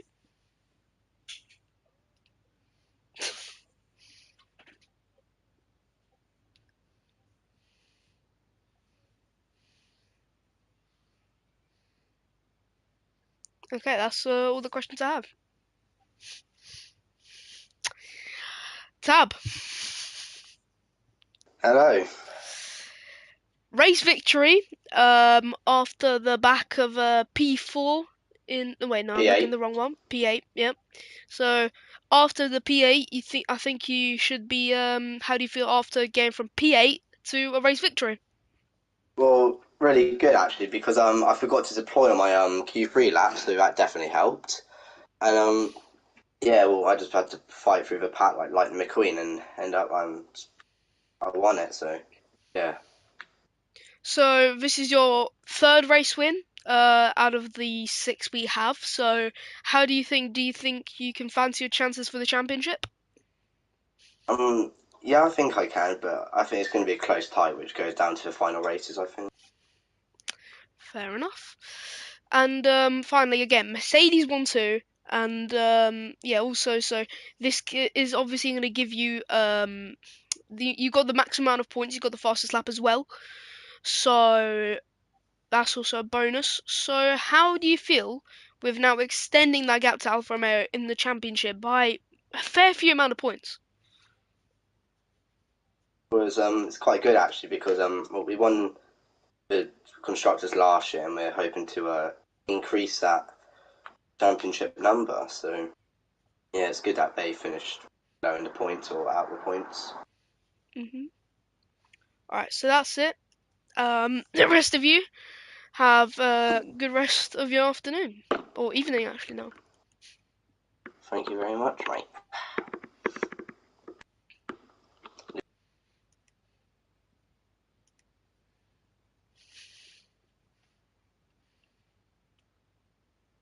Yeah, it's just me. So the people who are watching, we almost got to 5 hours. So this stream has been a long one. So I'll see you tomorrow for Div 3 and Prestige.